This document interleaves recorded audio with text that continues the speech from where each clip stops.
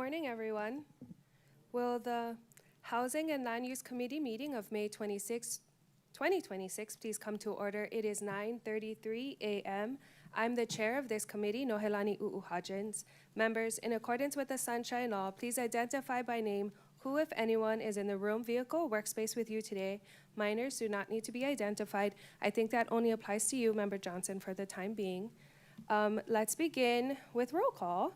Councilmember Batangan is not here with us today, so let's go to Councilmember Cook. Aloha and good morning. Aloha, good morning.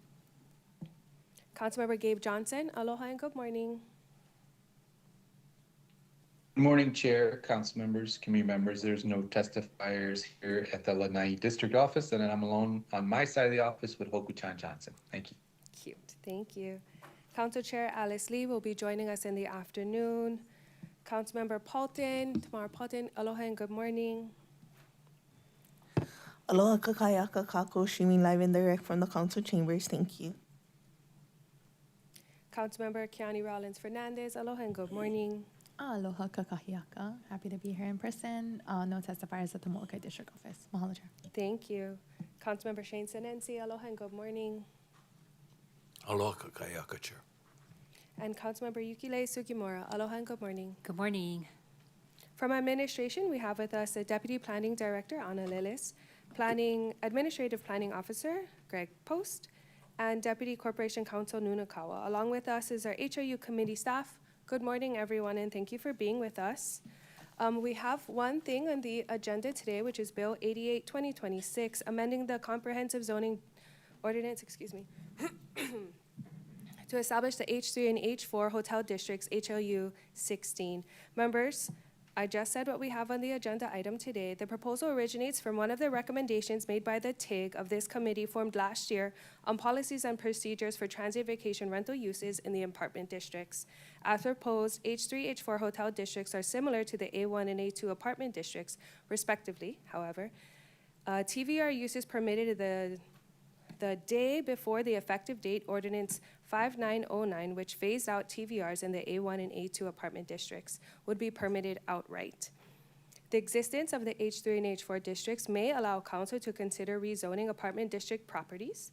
The council transmitted this proposal to the planning commissions earlier this year when it adopted resolution 25-230 FD1. The commission's recommendations were reported back to the council earlier this month and are available on Granicus as item number 2. In summary, the planning commission's recommended denial. Today we can discuss the bill and determine whether or not to move forward to full council for its consideration. As a reminder, the bill would establish H3 and H4 zone hotel districts, but would not rezone any properties into those districts. That would have to be done through a later and separate legislation. Joining us today to aid our discussion is Deputy Planning Director Ana Lillis and Mr. Post. Thank you so much for being with us today. And before going into public testimony, I'd like to first ask for any opening comments from Councilmember Cook in a second as the introducer of the bill, and then afterwards planning is going to have their presentation. So, Member Cook, if you will begin. Thank you, Chair. The establishment of Bill 88 only creates new zoning category for the STR and apartment zone properties. It does not rezone properties. It establishes a new zoning category that enables the planning department to be used when deemed appropriate for zoning. Currently, there's A1 and A2. There's a whole issue. So this is to enable the planning department to have a zoning category. But like you said, it isn't to rezone anything.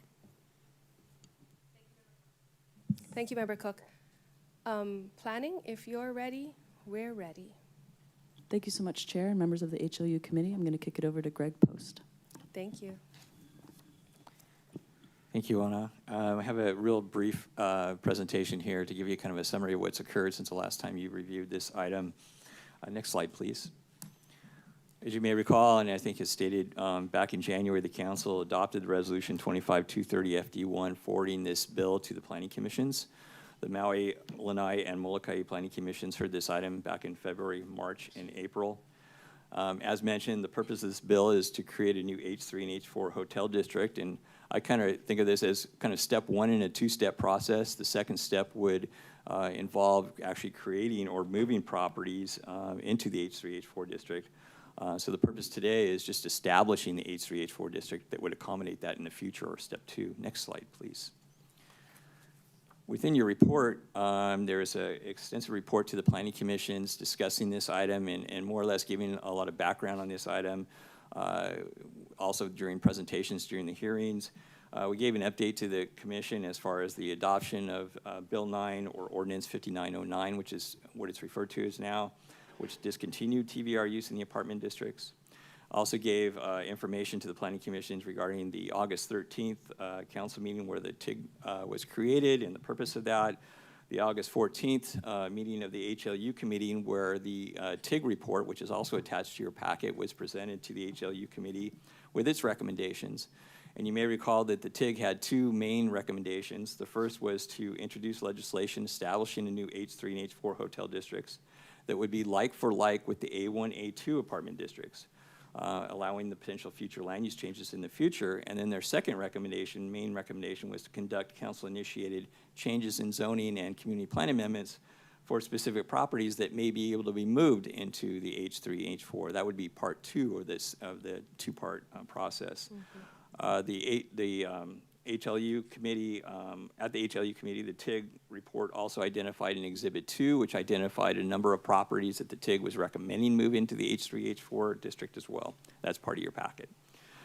Then on January 5th, the HLU committee conducted its meeting regarding the bill specifically today, provided comments, and minutes were specifically provided to the Maui planning commissions from the HLU committee chair. So those were forwarded to the commissions, and that's attached to your packet as well. Then on January 7th is when the council adopted Resolution 25230 FD1, forwarding this to the Maui planning commissions and the other commissions. Next slide, please. So real quick summary of the proposed code amendment. It actually implements the TIG's recommendation number 1. The proposed revisions establish a new H3 and H4 hotel districts. The purpose in establishing these districts is to allow for existing A1 and A2 properties that were subject to Bill 9 to allow their continued TVR use. That's the main purpose of establishing these 2 districts. Importantly, these districts are like for like. In other words, they have the same development standards and same use standards as what's in the A1, A2. So these properties would get no other advantage than operating TVR use. They would be subject to the same development standards and same land use standards that they're subject to today. And importantly, this bill does not affect any properties at this time. That would be step 2 of the 2-step process. In that step 2, there would be a future change in zoning community plan amendment that would be necessary to actually move these properties into the H3, H4 districts. That may or may not include all of the TIG's recommendations of Exhibit 2, so that's important as well. And then any of those changes in zoning and community plan amendments do require future planning commission review and council approval before they're moved over. Next slide, please. When the department reviewed this proposed bill, the department supports it, mainly because it only creates the base H3 and H4 zoning district. It does not affect any property at this time. As I mentioned, that would be step 2 process, where future changes in zoning and community plan amendments will need to be done and analyzed. The H3 and H4 districts specifically replicate, exactly as I mentioned, the A1 and A2 districts, having the same land use standards and development standards exactly. And then the department believes it was generally consistent with the Maui County General Plan. Next slide, please. The department had one slight modification to the proposed bill, and that was, and this was actually mentioned at the HLU meeting back in January. I mentioned this in verbal comments, and then actually presented this to the Planning Commission within the report that's attached to your packet. And that was to clarify that the properties that would be moving from the A1, A2 district to the H3, H4 are exactly the properties that were subject or allowed to do TVR in the A1, A2 and no other properties. It's only those properties. And so what the department is proposing to do is any of those properties that were allowed in the A1, A2 district today were allowed to do TVR based upon certain criteria. And so the department's recommending that exact same criteria be moved over into the H3, H4 district to make sure that it's only these properties that we're talking about that would be allowed to be in the H3, H4 district. Next slide, please. As the chair mentioned, the planning commissions heard this item back in February, March, and April. All three commissions recommended denial, including the Molokai Planning Commission also indicated that if the council does approve this bill, they would like to be a note except for Molokai applied to Molokai. So next slide, please. Finally, as the department was reviewing the bill and even after the planning commissions, we noticed one slight change that needs to be made. I apologize for the late notice on this, but it's very slight that the within the ordinance in section 6, specifically section 19.14050, which lists the development standards in the H3, H4. It's a table on page 6 of the ordinance. It refers to the side setback. It should read 10 feet for the portion of the building 35 feet or less in height and 15 feet, not 20, for the portion of the building taller than 35 feet. It's a very slight change that I think it was just a slight error in preparing the ordinance. And that concludes my presentation. I'll be happy to answer any questions you may have. Thank you. Thank you very much. Before we get to asking you questions, though, we are going to hear from our testifiers. Excuse me. So testifiers wanting to provide testimony should sign up in the lobby, join on the meeting, online meeting via the Teams link, or call into the phone number noted on today's agenda. Written testimony is encouraged and can be submitted via the e-comment link at mauicounty.us/agendas as well. For individuals wishing to testify via Teams, please raise your hand by clicking on the Raise Your Hand button. If calling in, please follow the prompts via phone, *5 to raise and lower your hand, and *6 to mute and unmute. Staff will add names to the testifier list in the order the testifiers sign up or raise their hands. For those on Teams, staff will lower your hand once your name is added. Staff will then call the name you're logged in under and the last 4 digits of your phone number when it is your time to testify. At that time, staff will also enable your microphone and video. Please ensure your name appears on Microsoft Teams as the name you prefer to be referred as or anonymous if you wish to testify anonymously. If you are in person, please tell staff if you would like to testify anonymously. Otherwise, please state your name for the record at the beginning of your testimony. Oral testimony is limited to 3 minutes, and if you are still testifying beyond that time, I will kindly ask you to complete your testimony. Once you're done testifying or you do not wish to testify, you can also view the meeting on Akaku, Channel 53, Facebook Live, or mauicounty.us/agendas. We will do our best to take up each person in an orderly fashion, and right now, staff, if you could please call our first testifier. Chair, the first testifier is Mayor Richard T. Bisson Jr., to be followed by John Chason. Thank you. Aloha, Mayor.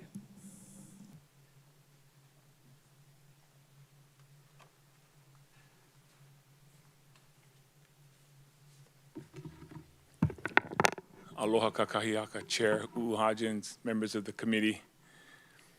Mahalo for this opportunity to testify in strong support of Bill 88. This will establish the new H3 and H4 hotel districts within the comprehensive zoning ordinance. First, I want to mahalo this council for the leadership in passing the historic legislation in Bill 9.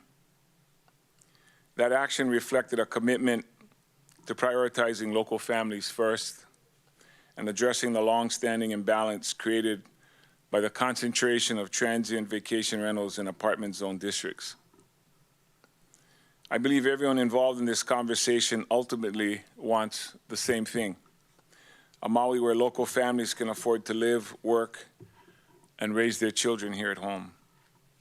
At its core, Bill 9 and the legislation before you today is about restoring balance to our community by addressing the urgent need for housing while recognizing the realities of Maui County's economy and long-term future. As we move through the Bill 9 process, I committed to ensuring there would still be pathways for properties to be appropriately classified according to their intended uses. Bill 88 is a step in that direction, creating a structured framework with safeguards in place for properties that may seek consideration for continued visitor accommodation use through future land use actions. I want to be very clear, this legislation does not unilaterally reclassify any properties, nor does it undo Bill 9 or reverse the council's policy direction regarding the phase-out of transit vacation rentals in apartment zoning. Instead, it creates a transparent process for the community. Planning commissions and the council also to consider whether certain properties may be appropriate for hotel district classification in the future.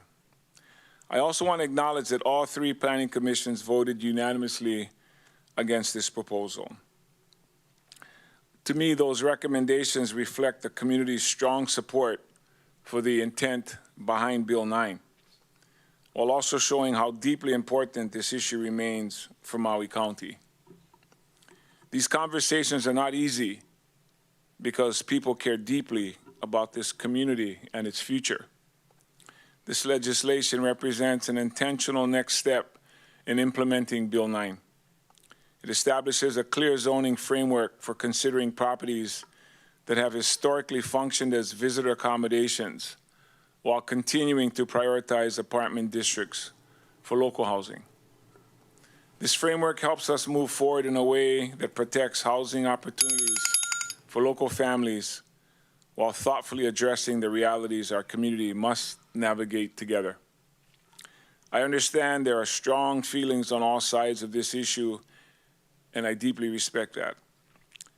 I also believe our community is strongest when we continue working through difficult issues together with humility, respect, and a shared commitment to Maui's future. I respectfully ask for the Council's favorable consideration of Bill 88. And again, mahalo for this opportunity to testify. Thank you very much, Mayor. Members, any clarifying questions? Member Sugimura. Yeah, thank you very much for coming and supporting this. Mahalo. Appreciate it. In your statement, in your testimony, you said that this legislation is for local families, to support local families. So do you have any data that you could provide us that shows the housing, what this bill is impacting, and on purchasing of local families versus outside of Hawaii? You mean beyond the information we provided during the Bill 9 presentation? Yes. Beyond that? Do you have current information? Because you're supporting this based upon supporting local families. So Yeah. do you have current information on sales or what's happening? caused by On Bill 9? sales? Yeah. Yeah, the issue today is on rezoning H3 and H4, not on the sales of Or- condos. We can bring that up at another hearing, but I'm here to We can- clarify my testimony on what we've testified. Okay, But- I just thought because you said local families, I wondered if you had. Yeah, I said that many more times, almost as many information. times as you just said it. Thank you. Yeah, thank we are you. here for local families. That's clearly our intention. Right. But if you're talking about sales, I didn't come prepared to talk about sales today. Okay, We can follow up if Yeah. you need us to. yeah. Okay. thanks. Does anybody else have any clarifying questions? If not, thank you very much, Mayor, Thank you so much, for being Chair. with us today. Thank you.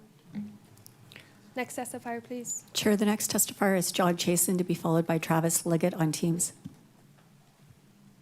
John Chasen. Good morning.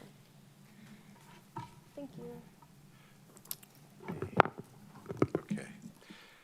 Good morning, Honorable County Council members and HOU members. My name is John Chason, and I'm a 20-year owner at Maui Sands 1. I'm here today because I supported Bill 9 and I support Bill 88 and the creation of H3 and H4 zoning. This will provide jobs for the local economy, and the creation of this new zoning will allow certain A1, A2 properties with current TVR status to transition to H3 and H4 to continue short-term rentals. The TIG report identified the conditions by which this A1, A2 property can transition to H3, H4.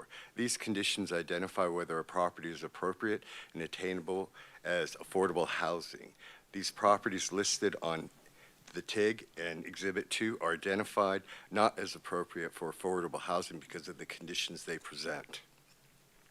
These issues are identified by the TIG report, and it includes whether it's a leasehold, whether the monthlies are affordable, whether the property lies within the sea rise impact zone, whether there might be legal issues with the property.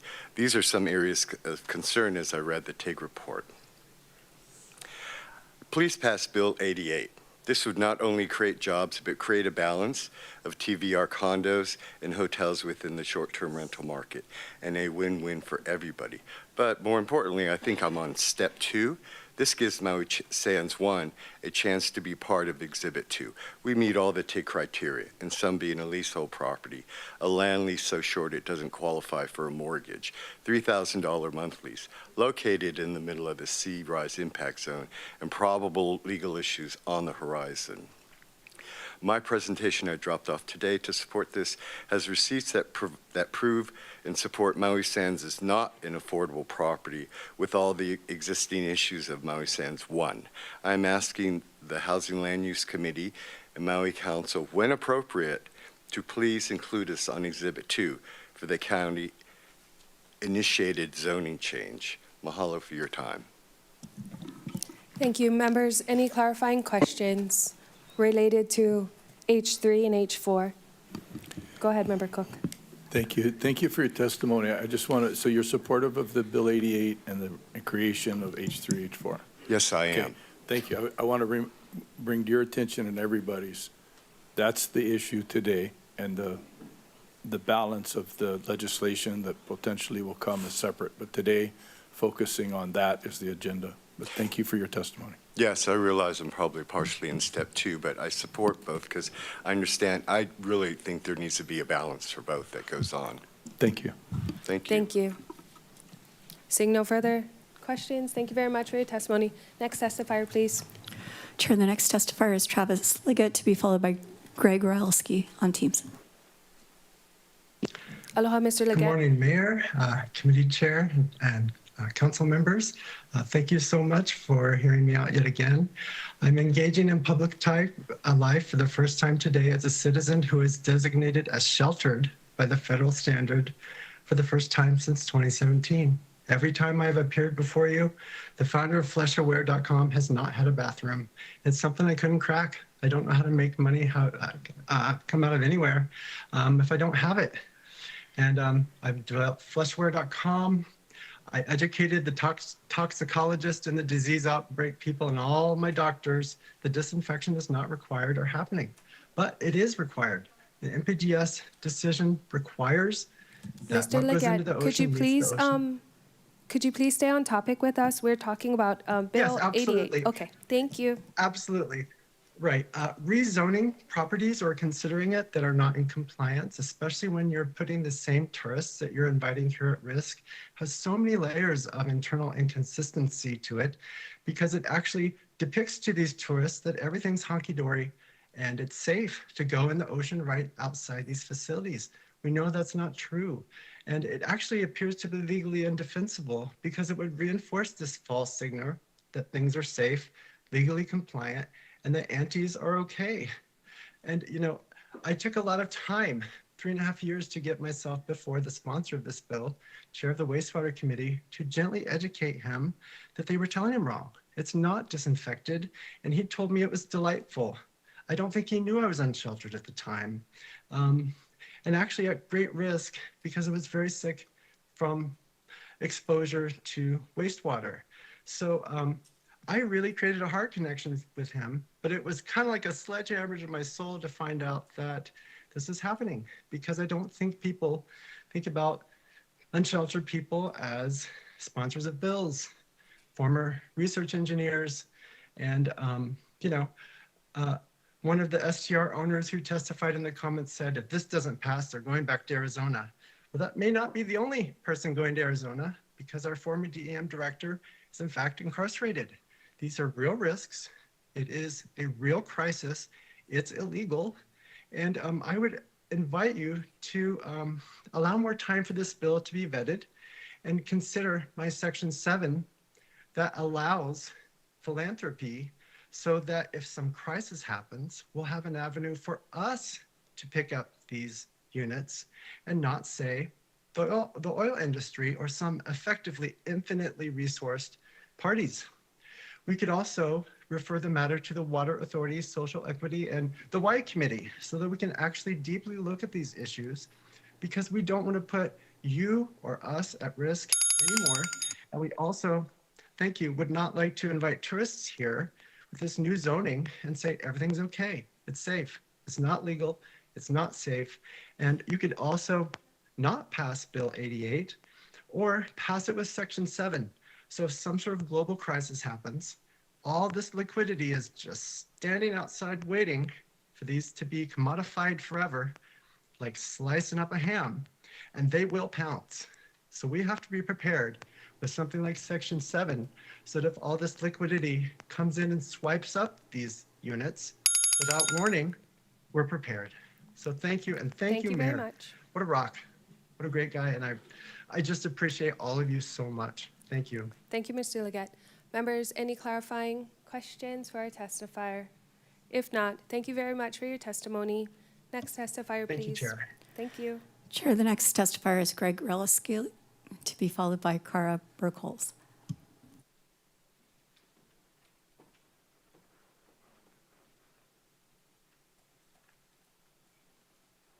Aloha and good morning, Good morning. Housing Use Committee. I'm here to talk about the hotel zones 3 and 4. And so I just wanted to just kind of remind everybody that there are residents there. I'm not sure, we know that there's 6% ownership, but I'm not sure that we've kind of looked at the A1, A2 and seen the tax records to see how many are actually owner occupied. So I'm hoping that that the committee had an opportunity to do that. And which kind of leads to the bigger question was, what's wrong with hotel zoning 1 and 2? There are procedures in place, and there have been very clear for years to be able to do that upzoning. And these new zones are mimicking the A1 and A2. And we just heard from planning that there are operational or land use concerns. So it'd be great if we can get to those during today's meeting. Another big issue has been the tax revenue that would possibly change over this zoning change, going from the A1 to the H versions and the TVRs and all that. And if more of these units do become residential, which we're hoping for, and that tax revenue, the mayor's already talked about that they have a plan for that tax revenue. One of the other things is all 3 independent planning commissions have talked about this. They've all heard testimony, they've all reviewed the plan, and they've all rejected it. And we know that the planning commissions have a lot of input and are normally very respected by the council and by the committee. So I'm hoping that you will really take to heart that they did reject this opportunity. If this does go forward, it would be great if we could have shoreline armoring provisions and parking and all those other things that are missing right now from these zone properties. They're cutting off the shoreline access. They do their best to discourage people from coming on their property. So if parking and shoreline access can be a part of that, that would be great. We've gone over this for a long time, and we have multiple hearings more to go depending on what happens today. It's been said before, people over profits. Let's also think about residents over revenue, right? That is all I have. Thank you very much for your time. Thank you. Member Paulton, you have a clarifying question. Okay, go ahead.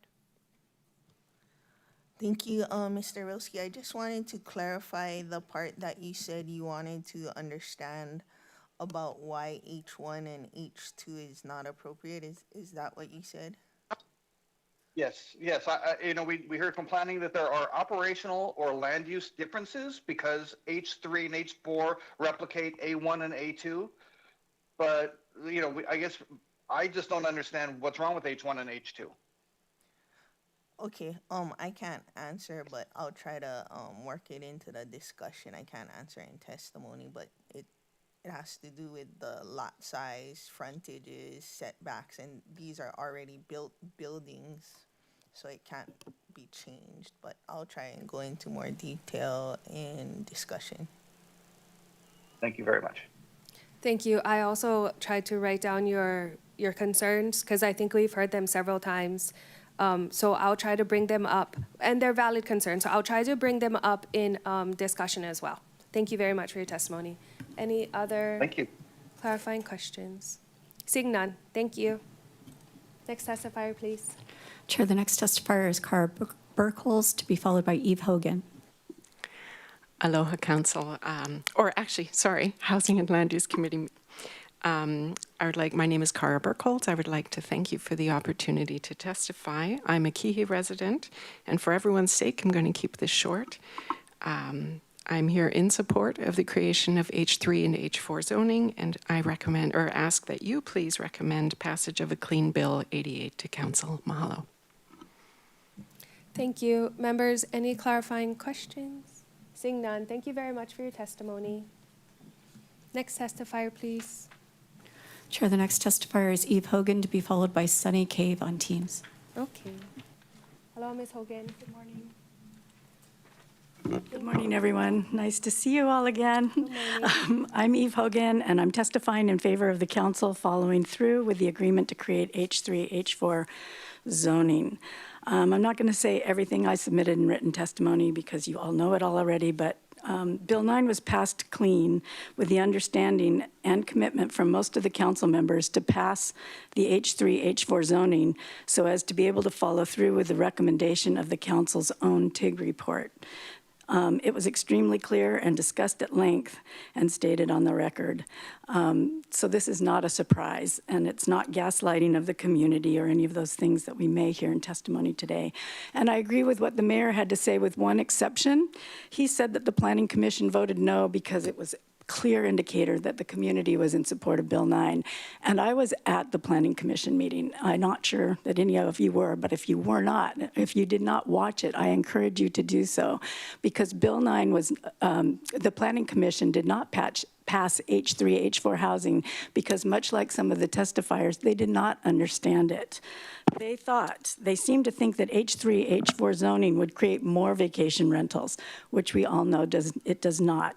They seemed to think that it would automatically move the entire Minatoya list into these zones, which it does not. They thought H3, H4 zoning would create more water, trash, and sewer use, which it does not. And they thought that H1, H2 zoning was sufficient, which it isn't, because it is not like for like zoning. And if I may be so bold as to try to address this gentleman's issues, it was, to my understanding, because H1, H2 zoning allows you to build bigger buildings with with restaurants and all kinds of other facilities that are not what we currently already have. And the H3, H4 is like for like, apples for apples. It does not give us permission for additional support services to our properties. So corporate counsel and planning, with all due respect, may have given them the information before the vote, but they didn't interrupt them and correct them, and the audience was not allowed to do so. So again, with all due respect, if the planning commissioners did not understand accurately what they were voting on, their determination was not particularly useful. So I am respectfully requesting that the council do as you assured us on the record that you would do before Bill 9 passed, and create the H3, H4 zoning so that you have the option of resolving this problem. Thank you so much. Thank you very much. Members, any clarifying questions? Seeing none. Thank you very much for your testimony. Next few testifiers, please. Chair, the next testifier is Sunny Cave, to be followed by Pa L.A. Kiakone.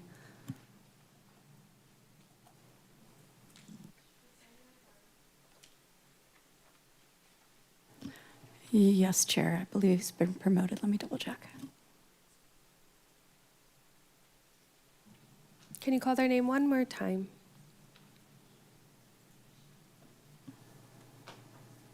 Sunny Cave, it's your turn to testify. Oh, there we go. Hi, can you hear me now? We can, and we can see you. Thank you. Okay, thank you. Little computer problems here. Hi, my name is Sunny Cave. Aloha, Chair Hodgkins and council members.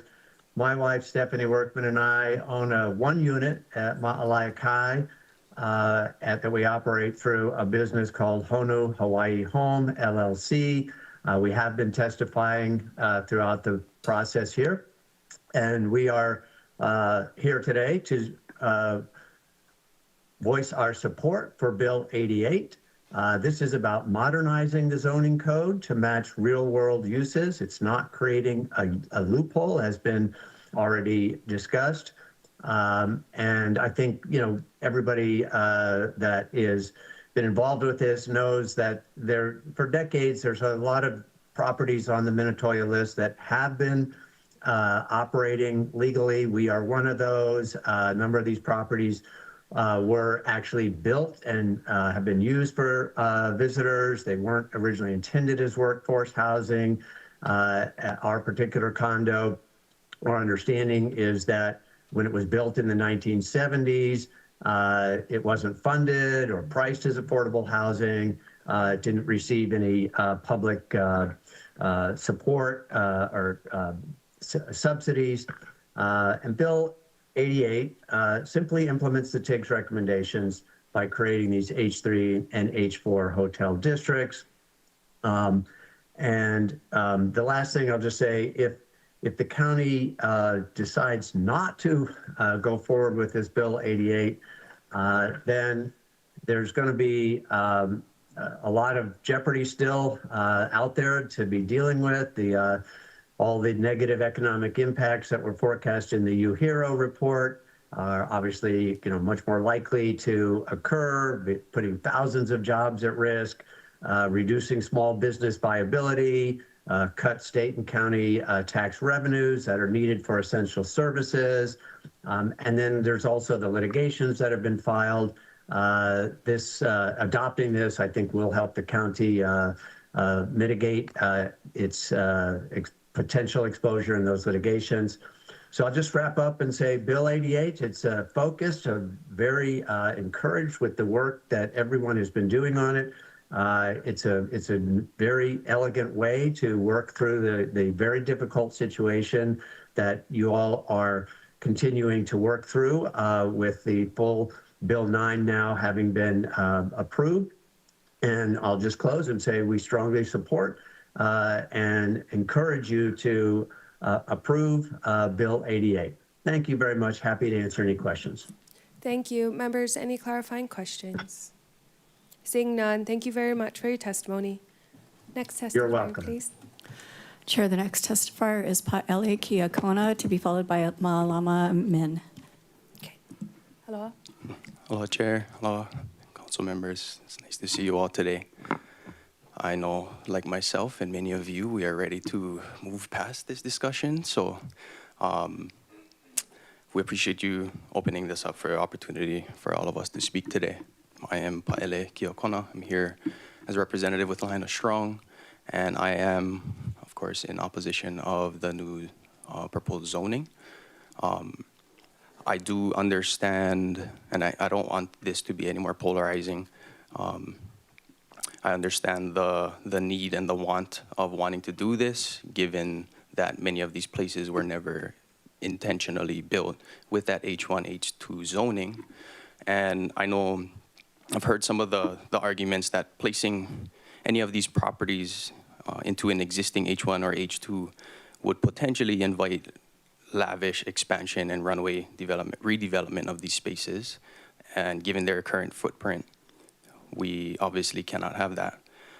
And, with Lahaina Strong, we've been clear from the beginning that we are supportive of many of these individual buildings and properties being able to upzone and transition into and continue to operate as they've been, because there are places that do not look like it was a residential building. They look like hotels, they have full staffing, they have union members, they have front desk, their own on-site laundromat, and all of these things. So we 100% support and agree with that, and would even come and support those buildings in their upzoning process. But our fear with Lahaina Strong and many of the people in Lahaina is that this H3 and H4 zoning, new H3, H4 zoning will be used in a way that many of these new tools are used, which is quietly, incrementally, property by property, skirting under everybody's noses. And all the work that we've all done to get Bill 9 to this spot potentially undone. I do know that the council has this authority to attach conditions to any of their zoning changes. A conditional amendment that can be applied to the H1 and H2 specifically, that when a property is upzoned solely because it was never properly zoned in the first place, that no structural additions, no expansion of footprint, and no increase in unit count may follow. So this potential amendment to this upzoning resolves that legal status of what already exists, and it does not become a license to build more. That answer the very concern being used to justify the H3 and H4 without creating a brand new category that developers will spread or spend the next generation trying to, probing these loopholes. So we mahalo all of you for your time, and we just hope that if this is in fact pushed through, that it does not uproot or undo all of the work that we've done to get to this point. So mahalo. Thank you very much for your testimony. Members, any clarifying questions? Member Paulton. Thank you for your testimony. I just wanted to clarify, you said that if H3, H4 gets created, then people might slowly, quietly apply for them over the course of however long. Why wouldn't, if H3, H4 doesn't get created, why wouldn't they do it under H1, H2 slowly over however long? I think just because the definitions of what constitutes H1, H2, and what many hotels fall under are not actively categorized in a lot of these short-term rentals that are potentially being upzoned or transitioned over. So some of them would not necessarily have the means necessary or even just the functionality within their own complex to justify that H1 and H2. But the fear is also just because we don't know who's going to be in office 5, 6, 8 years from now, and it could be very progressive individuals or people who are highly conservative and want to develop and bring in more revenue. And that's more so what I'm getting at, because a lot of these things can skirt under our noses if not paying attention. Good reason to stay engaged. Thanks. Yeah. Either way. Thank you, Member Paulton. Any other questions? If not, thank you very much for your testimony. Next testifier, please. Chair, the next testifier is Malama Min, to be followed by Jackie Keefe on Teams.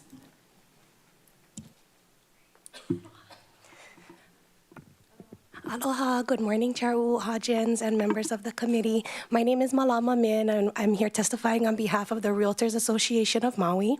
We are in strong support of Bill 88 and the creation of the Hotel 3 and 4 zones, in support of the hard work done by the temporary investigative group. And we just hope that the recommendations are honored and this bill is passed. I was also there at the planning commissions, and it was quite clear that they may not have been as educated as you folks are on the issues. And so we hope that you folks will see that the creation of these new zones would help to balance the issues. Many of these properties are not financially feasible as long-term housing, and also they're subject to high maintenance costs. Many of them were built in the 1970s or earlier. Many of them are oceanfront, so they are subject to sea level rise. There's high insurance premiums for many of them because they're in the flood zone. And as we saw with these recent Kona low storms, many of them were impacted. And so they have been operating as hotels. If it looks like a duck, it quacks like a duck. It usually is a duck. So we hope that this new legislation will help to balance the issue. And also, I don't think anyone here wants there to be more litigation. Another generation of litigating this issue, I don't think is good for anyone. Thank you. Thank you very much for your testimony. Members, any clarifying questions? Seeing none, thank you. Thank you. Next testifier, please. Chair, the next testifier is Jackie Keefe, to be followed by Jordan Ruidas. Aloha, Ms. Keefe. I'm assuming she's online because I don't see her in the audience. There you are. Hello. Aloha, Chair. Yes, I am online. I am arriving frustrated today, frustrated that we have come here so many times that I can't be there in person because I have lots of actual work to do. I'm frustrated that we sit here and we hear people vaguely threaten litigation. Oh, we don't want to see more litigation. Cool, then don't sue. There's already litigation against Ordinance 5909, and now that is facing a carve out. I feel frustrated by being told by people who refuse to have civil discourse about this topic why we are wrong. I feel frustrated that they are sitting here and just speaking down towards the Planning Commission, which I would like to remind everyone is an unpaid government position. I feel frustrated hearing the UHERO report get mentioned because they only mention the things that show why the UHERO supports pro Bill 88 versus actually talking about the fact that the UHERO report also states that rental prices and housing prices would go down, which is literally the whole reason that Bill 9 was proposed. I feel frustrated that the Planning Commission's all recommended denial, and that doesn't appear to matter here today. I feel frustrated that there's a Civil Beat article in which I saw Councilmember Sugimura quoted saying that these units look like a hotel, walk like a hotel, and talk like a hotel.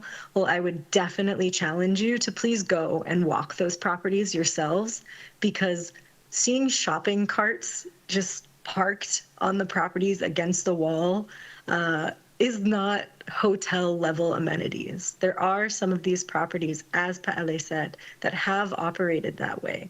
But let's not act like they all do. Let's not act like this is the majority.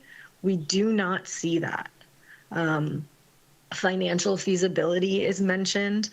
Well, let's be honest. It's time for us to have a conversation about shoreline setback. It's not politically viable. It never is. It never has been. It never will be. But it is what the INA needs from us. The INA cannot stand up for itself, and we need to do so.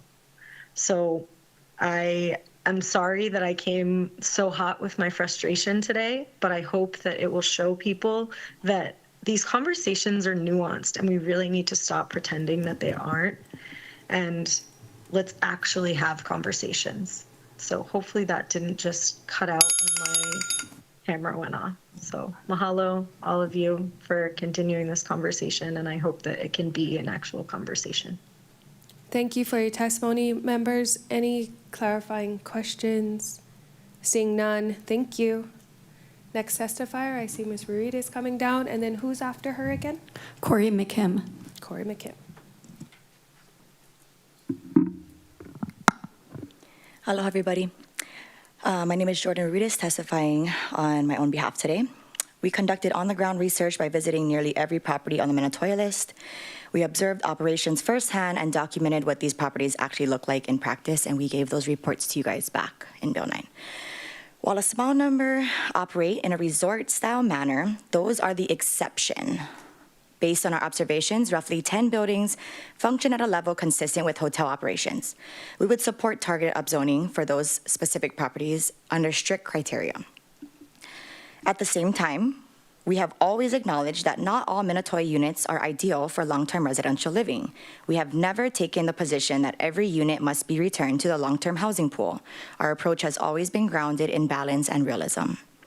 In most cases, we observe residential condominium complexes operating as short-term rentals, not legitimate hotels. We did not encounter front desks, consistent staffing, or hotel-like infrastructure.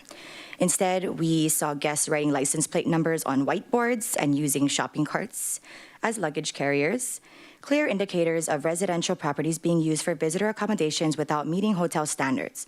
Maui condo vacation rental occupancy averages about 40 to 50% at a time when local families are struggling to secure housing. Thousands of these units sit unused for much of the year in the midst of a severe housing crisis, and that is not sustainable. We also need to consider the urgency. FEMA is scheduled to conclude its housing program in less than a year, with hundreds of our families still relying on that support. When it ends, those families will enter an already constrained housing market. There's no shortage of short-term rentals in Maui County, but there is, however, a profound shortage of housing for local residents. We recognize that all parties share the same goal of stable, thriving community, even if there are differences in the approach. While full consensus may not be possible, it is important to carefully consider the long-term impacts of broad policy decisions. If the council moves forward with H3 and H4 It is critical that any properties considered truly meet hotel-level standards. We support the planning department's proposed criteria and urge strict enforcement.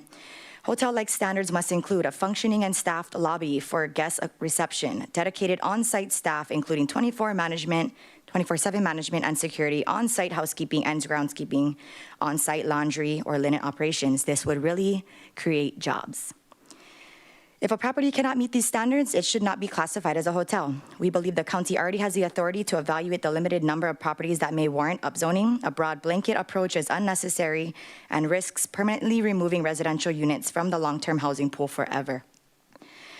We have fought for this for nearly 3 years, and we will continue to hold the line. Our community needs as many units as possible returned to the long-term housing. We respectfully urge the Maui County Council and the committee to reject this sweeping H3 and H4 zoning and instead pursue a targeted, evidence-based approach that prioritizes housing for local families. Mahalo. Thank you. Member Johnson. Aloha, Member Johnson. Thank you, Chair. Good morning, Ms. Rudius. Good morning. I want to clarify your testimony. You said you guys went to almost all of the Minatoya list Correct. properties. I too went and did a tour of all of them, went and checked all of them out. Do you think it's a good idea for this council, this body, to do site visits before we take the vote? Yes, I agree. Because even after we did our site tours to every property, we were also taken aback by certain things, and we learned a lot.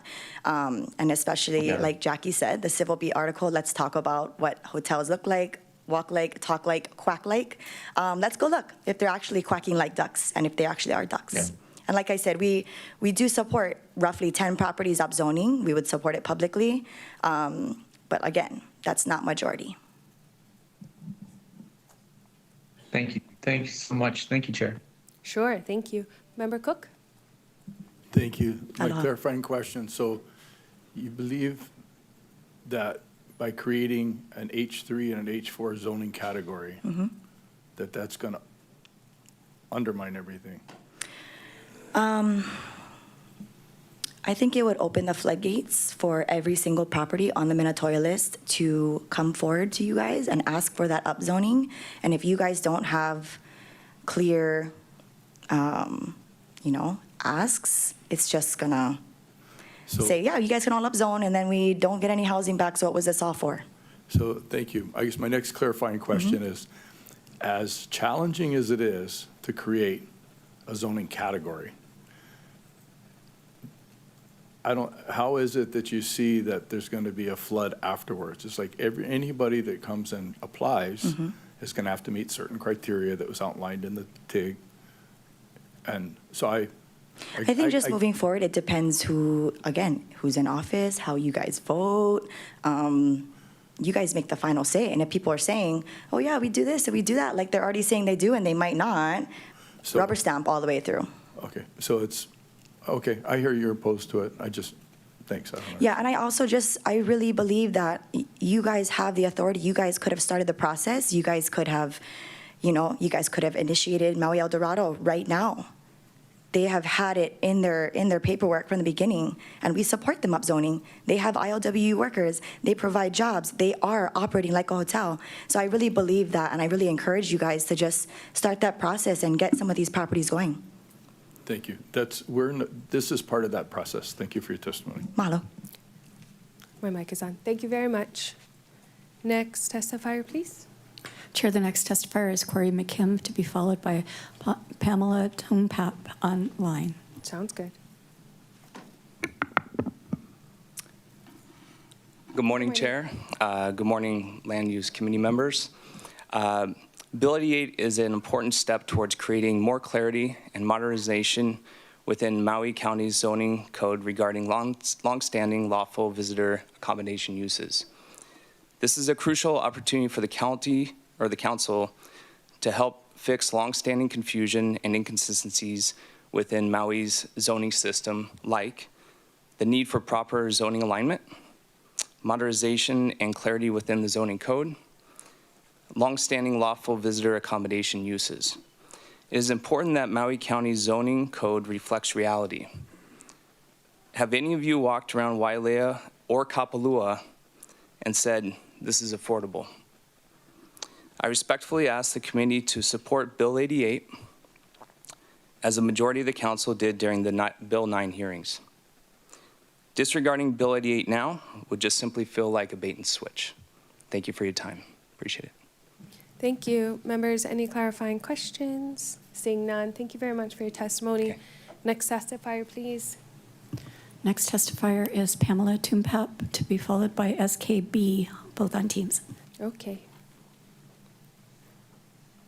Aloha, Chair, and members of the Housing and Land Use Committee. I'm Aloha. Pamela Tumpap, President. Oh, can you hear me? Yes, we can. Oh, okay, great. Sorry. Thank you. I'm Pamela Tumpap, President of the Maui Chamber of Commerce, an organization that has long and consistently advocated for attainable housing for local families. We appreciate that the mayor shared his support of this bill this morning. We were surprised and felt let down, honestly, by the Planning Commission's recommendations to deny Bill 88, given the TIG recommendations and tremendous work done by the council members to create H3 and H4 zoning districts. This bill was supported by Mayor Bisson in advance of those meetings, as noted when he signed Bill 9, and by the Planning Department's recommended approval before the Planning Commission. Bill 88 creates an additional zoning option for property owners. It does not automatically rezone any properties. And yes, I understand over time with different players in office, things can change. And as was pointed out, advocacy and continued involvement is critically important always. So we appreciate those who are coming forward and sharing their thoughts. During the Planning Commission meeting on Maui, commissioners stated that county policies and community plans do not support the creation of new hotel zoning districts. However, the Department of Planning's own general plan consistency analysis included in the transmittal for Bill 88, they found that the measure to be generally consistent with the Maui County General Plan. So I hope we've overcome that. I deeply appreciate Eve Hogan's comments this morning. Commissioners also raised concerns regarding sea level rise and coastal exposure. We question this rationale in light of the goal of transitioning some of these units into long-term rentals and affordable housing. If these properties are considered vulnerable to future sea level rise, why would we place that burden on local residents instead? Should managed retreat, relocation, or major repairs become necessary, it would be harder on local tenants and homeowners there, not transient visitors who live elsewhere and don't count on it as their full-time home. So we found that interesting, and they would face displacement, housing instability, and significant financial hardship more than those who are using those units for transient vacation rentals. So it was just an interesting comment and rationale that we don't subscribe to. Throughout the deliberations on Bill 9, many council members committed to honoring and advancing the recommendations of the temporary investigative group, the TIG report. Bill 88 represents that important and needed part of that work. We respectfully ask that you uphold those commitments and pass Bill 88. And we appreciate your time and attention to this. We all need to move forward, and we need to move forward with solutions and options. And we appreciate that. And most importantly, we need to move forward with attainable housing for local families. We are losing too many. And this is a part of a measure, but many more avenues are needed, and we need to get on with it. Mahalo. Thank you, Ms. Tumpap. Members, any clarifying questions? Seeing none, thank you very much for your testimony. Next testifier, please. Mahalo nui. Thank you. Chair, the next testifier is SKB Online, to be followed by Jim Sullivan.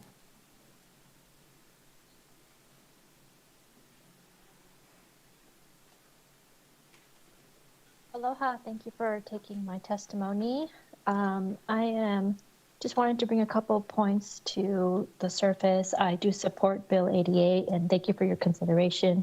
I do think that what the TIG did was a lot of quality work, and I do think it's a good compromise to what Bill 9 ended up becoming. As far as bait and switch comments go, I feel like those that support Bill 88 are feeling exactly that sentiment that we were all led to believe during the Bill 9 conversations, that Bill 9 would pass under the guise of H3, H4 zoning being H2, H, whatever it is, Bill 88 being moving forward. I also want to mention or address, future concerns of future who's in office and what happens with future buildings being accepted into short-term rental use. And I just want to remind everyone that when developments start, there's a reason there's a public hearing period, and there's a reason why those such periods occur, and that's the time for the public to, object or accept new developments. And at one point, these buildings, under all of our declarations, were approved under such uses. And so therefore, that's the way to address the future ones too.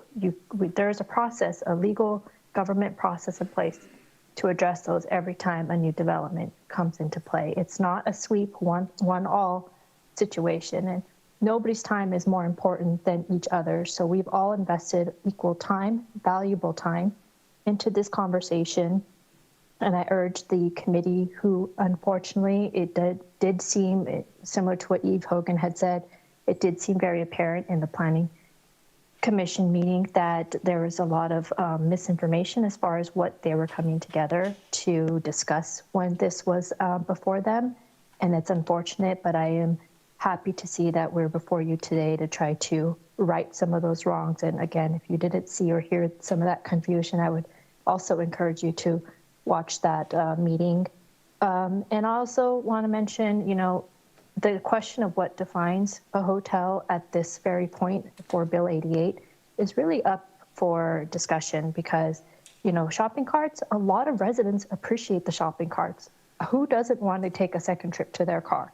Okay, so I do want to, cautiously advise everyone to be very careful about what defines the hotel versus what defines and really leave that up to, number one, what the declarations were issued at for these different properties, but two, what are the risks in not allowing these to continue in STRs because of the carrying costs and the expenses involved in owning them owner-occupied. That is all. I really appreciate everyone's time. Thank you.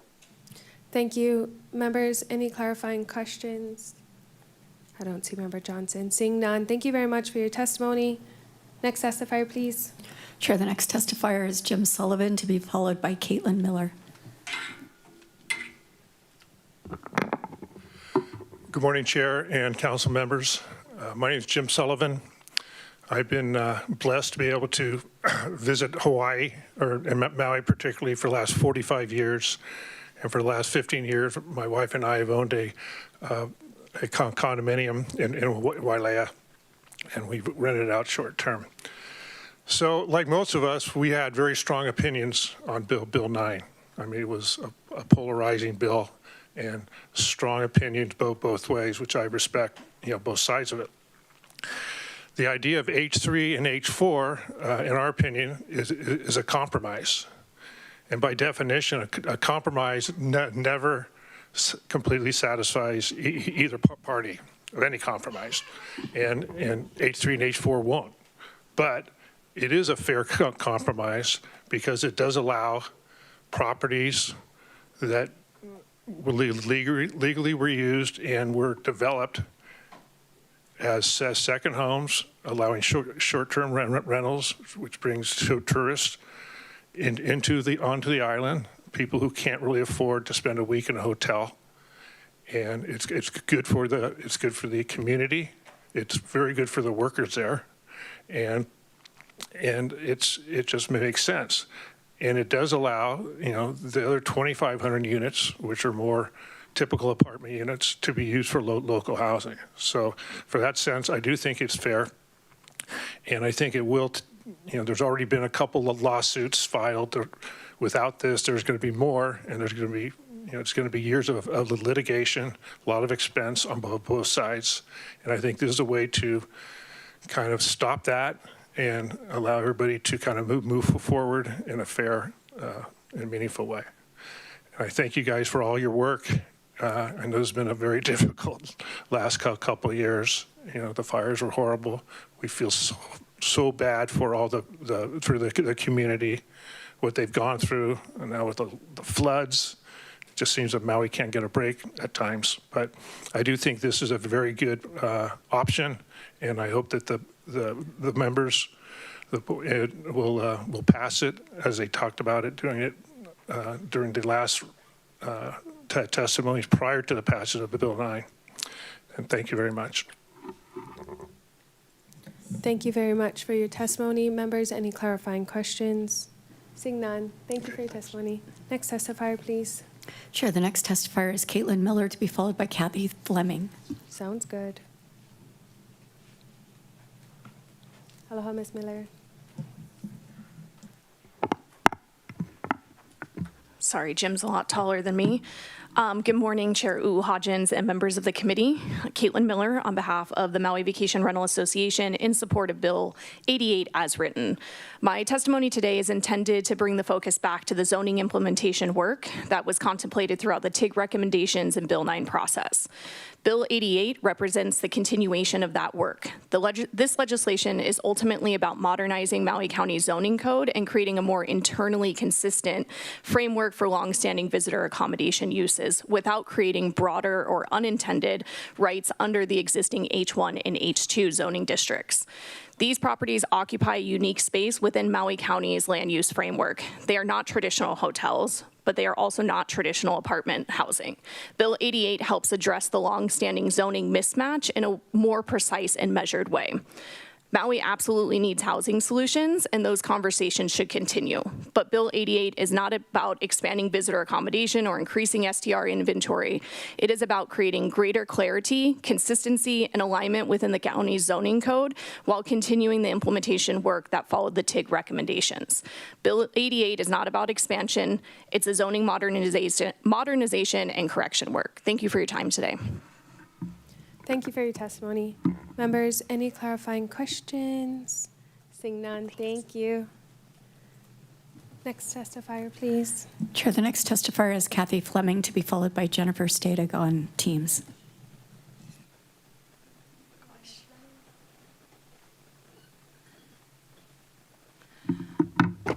Good morning, committee members. Thank you for your service. Being here for 3 years, I've seen how hard this council works, and I really appreciate it, so thank you. So I just want to echo the really good testimony that's been given here. Caitlin Miller, Jim Sullivan, Pamela Tumpak, Eve Hogan. I mean, go back and listen to those testimonies. They say it so much better than I could. But I do want to speak to the fact that somehow it's given that the community supported Bill 9 from the first place, which I don't think is true. I spent 3 years talking to people on this island, and everywhere I heard, even from people that never even vote, but they feel strongly about property rights, and they felt like Bill 9 was unfair. So I would love to see it on the ballot sometime so we could let the people vote. But here we are because H3, H4 zoning was not a companion bill with Bill 9. You know, the supporters said, pass it clean and you can trust us. We're going to get this done later. Well, keep your promises. And I would just also like to bring some sanity to this whole idea of people over profits. And should we support the hotels or should we support the SDR owners? Jim Sullivan is a perfect icon of SDR owners. We all tend to be pretty old because it took us a while to save up the money to buy an SDR. Had to work a lot of years to make that happen. And we're not oligarchs. We're not billionaire hotel owners. We are the people. And we're not hurting Maui County at all. We help Maui County a lot. Thank you. Thank you for your testimony. Members, any clarifying questions? Seeing none, thank you. Next testifier, please. Chair, the next testifier is Jennifer Stadig, to be followed by Stephen West. Jennifer Stadig is online. Aloha. Oh, we can't hear you just yet. Can you please unmute your mic? It should be on the right-hand corner. There we go. Okay, we can hear you now. Perfect. Yeah. Thank you. Thank you, Chair, and thank you, Council, for hearing this. This has been a complicated issue and one that is pretty close to home. I am a born and raised Kihei girl and a registered nurse for 15 years. I can see the minutes. I'm in opposition of Bill 88. I can look directly at the Minatoya right from my window. I walk through them. I walk my dog all through them. These STRs are functioning at such a low level that for hotel zoning with these little carts and things, I get it. I hear what the previous testifiers had said, that they're for Maui County, but who is Maui County? Maui is us born and raised people who are trying to make a life, people who are professionals that are coming home. I worked on the mainland for many years, but I came home because this is my kuleana to be here. So our kuleana is to our residents, and I appreciate that these folks need to make a living with their STRs, but I don't see any businesses or any workers. They're not employing people at the many Minatoyas next door. So I'm in opposition to Bill 88, and I appreciate your folks' time on this. I know it's a hard discussion, and we need to prioritize our residents. Thank you. Thank you very much. Members, any clarifying questions? Seeing none, thank you for your testimony. Next testifier, please. Chair, the next testifier is Stephen West, to be followed by Andrew Church.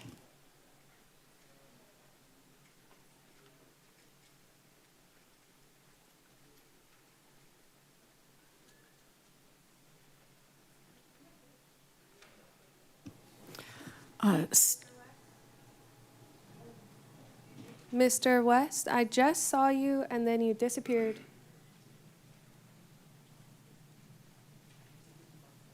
Sure, we can move on to the next one, but he's here. We can move on to the next and then we'll call Mr. West. Chair, the next yeah, he's on the phone. Yep. The next testifier is Andrew Church.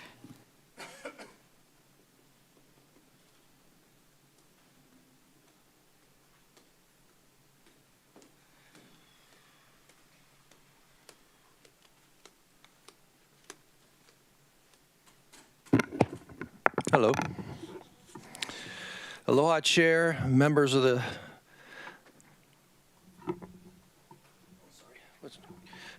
Housing and Land Use Committee. My name is Andy Church. I am a small business owner and a Maui resident for the past 27 years. My daughter, her mother, her grandparents, her great-grandparents, her great-great-grandparents were all born and raised in the islands of Maui, Molokai, and Oahu.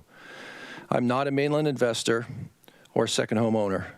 Mahalo for the opportunity for my family to testify today in support of, I call it Resolution 25230. Keep hearing it called Bill 88, so if I say it wrong, I apologize.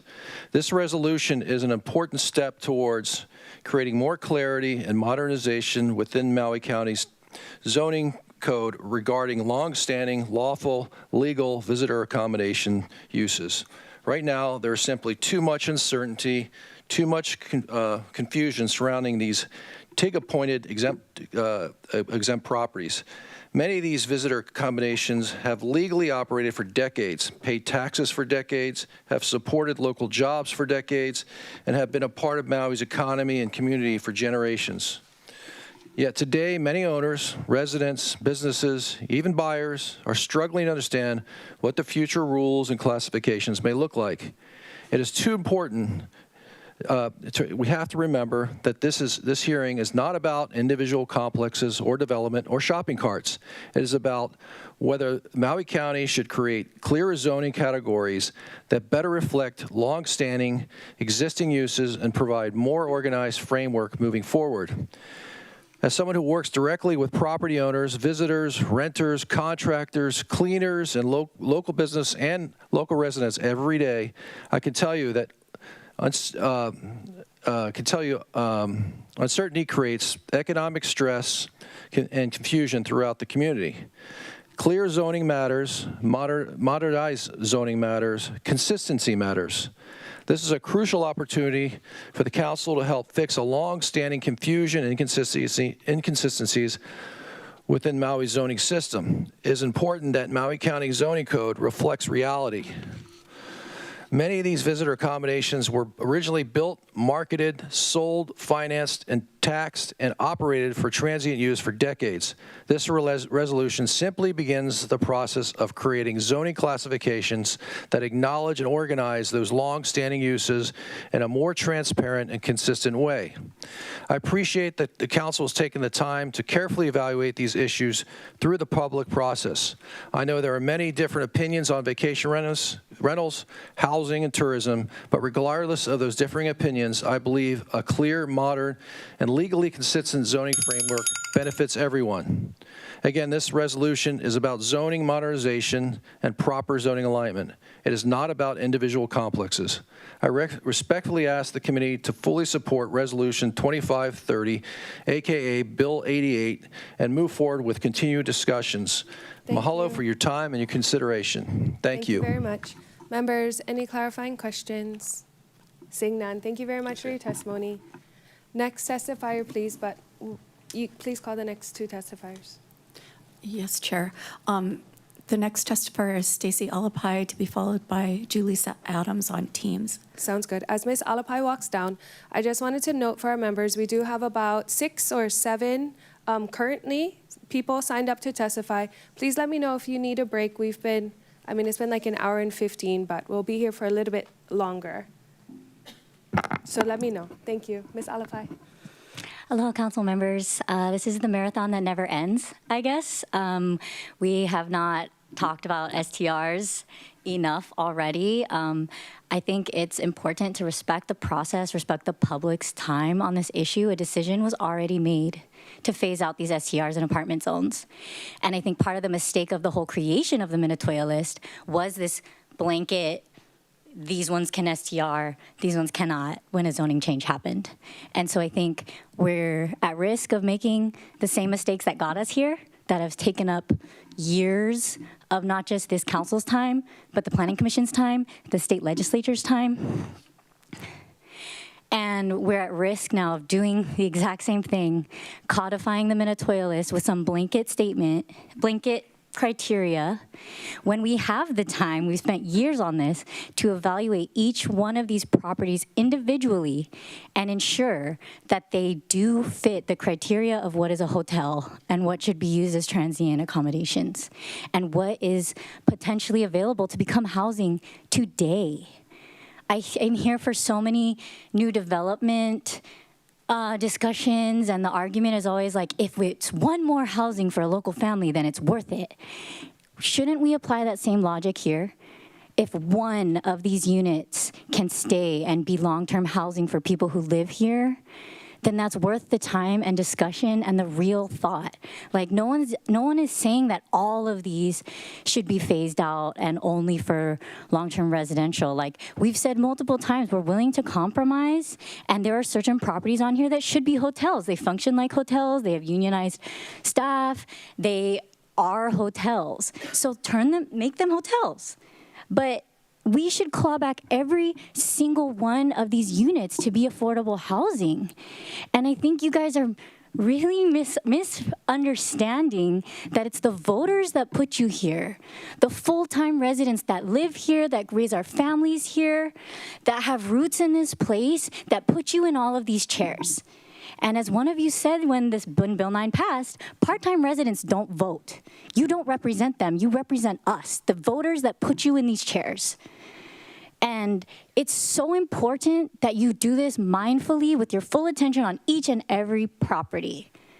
And I'm just asking you to respect all of our time. This has the capability to kill morale of our whole community, because so many people out there, I'm talking to voters every day, and they're telling us, what's the point in coming here and asking you for anything?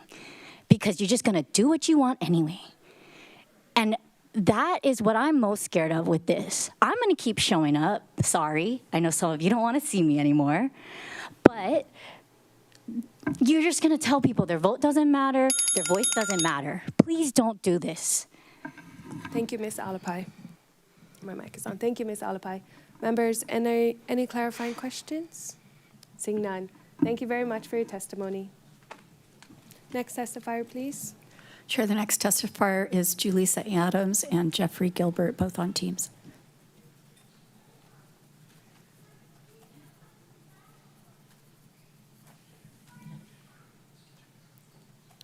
Can you please call them again?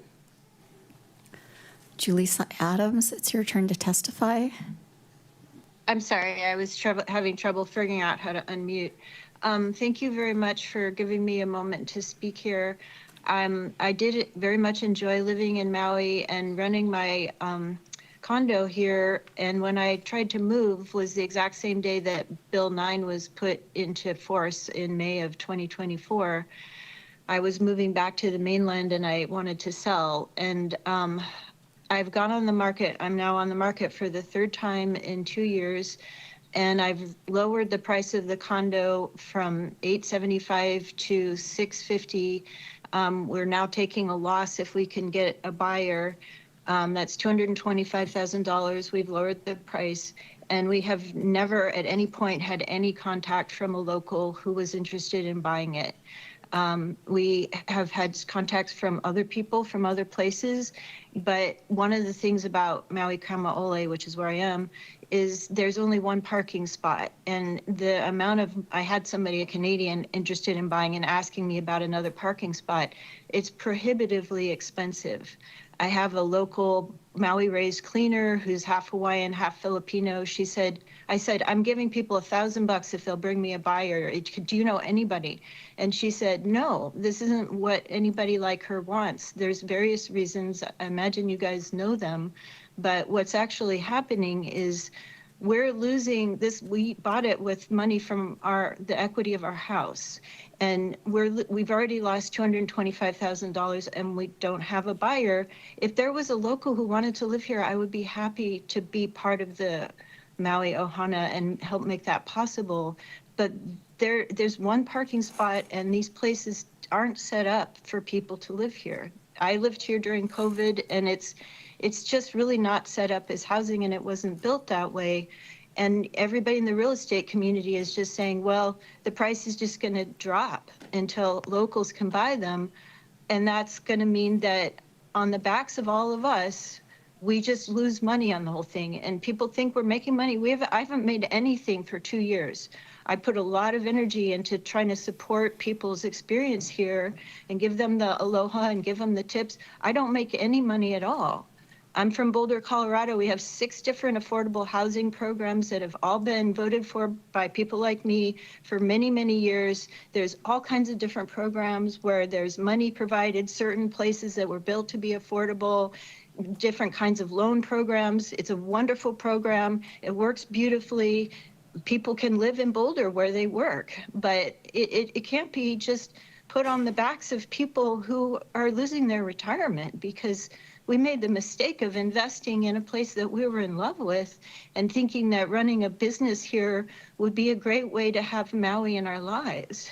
I really studied aloha and tried to contribute in every way I could, including when the fire happened. I put it on all the lists. Nobody contacted me after the fire to stay here, not one person. Thank you, Ms. Adams. Thank you very much. Members, any clarifying questions? Seeing none, thank you.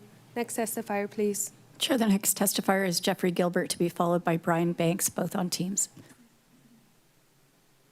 Good morning. I'm one of the evil STR owners, but for some mistake, I don't really make a whole lot of money off this thing. And, in fact, our goal as an STR owner is to make property, a vacation stay in Maui, something that I'd like to be at for about $200 or $300 a night, not the $400 to $600 that the hotels we're talking about here typically charge. So we try to create an environment for our guests that are economical and families can actually come and stay and enjoy Maui. Now, I do want to talk about 2 things. First, the history. The history that was presented here was omitted. The key parts of history are, in July 2019, we almost were burned out at Kihei, but nobody seemed to learn anything from that. And so 4 years later line, I had to suffer much worse than we did in Kihei. If I were in the Maui County government, I would frankly be embarrassed. That kind of thing could happen 4 years later, and there were not preparations for that. But in the spirit of never let a crisis go to waste, suddenly short-term rentals, which had been in existence for decades and decades, were now the housing problem. No, the housing problem is the choice of Maui and Maui government entirely. Take 1,000 acres, zone it R7, what I would call R7, and your housing issue is gone. Just provide the land for people to stay. You don't have to expand very much, just a small portion of the island, and that would work fine. But that doesn't allow for the opportunity, I guess, to seize people's property, which is what you're talking about here, to essentially take property that has been long-standing usage, rezone it, and take it for purposes you want. I hear the term compromise, and it's ludicrous. That's how deep do you want to cut in? How much do you want to take away? There's no compromise here. If you want to do the right thing, my suggestion is either A, drop this whole effort, leave things the way they are, or convert all of the STRs to H3, H4, and call it a done, that now you've incorporated them in the way you want in the zoning. Then, and make another 1,000 acres available for land, for housing, and develop that properly and appropriately. That seems like it's a pretty simple choice to do. Instead of, and you wouldn't, when this process where you wouldn't have 8 years before housing would come on stream. Anyway, that's about all I have to say. Thank you for your time. Good luck. Thank you. Members, any clarifying questions? Seeing none, thank you for your testimony. Next testifier, please. Chair, the next testifier is Brian Banks, to be followed by Rob Bentz, both on Teams. Okay. Oh, you're muted, Mr. Banks. If you would like to unmute yourself on the top. There we go. We can see you now. We can hear you now. Thank you. Aloha, my name is Brian Banks. Thank you for the opportunity to testify. I'm testifying in support of Bill 88. I appreciate the careful work TIG did as a groundwork for this bill. I appreciate the work that went into creating Bill 88. And I very much appreciate the testimony of our mayor earlier today. It is very consistent with his initial position. Our mayor was the first person who used the "if it walks like a duck" expression that many people used after him. This bill brings clarity, and it's a good compromise that serves the community. I hope you eventually pass Bill 88. Thank you very much for the work that you have been putting into this. I know it's very difficult and it has been a long time. I hope with the passing of Bill 88, this comes to a nice conclusion that serves the entire community. Mahalo for your time. Thank you for your testimony. Members, any clarifying questions? Seeing none, thank you. Next testifier, please. Chair, the next testifier is Rob Bentz on Teams, to be followed by Lauren Rego. Aloha Council, this is Rob Bentz from Kula in strong opposition to Bill 88. The short-term rentals, they talk about the commitments that they say that council members made, but there's a big difference between now and then. All of the planning commissions, they all said they no can. And when this was first introduced, I know a lot of people, local people, like previous testifiers mentioned, we might not testify and we're lucky if we listen and get a chance to testify, but we're taking a huge amount off of the list and then adding new zoning and then having more hotel zoning. Like the other one that was testifying in opposition that lives over by it, this is affecting our whole community. Unfortunately, they invested in something, and it should have been workforce housing in the beginning with the Manitoia this decision. So some of these are already in hotel zoning, and they operate with hotel everything. So those ones, fine. But am very, very, very in opposition to creating this new H3 because that could also open up a new rabbit hole of hotels everywhere. But even if it was just taking like half of this off the list was what it was discussed before the Planning Commission opposed it, but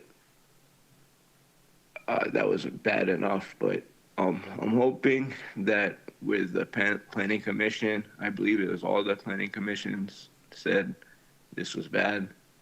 I hope that the council members recommend to not have this. I'm strong opposition of this. So maybe even it's going to court, no matter what, have them sort them out in court, what is happening, or wait for the next election cycle. This is very bad for the locals, but the people that have money, they definitely gonna make them to these things to testify, but they're not the voters. So I appreciate you. I know it's all hard. I feel bad for the thing is nobody's gonna be able to go against the big hotels. So there's a lot of originally set for workforce housing that should return to workforce housing. Mahalo. Thank you very much for your testimony. Members, any clarifying questions? Seeing none, thank you. Ms. Rego is next, and then do we have anybody else? If not, we're gonna call Mr. West after her. We do have one more after Okay. Lauren Rego, Bonnie on Teams. Sounds good. Thank you. Aloha, Ms. Rego. Aloha, council members. I'm Lauren Rego, Maui Organizing Manager for our Hawaii. In that capacity, I work closely with Lahaina Strong, and I'm here to share updated Minatoia property analysis. Copies are being handed out. When Bill 9 was debated, Lahaina Strong spent over a year studying what the so-called Minatoia list actually represented beyond just a list of names. Quick refresher.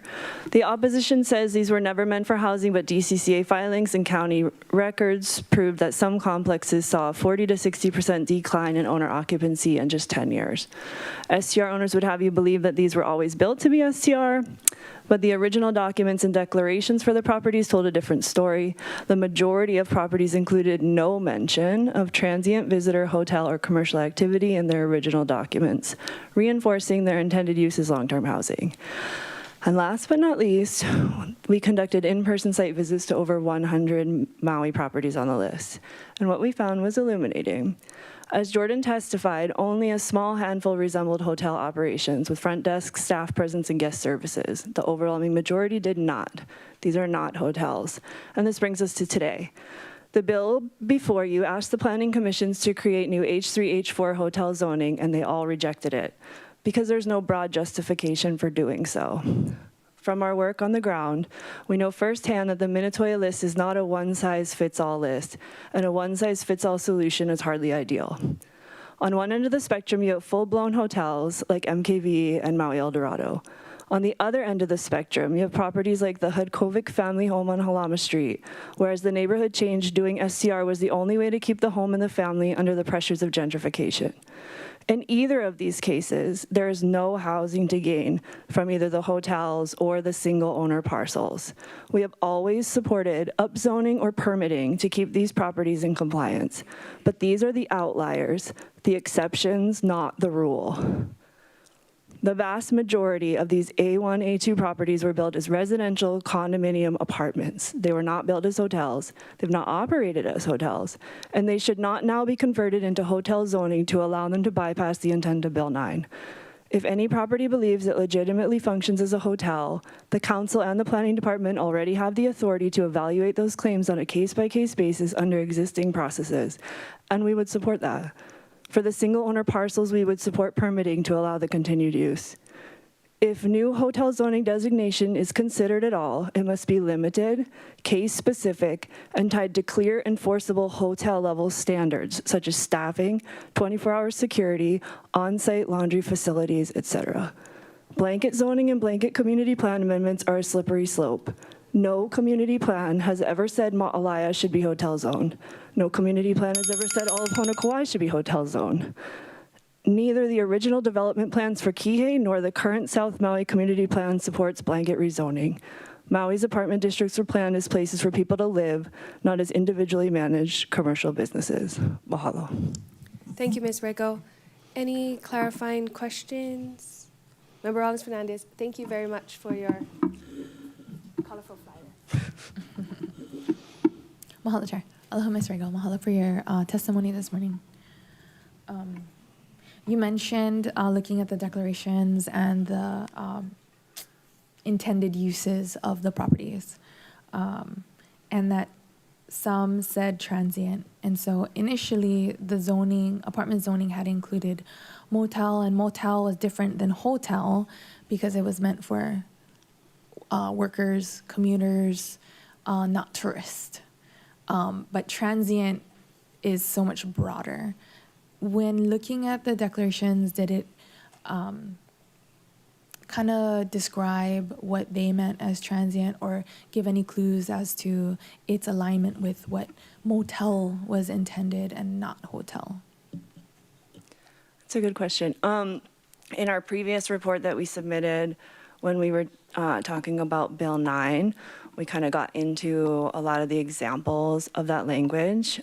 There were very few that actually, it was clear from like the gate that there was going to be primarily tourists. And like one of those would have been MKV that had a variance from the 60s.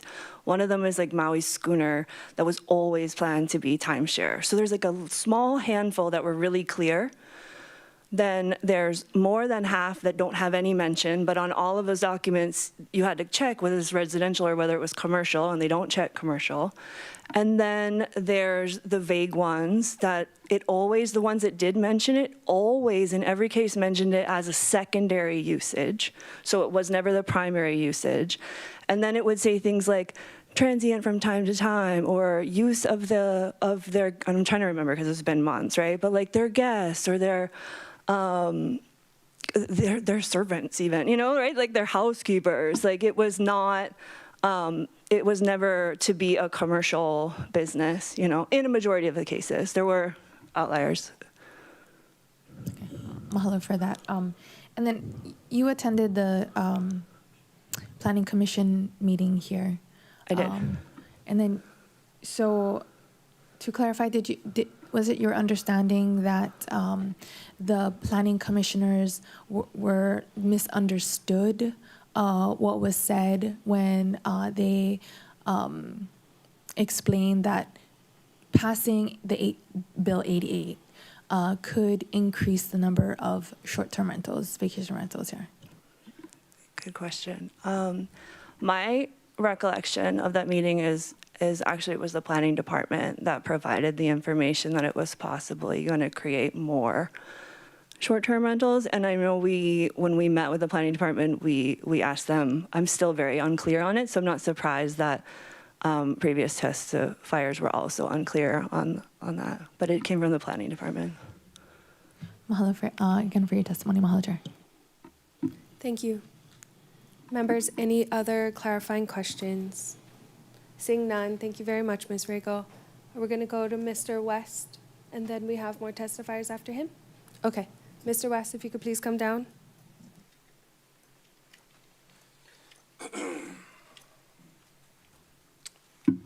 Good morning, council members. Stephen West, ILWU. We do support this bill, but it must have caveats. Caveats must be that there must be security, housekeeping, front desk. There needs to be staff on site. If it's going to walk like a hotel, talk like a hotel, then it needs to operate like a hotel. It needs to have sustainable wages that take care of those people.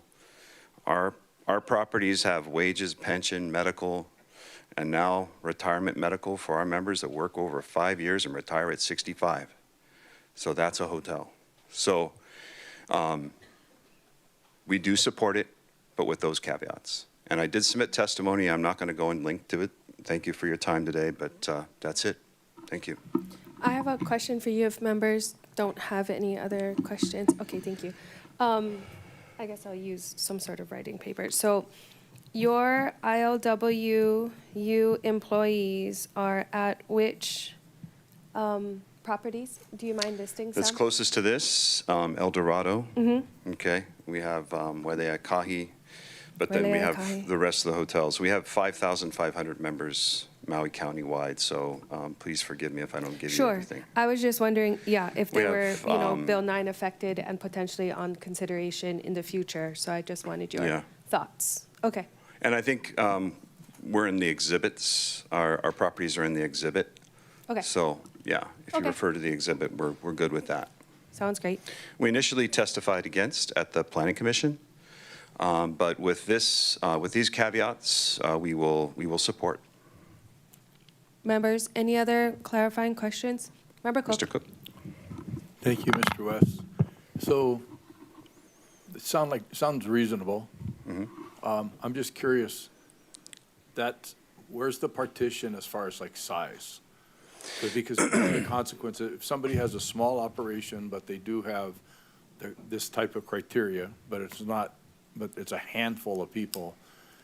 I'm just I think trying to get that's where it clarity comes down for to. how we slice and dice. Yeah, I think that comes down to you guys, figuring that out. I think the properties in the exhibit, like Wailea, Ikahi, El Dorado, they're not big operations. Now, if you say size, if we're talking, 25 rooms, I think you're going to need at least a residential manager on site that's going to act as security.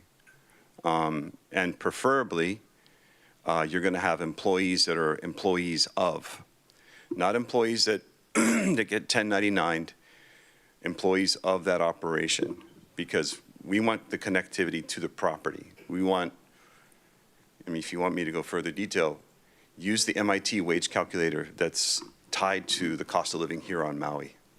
No, thank you for that clarification, because I understand that. Thank you. Sure. Members, sorry. Any clarifying questions? Oh, go ahead, Member Sukimura. Thank you. Nice to see you here, Steve. Good morning. So, did you say you want the property to be connected to, did you say MIT?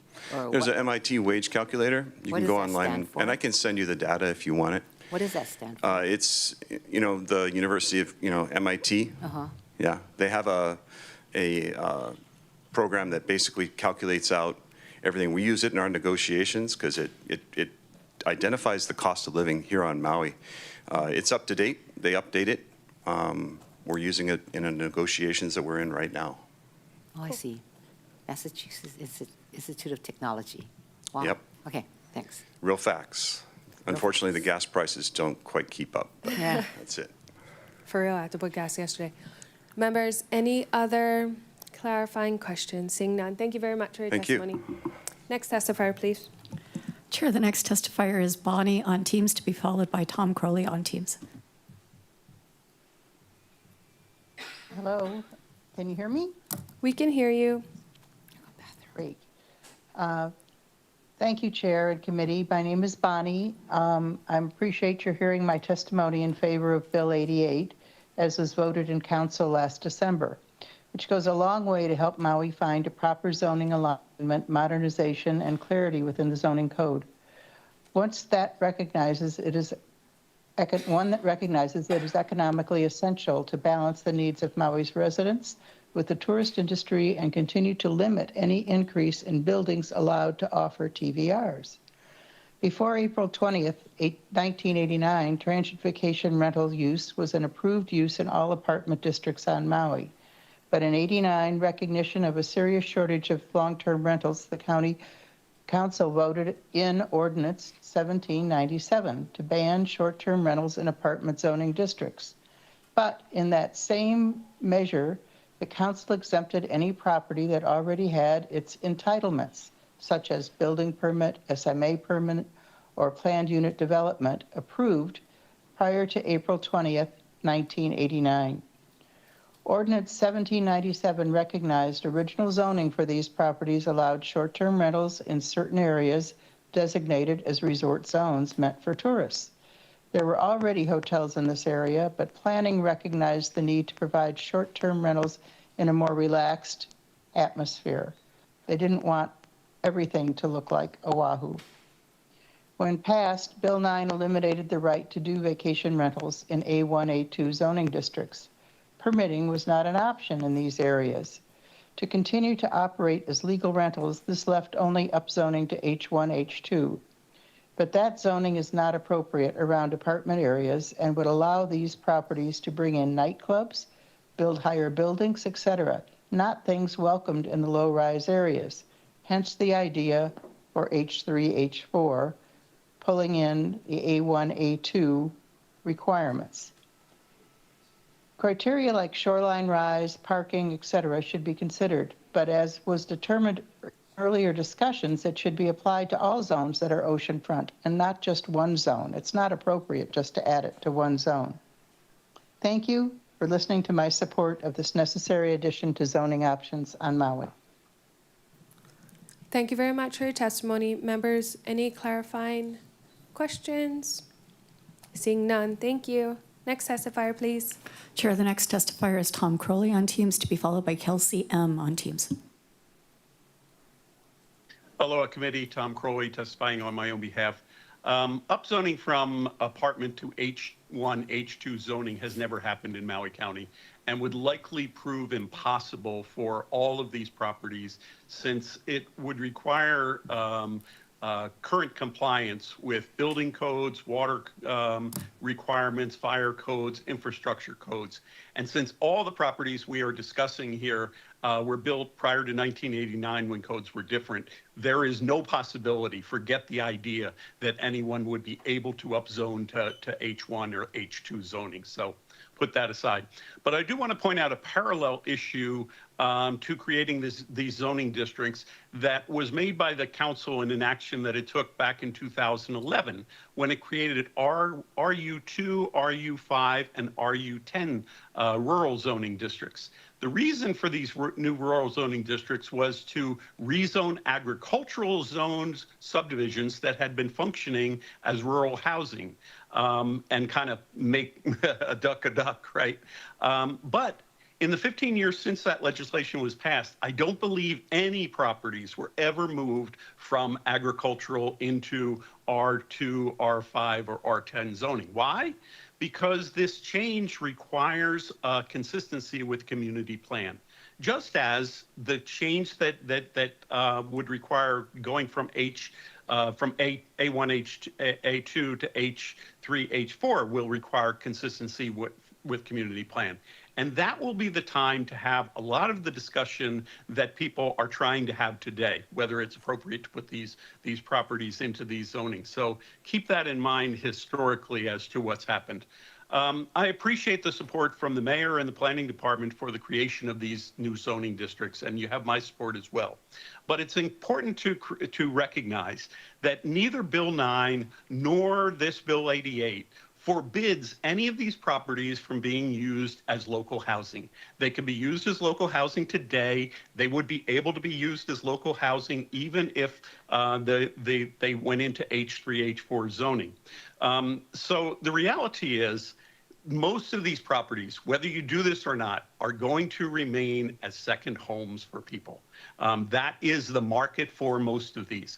A few of them will transfer to local housing by people who have that need and have the availability. But let's not kid ourselves. The value is not going to drop to $200,000, $500,000 for these properties, and they would immediately turn into local housing, whether or not you pass this or not. So just giving you some things for thought. I think a lot of discussion needs to take place today about what the criteria might be to put these people into this zoning.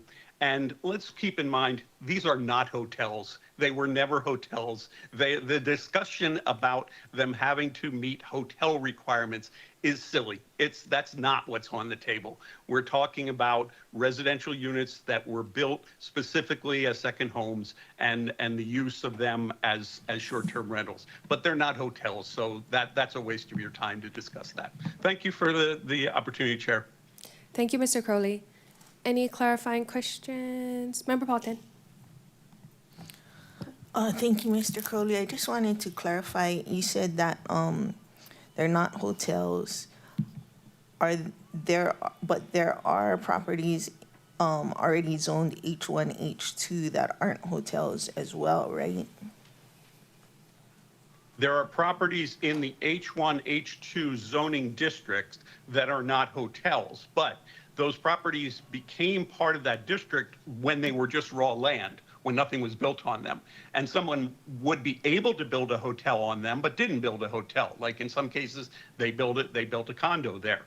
But the idea that a property that was built back before 1989 could be rezoned into hotel without knocking that building down to comply with all building standards, that's not going to happen. Thank you. Yep. Thank you. Members, any other clarifying questions? Seeing none, thank you, Mr. Crowley. Next, do you have a question? Okay, 1 second. Let me see where we're at. And then if 1, 2, 3, 4, 5. We have 5 more testifiers. Do you guys want to take a bio break? If not, Member Cook, you can excuse yourself if you want to, but we can take a quick break. I was kind of hoping to do them before lunch, then do a quick discussion before we take the lunch and then come back. But okay, thank you. Thank you. Thank you, Member Cook. Okay, let's continue. Chair, the next testifier is Kelsey M. on Teams, to be followed by Junia Nakoa on Teams. Aloha, Kelsey. Aloha, can you hear me? We can. Okay, aloha everyone. My name is Kelsey Mapa. I'm a resident of Pukalani and I am joining you today in opposition to Bill 88. Like many other testifiers who testified in opposition to Bill 88, I'm frustrated with this process and that we have had to come here so many times to rehash the same issue. I don't have a lot to share beyond what the others have already said. I support what the other testifiers in opposition have shared as a compromise and solution, which is to rezone on a case-by-case basis. And I would like to express an invitation for those who testified with claims that property rights are being threatened by Bill 9, and also those who asked us to consider history. Please consider that your property is stolen land that was part of the sovereign nation of Hawaii that is currently occupied illegally by the United States. I hope that you allow this process to help you develop empathy for people whose aina has been taken from them, and that it inspires you to become more engaged in the Hawaiian sovereignty and general land back movements. Anyways, thank you again for the opportunity to testify. I hope that you choose to take the recommendations of the Planning Department and shut down Bill 88. Mahalo. Thank you, members. Any questions? Seeing none, thank you very much for your testimony. Before I call the next testifier, I would like to recognize Chair Lee. Good morning. Good morning, Chair. I'm here in my workspace alone, looking forward to the meeting. Thank you.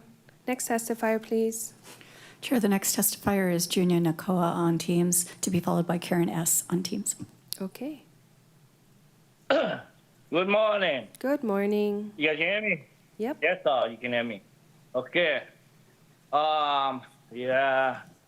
Here we go again for nothing. Oh, here we go, wasting our time.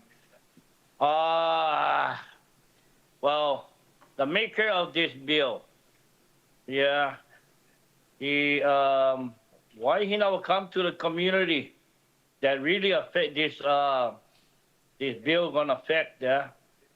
Like, hey, his community, come lahain and come talk to us, you know what I mean? You guys gotta learn to come talk story with the community, so we no more only 3 minutes for hurry up and talk story. We can tell you guys our true feelings and passion. And I can give you a whole history of this Minatoya listing, the North Kaanapali being built with the promise of this workforce housing here in Kaanapali, here in Honopo'ai. Yeah, that is now short-term rentals.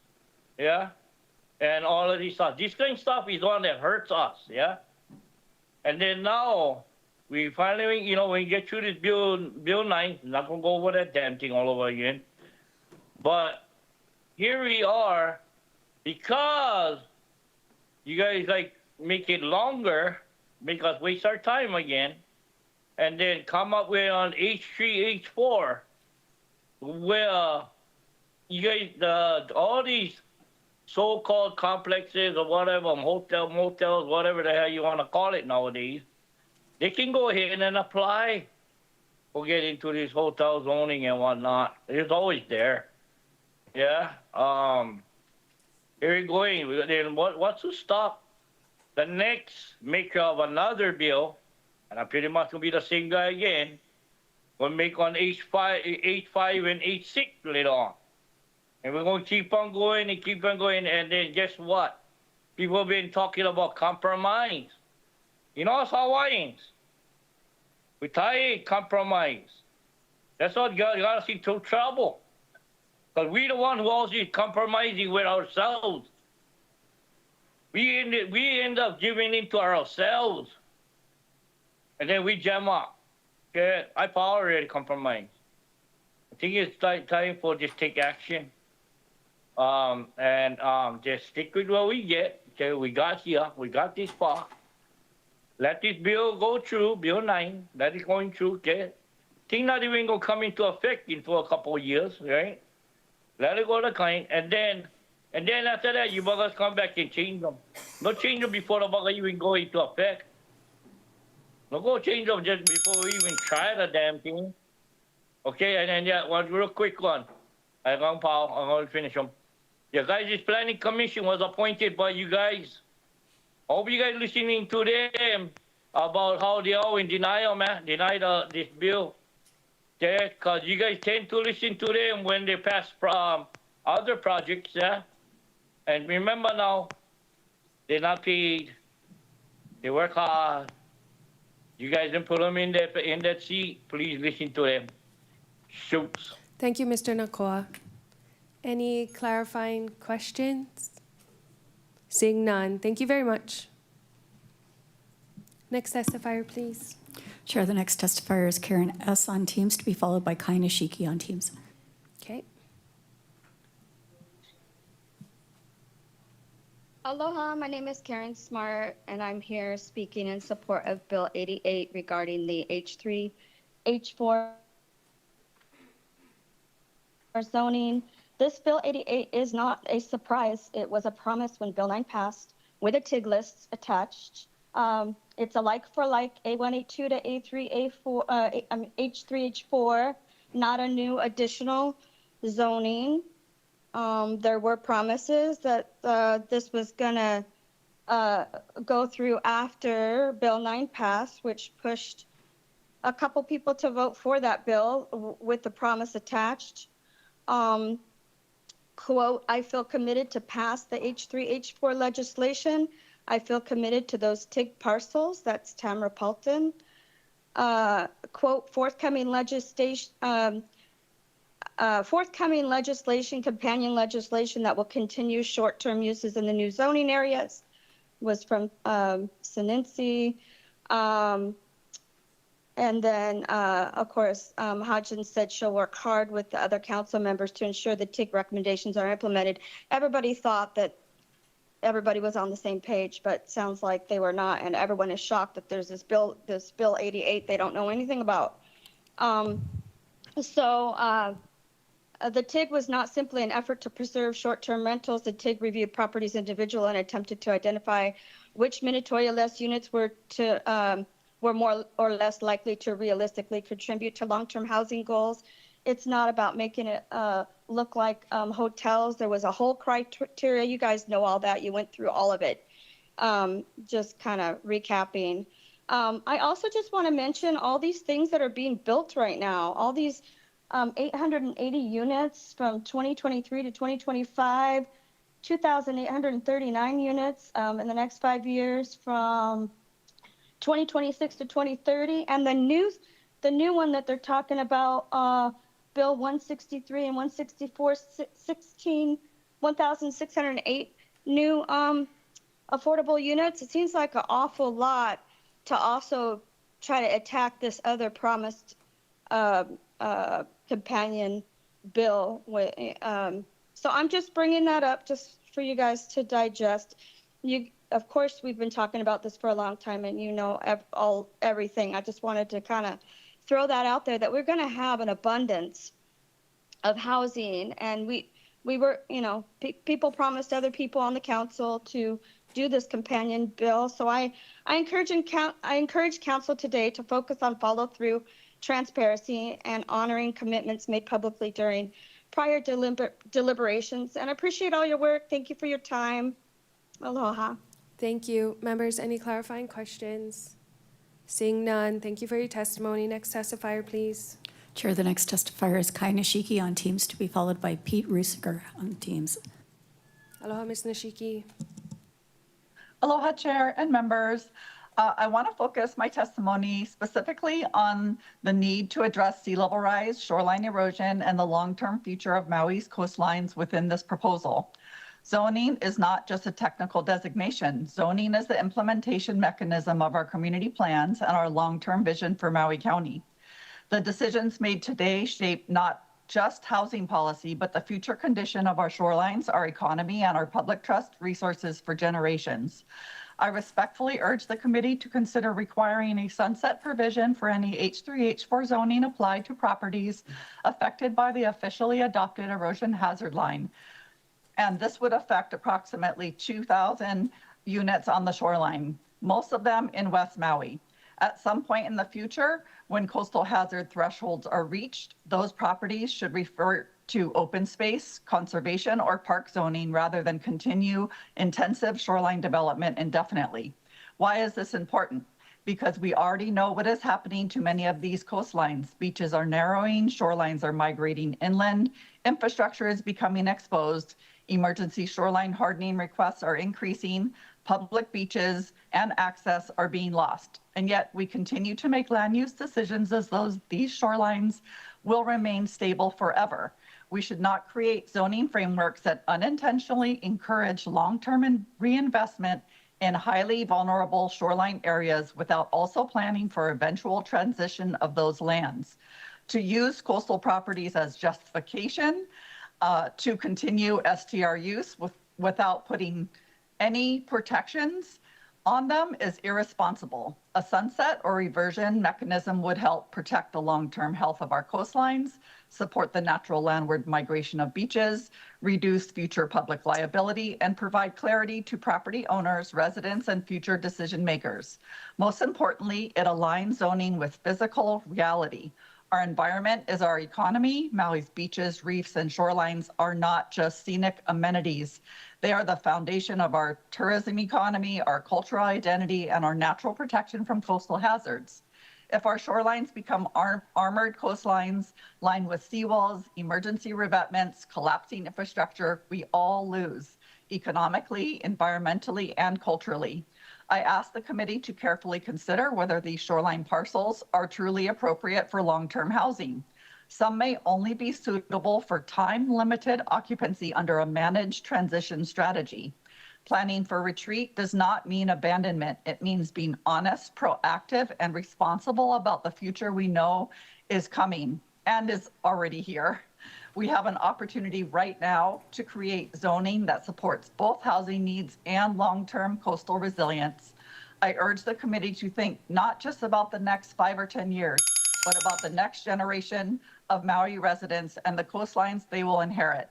If we want housing in West Maui, the county can easily fast-track permitting on already entitled projects in West Maui, safely outside the coastal hazard zone. And we don't need to wait, many years. Construction can happen very quickly. We've already seen that with the teacher housing built in West Maui. Mahalo nui. My mic is on. Thank you, Ms. Nishiki. Anybody have any clarifying questions? Seeing none, thank you very much for your testimony. Next testifier, please. Chair, it appears that Pete Rusiger dropped off Teams, so our next testifier and currently the last person signed up is C. Rose Riley in the chamber. Okay. Ms. Riley.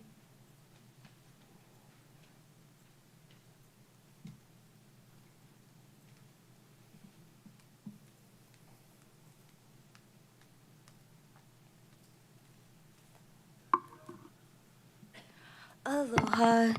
Aloha. So I was thinking back historically in order to be able to testify today, because we've talked about this so much.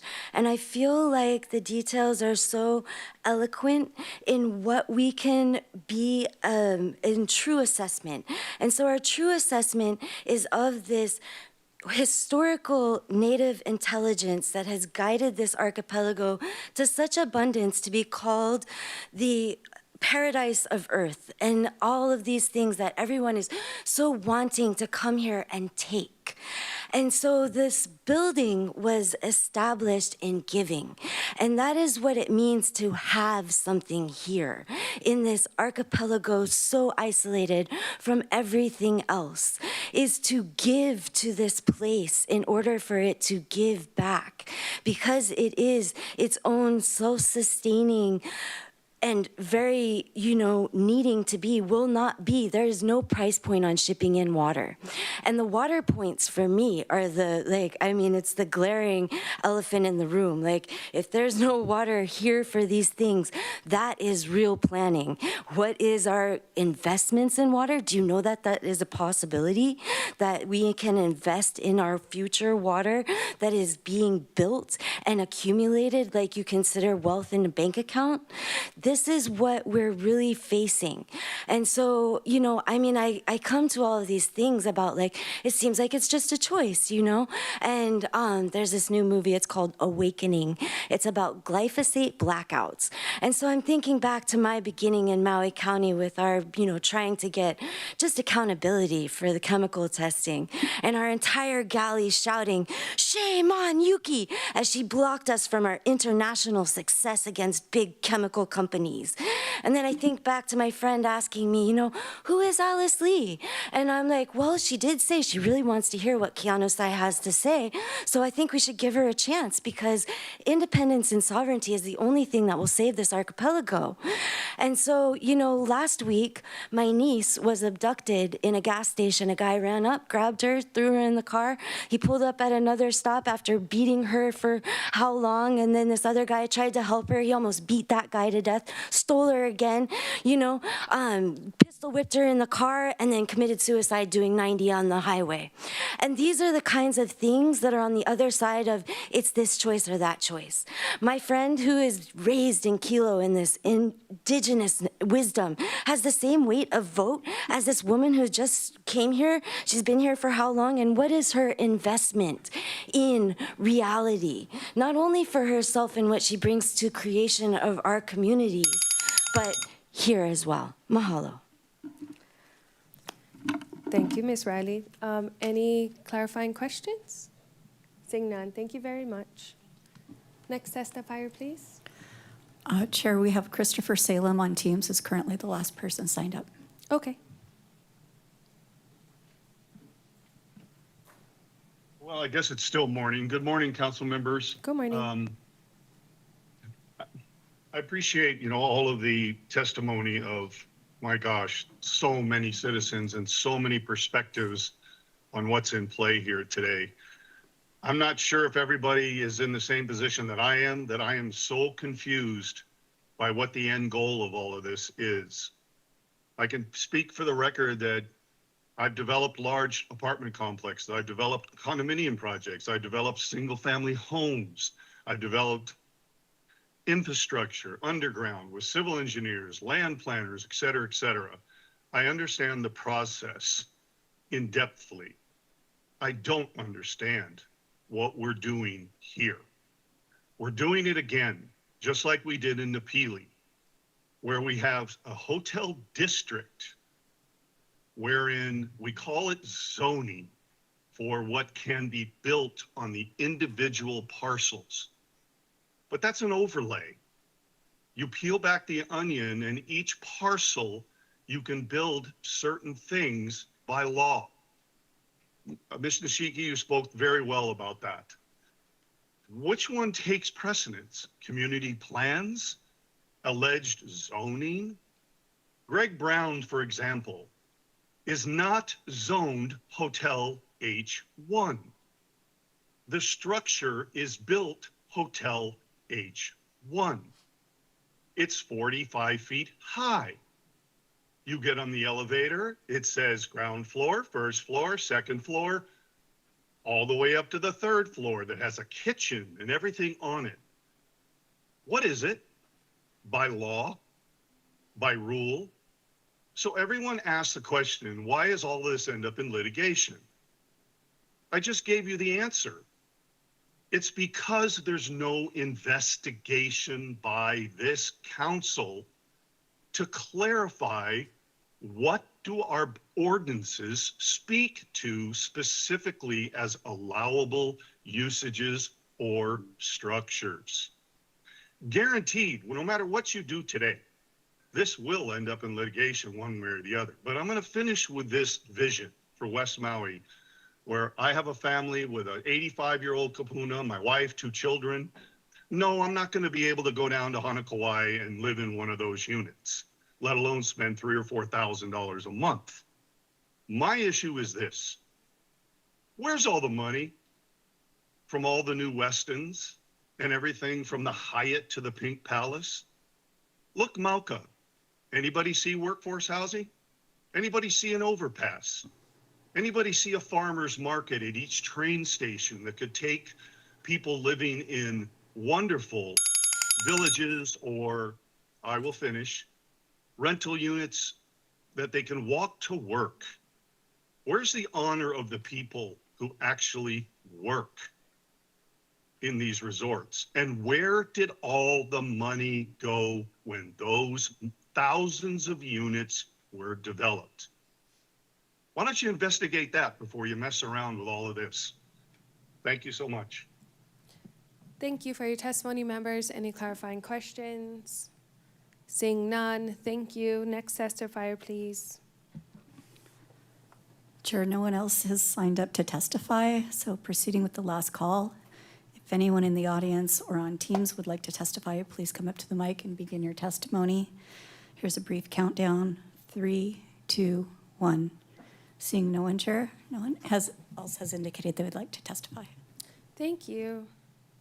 Members, seeing there are no individuals wishing to testify without objection, I will now close oral testimony for this item. Thank you, and as a reminder, written testimony will continue to be accepted. My plan, members, is to do a quick discussion and take a lunch and then come back after that, and then we can have I'm hoping a robust discussion this afternoon.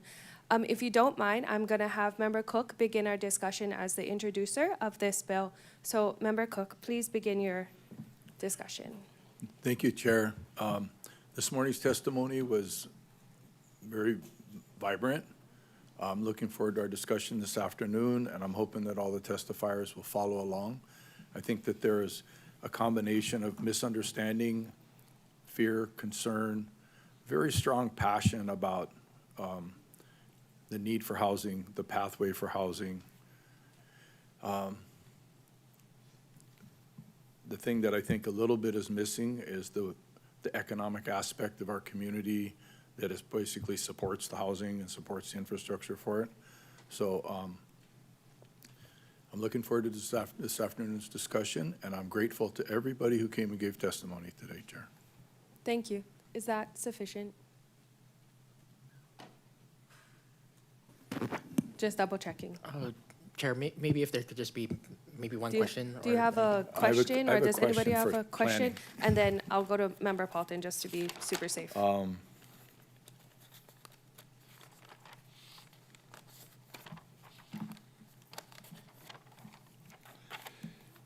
One of the testifiers commented that the planning department during the planning commission hearings stated that this H3, H4 planning zoning category could potentially add to the STR inventory. Could you comment to that? Please. Yes, thank you for the question. I don't recall that occurring or indicating from the planning department itself.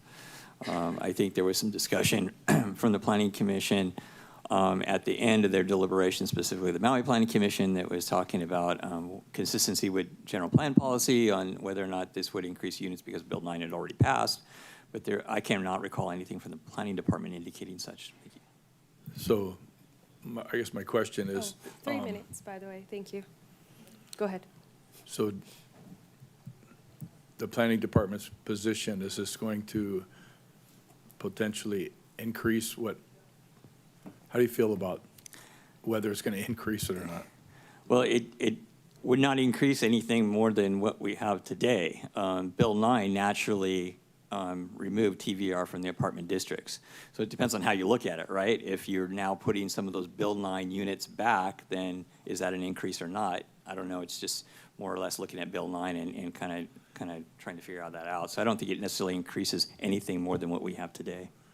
No, thank you, because I think that you put your finger on it. Thank you very much. That's all my questions. Okay, thank you. Thank you, Member Cook. Member Paulton, I'll have you ask your question, then we'll take a lunch break. Thank you, Chair. And that's probably a good plan because I think my question is for Corp Counsel, and I don't know if they need time to research it to get back to me. But one of the testifiers said, like, having the condition or in the zoning require either 24/7 security or staff on site and housekeeping. And so the question is that something that could be legally worked into the criteria of H3, H4 zoning? Sure. Did you want me to answer that now? I have a general answer to your question.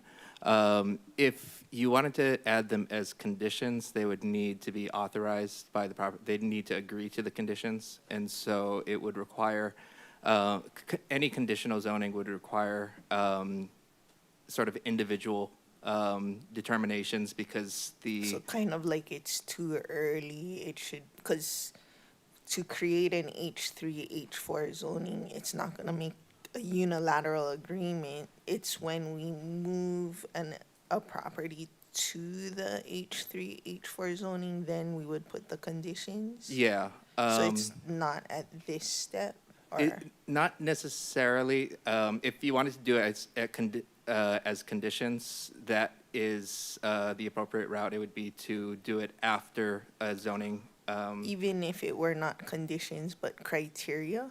It would depend on the criteria. If you had additional specifications for what qualifies as these transient uses, but I couldn't tell you hypothetically. I'd need to know sort of what you were looking to do to give you a answer based on what you were looking to do, whether it was something we could implement or not. Okay, so I guess I got work to do during the break, not you then. Thank you. Thank you, members. Do you guys have any burning questions? I see Member Rollins Fernandez. Go ahead. Mahalo, Chair. Yeah, just a question for the planning department over the lunch break, if possible. The number and which properties exceed 35 feet? That would be in the A4, I guess. A2. The number of, the number of existing properties that exceed 35 feet in the apartment districts, I do not have the answer to that. We'd have to research all the different buildings. Mm-hmm. Can you do that over lunch? No, that would be impossible. No. Even to look at some of we have to pull building permits for each of these apartment buildings, and some of them are quite old, so you'd have to, whether or not they even indicated a height would be interesting on the building permit itself. So I'm not sure we would even have all of that information without actually going out to each site visit and actually trying to shoot or scale the height of each building. Okay, thanks. And the reason I'm asking is because of the maximum building height in Bill 88. And so I'm just trying to understand where that number came from. And yeah, the maximum building height in Bill 88 is directly comes from the A1, A2. Yeah, I so understand there that. may be apartment district buildings currently that are non-conforming to building height in the A1, A2. They would continue to be non-conforming to the building height within H3, H4. So does that make sense? Or does that help? yeah. Well, so it's, currently in the apartment district until it's phased out. So, yeah. Because it's proposed to be 35 and then 60. That is correct, and that's exactly the building height that is in the A1 and Right. A2 to match that. And that's why I'm asking, like, where did the numbers come from for it to be in the apartment zone? Is it because it was pre-existing, or that was? Originally, when, I'd have to go back have to look at when the apartment zoning district, so way back in the 60s, the apartment district changed quite a bit to A1, A2, A3, and back and forth. I'd have to go back to those to see when the building height was created, but I assume it was created back at that time, sometime in the 60s, maybe. So I'd have to go back at that legislation and look at that, when it was Okay. established at that building height. Okay, mahalo. Mahalo, Chair. Of course, thank you. Any other questions you would like to be researched over lunch, since apparently that's what we're doing right now? If not, it is 12:53. I'm sorry, 11:53. It is not 12:53. And we are going to take a lunch to return at, what time do you guys want to come back? 1:30, our standard 1:30? Okay.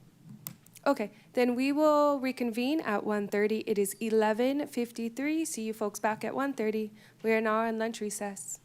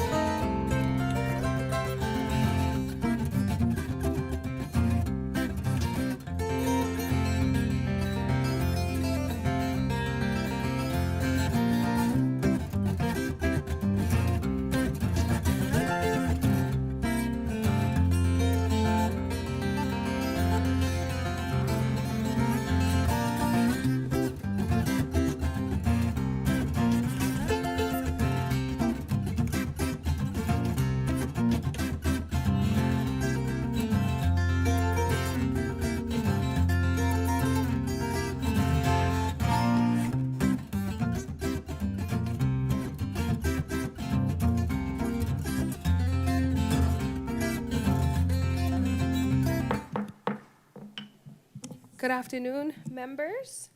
Will the HLU meeting please reconvene? It is 11, I'm sorry, why do I keep messing up the times? It is 1:41 p.m.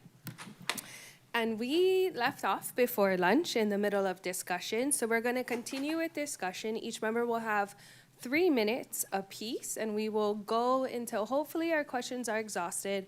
I do have 2 committee members with a hard out at 5, so if we could finish by then, I would, and they would appreciate it.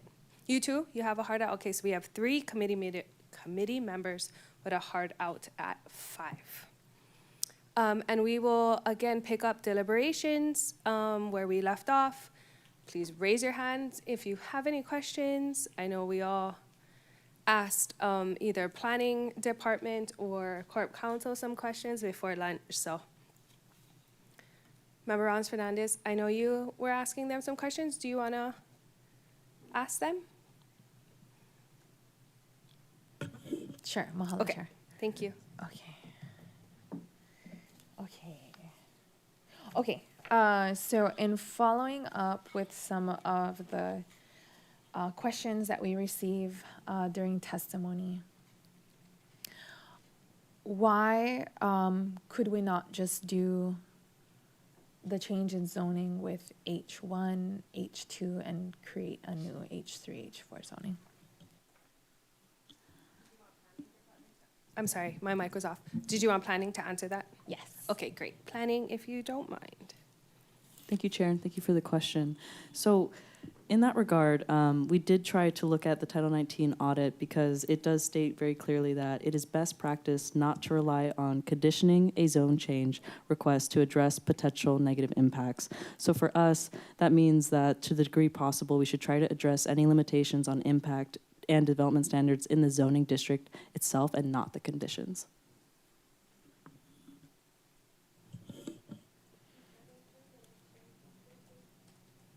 Okay.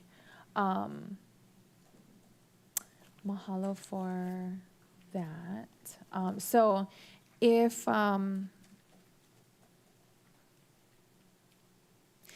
we were to add on, I mean, I don't know, I guess I'll wait for a proposal to get to that question. Okay, and then I guess I don't know how to ask this question. We're kind of talking about in the Planning Commission meeting where there was a new complex, 24-unit complex that was added to the Minatoya list. My question was, how was that able to be done under the existing conditions in the apartment zone under subsection G, where the complex would have need to have been legally conducted in any lawfully existing dwelling unit within the building or structure prior to September 24, 2020, as determined by RPT class or payment of general excise tax and transient accommodation tax, and C, the number of room or units allowed for transient vacation rental use may not increase beyond the allowed uses as of January 7, 2022. So the question about how are we adding TVRs to the list? And then the question about whether there would be more TVRs in creating the H3, H4. Thank you. As we discussed back in Bill 9, and we discussed the Minatoya list to some extent, and the Minatoya list had a list of, I think, around 7,100 units on that list. In addition, when we were discussing Bill 9, and then also in the H3, H4, when we discussed this with the planning commissions as well, I noted that there's a list of, there are other properties within the apartment zoning district that were constructed prior to 1989 that the finance department had made us aware of during the Bill 9 discussion. That was about 1,700 units. Those units did not were not on the Minatoya list or are not on the Minatoya list, but they are in the apartment zoning district and they were built prior to 1989, and that's one of the main criteria of being able to operate transit vacation rental in the apartment district is you have to be built prior to 1989.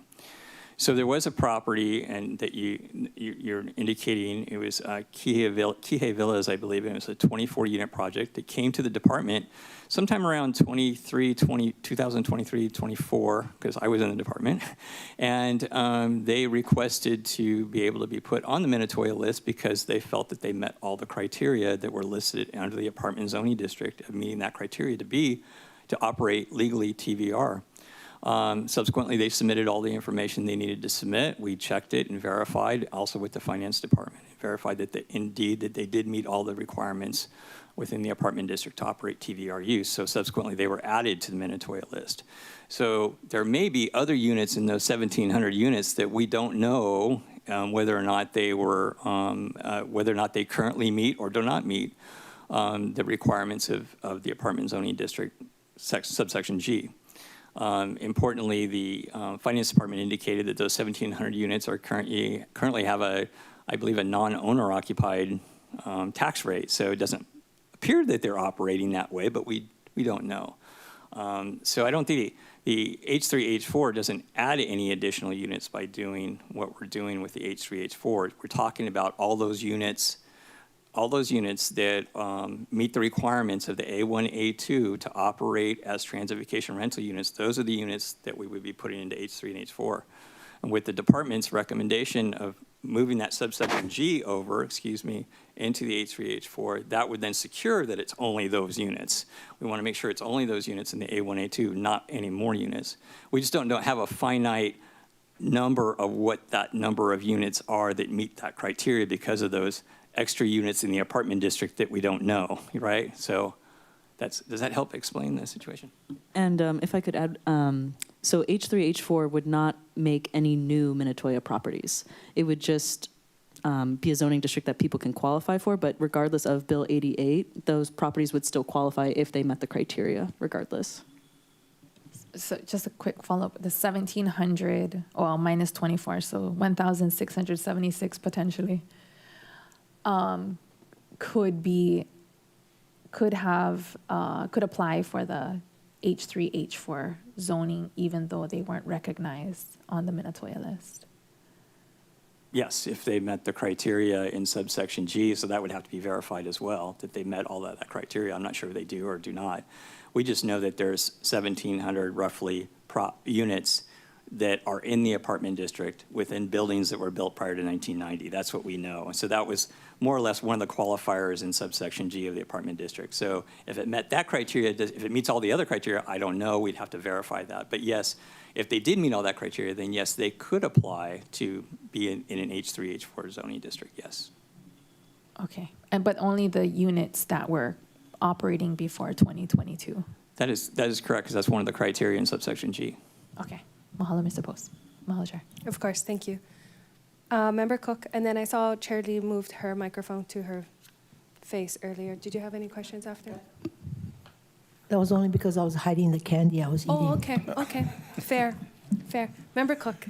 Thank you. So for planning,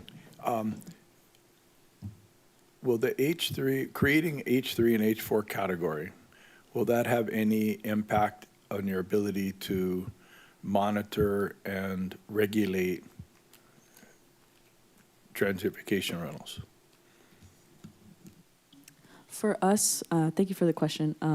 We do think that it would make it easier to have clear zoning districts where people don't have to prove to us each time we knock on their door after we see their ad online that, hey, are you operating? Do you have the criteria, et cetera? It makes it very clear after the sunset date of Ordinance 5909 that if you're not in that district that you can't be conducting that use. So we do think that it would streamline and create a lot of more transparency.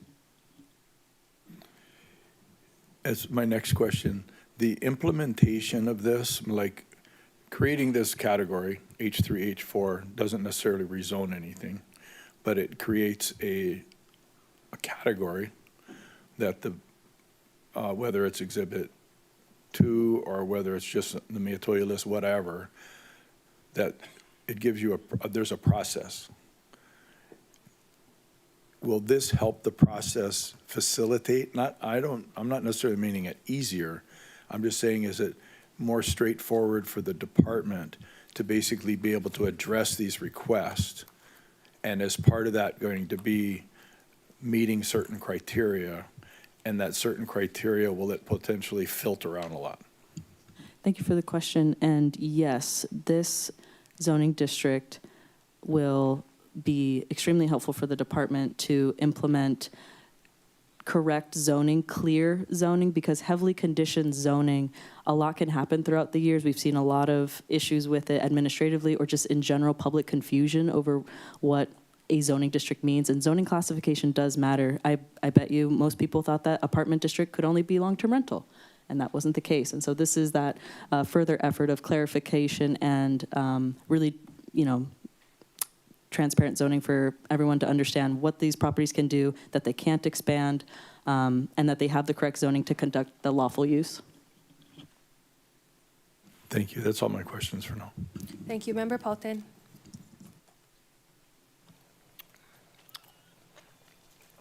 Thank you. First question would be for planning. Are you aware of any Minatoya properties, A1, A2, that are non-conforming right now in terms of the like minimum lot size, 10,000 square feet, maximum building height, 35 in A1, 60 in A2? And if there are Minatoya properties that are existing non-conforming in A1, A2, it doesn't automatically be able to go into H3, H4 because they would be non-conforming. Is that your understanding? Thank you. First question is, I'm not sure we're aware specifically of properties that are maybe non-conforming, but considering that many of these properties were built, many of them were built in the 60s and 70s, and code has changed over the time, there definitely could be some that are non-conforming. But just because they're non-conforming, moving in the H3, H4, they just still will retain their non-conformity because they are still not meeting that same setback. If we move the same development standards over and the same uses over, they will just still remain as non-conforming. So if they wanted to rebuild or significantly damage and want to rebuild, they have to comply with our non-conforming ordinance, which would actually bring them into conformance with the code. So does that help answer that question? So the whole reason that I'm for H3, H4 is because say you have a A2 building that's on a 10,000 square foot lot, that's the minimum size lot, and say the height is 50 feet, it wouldn't clearly fit into H1. Maybe their floor area ratio is 80%, still wouldn't clearly fit into H1. Minimum lot width is 70, that doesn't fit in any of H1, HM, H2. And then the max lot coverage is 35%, so that would only fit into H2, but it doesn't align. And so the reason why I'm for it is because the non-conformity is a problem with me, that we're going to take this huge swath of things that are non-conforming and shove them in like a square peg into a round hole. That's kind of my problem with not doing H3, H4. And so I don't want to continue on a non-conformity. So it's not clear to me that if an A1 or A2 is non-conforming, that it would automatically slide into H3, H4. Thank you for the question, or thank you for those comments. And yes, that would be an issue to continue, a nonconformity in that manner. But it is our understanding that the existing properties are in conformance and do fit into these zoning categories, and so we wouldn't be perpetuating that issue. Oh, okay. And then, Chair, I just had a clarification for you, I think for all of us. Yes. Are we working off of the bill Member Cook proposed, or the recommendation that the planning department added to the bill when the planning commission took it up? And if they could repeat that, because I'm not. Sure. I think, one, it was in their slide. For right now, it's just Bill 88. And then if we, Without their recommendation. without their recommendation, because that's what was discussed. And then if you wanted to make that recommendation, if anybody wanted to support their changes, then we can discuss that on the floor. It was a little bit difficult because we didn't have recommendations from the planning commission, so we started from scratch. We started had from scratch. recommendations, but it was not to do Yes, this. it's not to do what we're doing. So I figured we start from scratch. And then we can hear what their proposal is and discuss that again, because that wasn't necessarily something we discussed previously. So I wanted to have that conversation fresh. And I would imagine we could tweak their proposal to address what Member Rollins Fernandez was saying about like creating more. Like if we take their proposal, whatever it was, I don't remember the exact wording, but if you weren't doing TVR as of now, I wouldn't want them to go and do it in the future. Right. And I guess if this had been a non-conforming usage and they stopped doing it for a year, then they couldn't go back and pick it up. But because it was codified, that's why. Okay, I used up way over my time, so I'll stop talking now. Okay, and then we can discuss that, their recommendations, we can pull it back up on the screen when we start voting. Okay. Member Sugimura. Thank you. Thank you very much. So I wanted to revisit the 7,100 Minatoya list and the additional 1,700 that's not on the list. Can you explain that again? So what will happen if these 1,700 homeowners or landowners, whatever units, can decide that they want to be part of H3, H4? They need to meet the criteria, and so they could not have conducted the use today, for instance, and signed up for H3, H4. That wouldn't be, they would not meet the criteria even if they were built prior to 1989. Okay, so is there a deadline? Yes. That they can or cannot? Yes, and that's the exact criteria that's currently listed in our apartment district. So our apartment district right now says, hey, you can operate TVR use in the apartment district provided you meet this certain criteria. One of the criteria is that your structure had to be built or permitted prior to 1989. Another one is that the transvocation rental use was legally conducted in any lawfully existing dwelling unit within the building or structures prior to September 24, 2020. So they must prove that as well. And so if provided that you meet this criteria, and any of those those other 1,700 units, if they meet this criteria, then yes, they could request. So those are the kind of unknown ones that we're not aware of. Interesting. So the TIG, which took whatever recommended units that came with the bill, you're saying that in addition to whatever was in the bill, this may then qualify? Or no? What the TIG looked at was basically the Minatoya list and those units that are on the Minatoya list. Those units that we are aware of, that we know are in the apartment district and for the most part, we believe meet this criteria. So that's what the TIG used as their base. There may be some additional units, is what I'm indicating, that we don't know of that may qualify as the same criteria. And But- so, Go ahead. thank you. So how do they get approved? So let's say I'm one of them that are part of the 1,700, and I think that I should be part of this and eligible for H3, H4. I prove it, I meet all your criteria, then how does that happen? So they would need to get approval, just like any of these properties, they need approval of a change in zoning and possibly a community plan amendment, most likely a community plan amendment as well. So that can be either initiated by the council or it could be initiated by the property owner itself.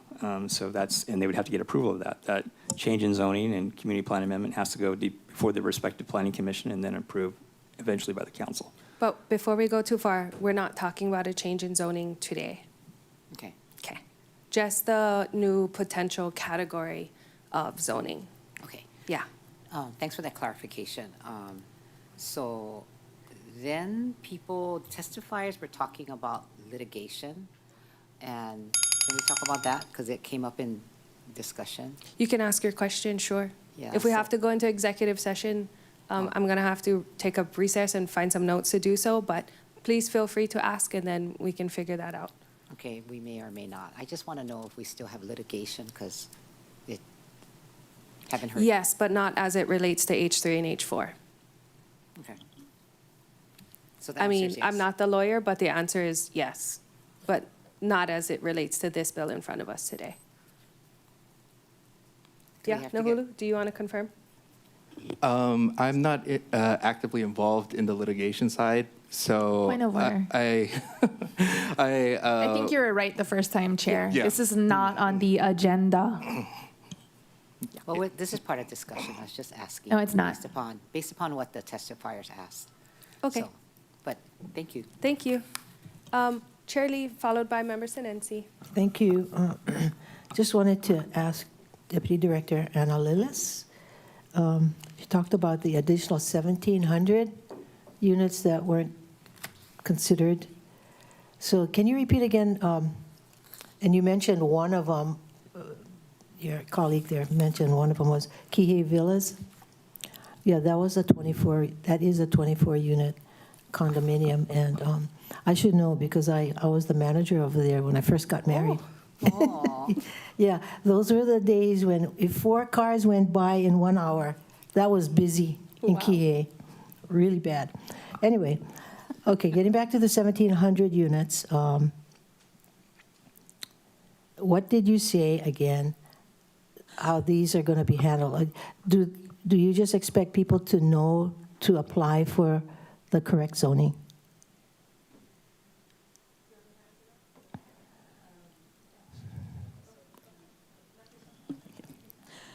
Thank you, Chair.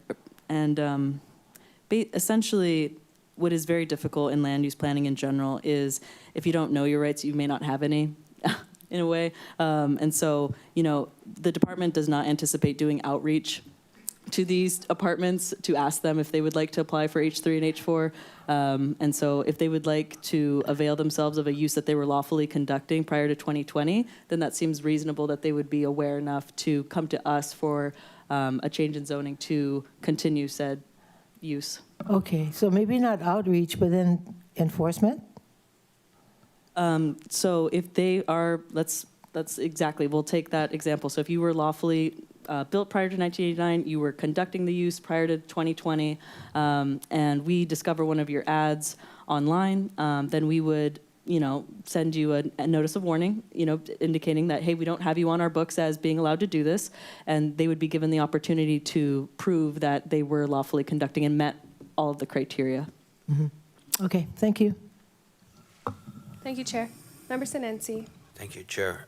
Just for clarity, Deputy Lillis, so H3 and H4 is just being created for the apartment 1 and apartment 2. No other structures, just the structures that are in this zoning, correct?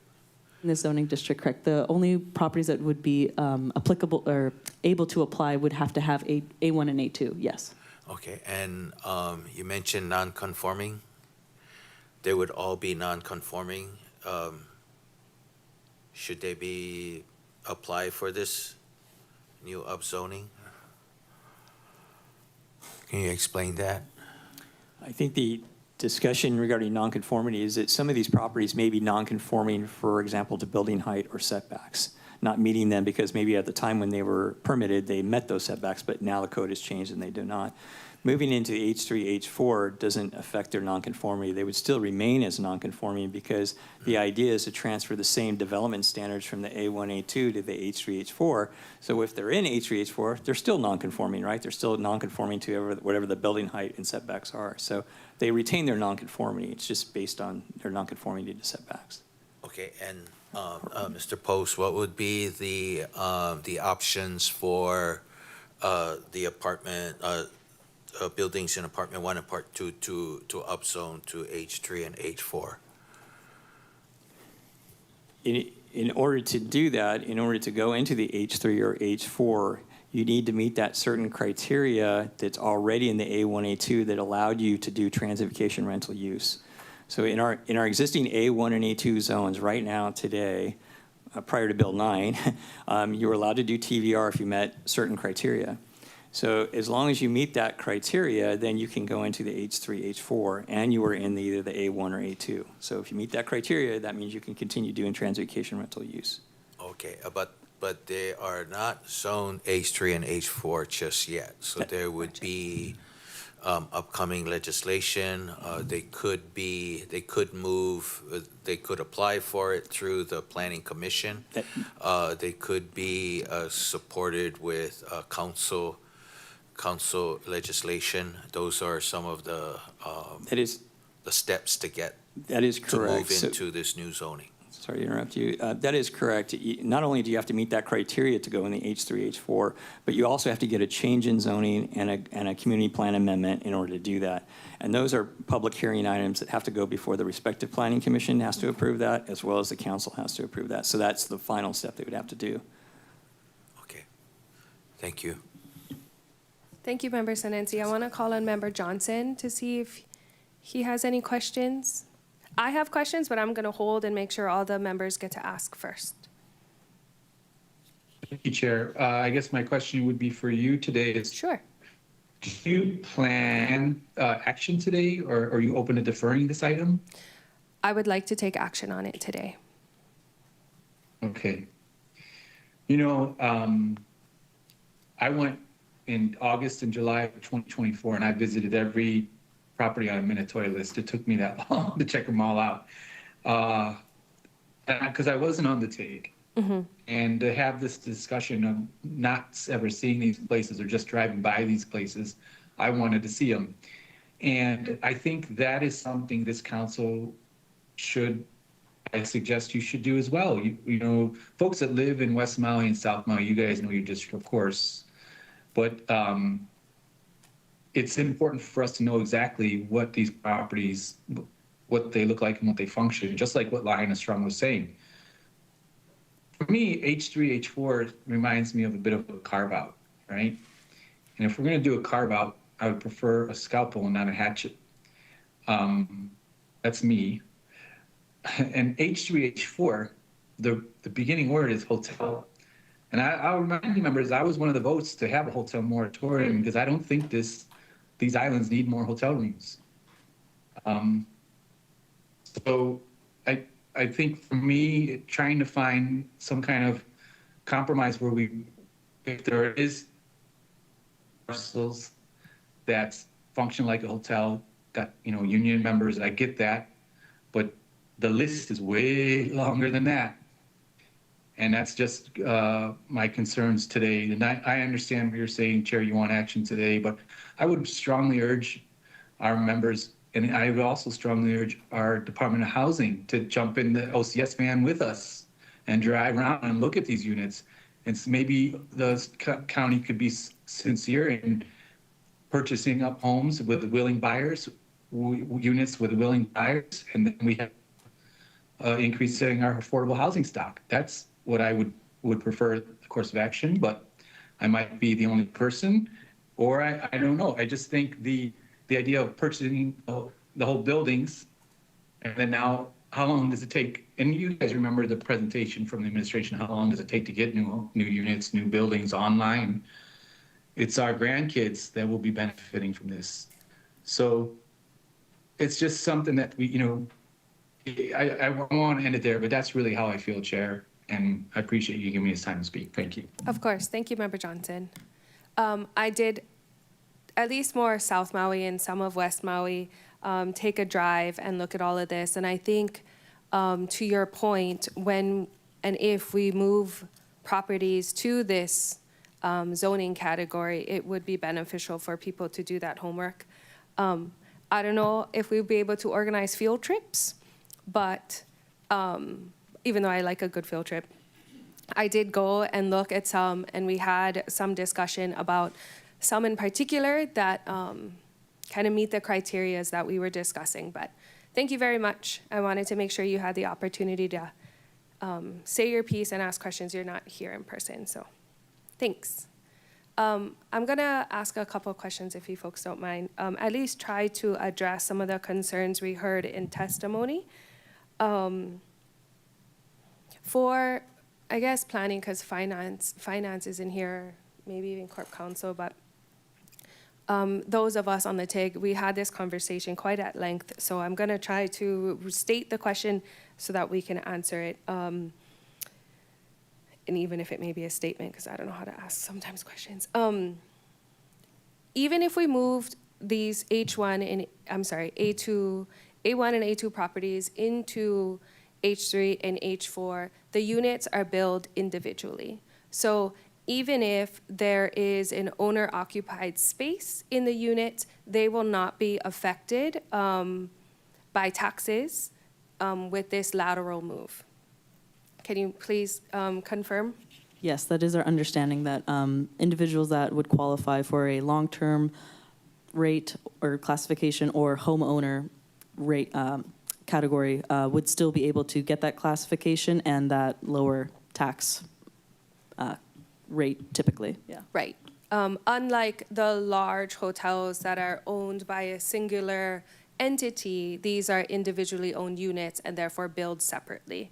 I think that's really important. That's a question I asked in TIG, and I heard somebody ask that today, and I think that's important to recognize that even though this is a lateral move to a hotel zoning, because these are right now operating as hotels, so they're going to be appropriately zoned as hotels, their taxes won't be affected.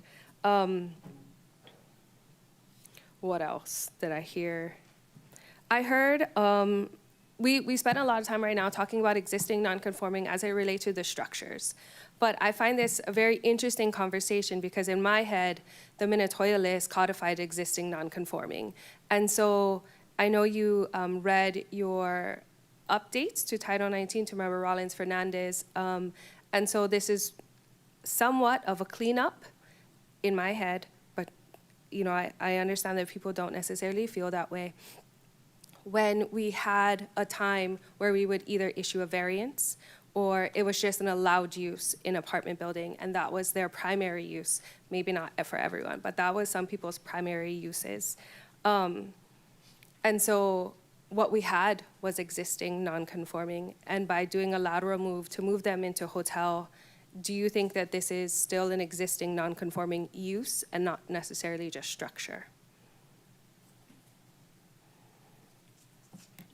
I think that this would be codifying that the use can be relied upon in perpetuity to the degree that zoning can allow something to continue and change in the future. But this gives those owners assurance that they won't be phased out because of Ordinance 5909, and their maybe non-conforming use is being codified as a allowable use. Okay. I have more questions, but if anybody else has more questions, please feel free to raise your hand. I'll go to Member Cook and then Chair Lee. Thank you.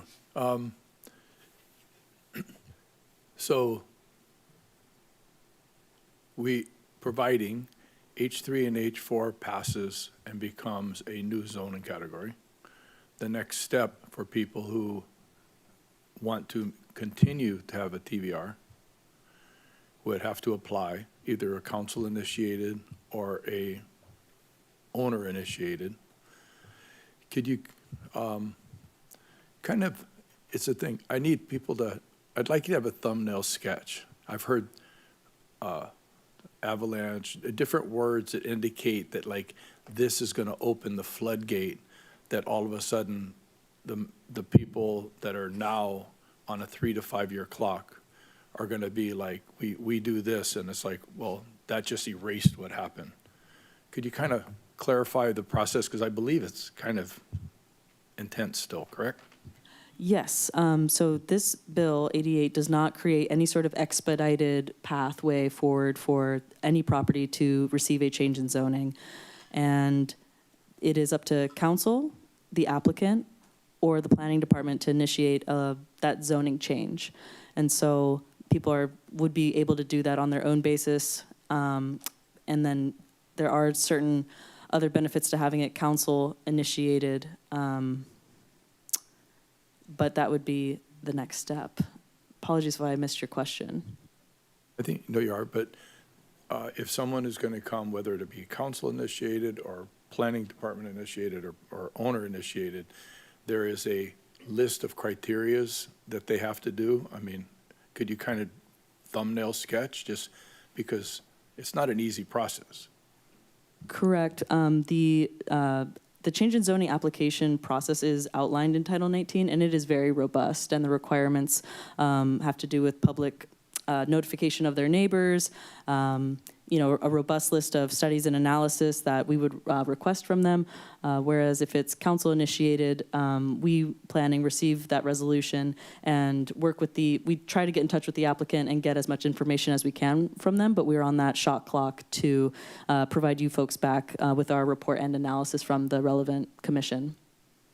Okay, and I guess maybe for Chair, but I believe that the TIG's recommendation for Exhibit 2 was that there's a list of criteria to qualify. So if council was initiated, there's still a list of things that they have to, like their zone, their deeds, surveys, tax records, all of this data to get them to qualify to be sponsored. Yes, so that criteria could be further established in Bill 88 as it's before you today. So, there's definitely a few suggestions made in the testimony, but in terms of what council would ultimately put forward in terms of their recommendation would ultimately be under your purview, but the planning department would be in charge then of making sure that all those criteria are actually hit. And so those can be further outlined in Bill 88 or could just be relied upon for council's initiation. Was that the bill? Okay. I'm going to go to Chair Lee, and then I see Member Paul. Deputy Director, did your department approve of the TIG's recommendations?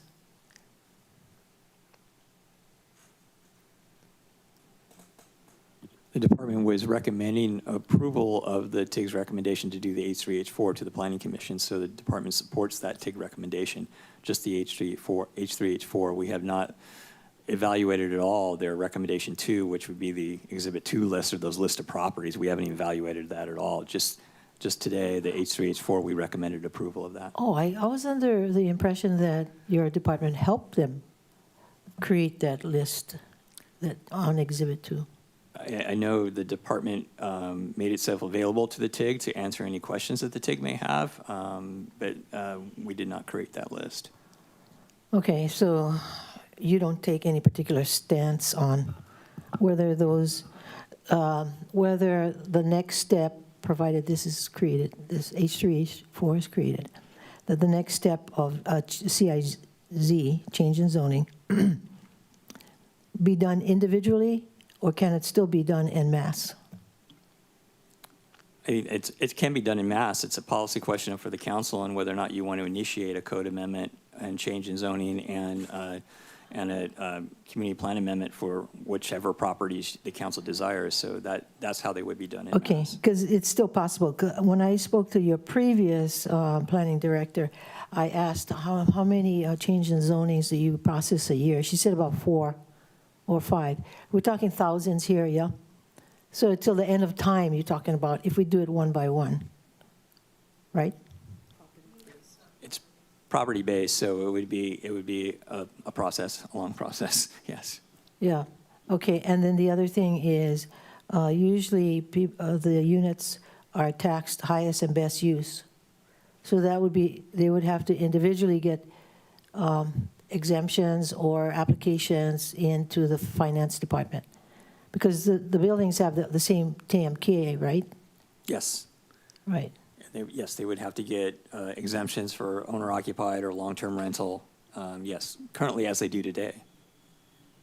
I believe that the individual condo owners have their own TMK, and there is a master TMK for the entire parcel. Oh, they have individual, okay. Correct. All right, thank you. Thank you, Chair Lee. Member Paulton. Thank you. I just wanted to clarify a couple of the testifiers. One asked, what's wrong with the H1, H2 zoning? And then another said they don't think that any of the Minatoya properties would fit into the H1, H2 zoning. So is it true there's currently 3 hotel zonings, H1, HM, and H2? So H1 minimum lot size is 10,000 square feet, HM is 15,000, and H2 is 20,000, whereas both A1 and A2 minimum lot size is 10,000 square feet. Max building height for H1 is 35, which aligns with A1, but there's nothing that aligns with A2, which is 60 feet, unless you go HM is 90 feet, H2 is 160 feet. The max floor to area ratio for H1 is 50%, HM is 100%, and H2 is 150%. But A1 is 40% for more than 3 acres, or 50% for lots less than 3 acres, whereas A2 is 90%. And like minimum lot width for H1 is 75, HM is 85, H2 is 100, whereas A1 and A2 are both 70. Maximum lot coverage for H1 is 25%, HM is 30%, H2 is 35%, whereas A1 is 25% and A2 is 35%. And then you go into like front, rear yard setbacks and side yard setbacks. And so like none of the A1 would fit squarely into any of those 3 categories.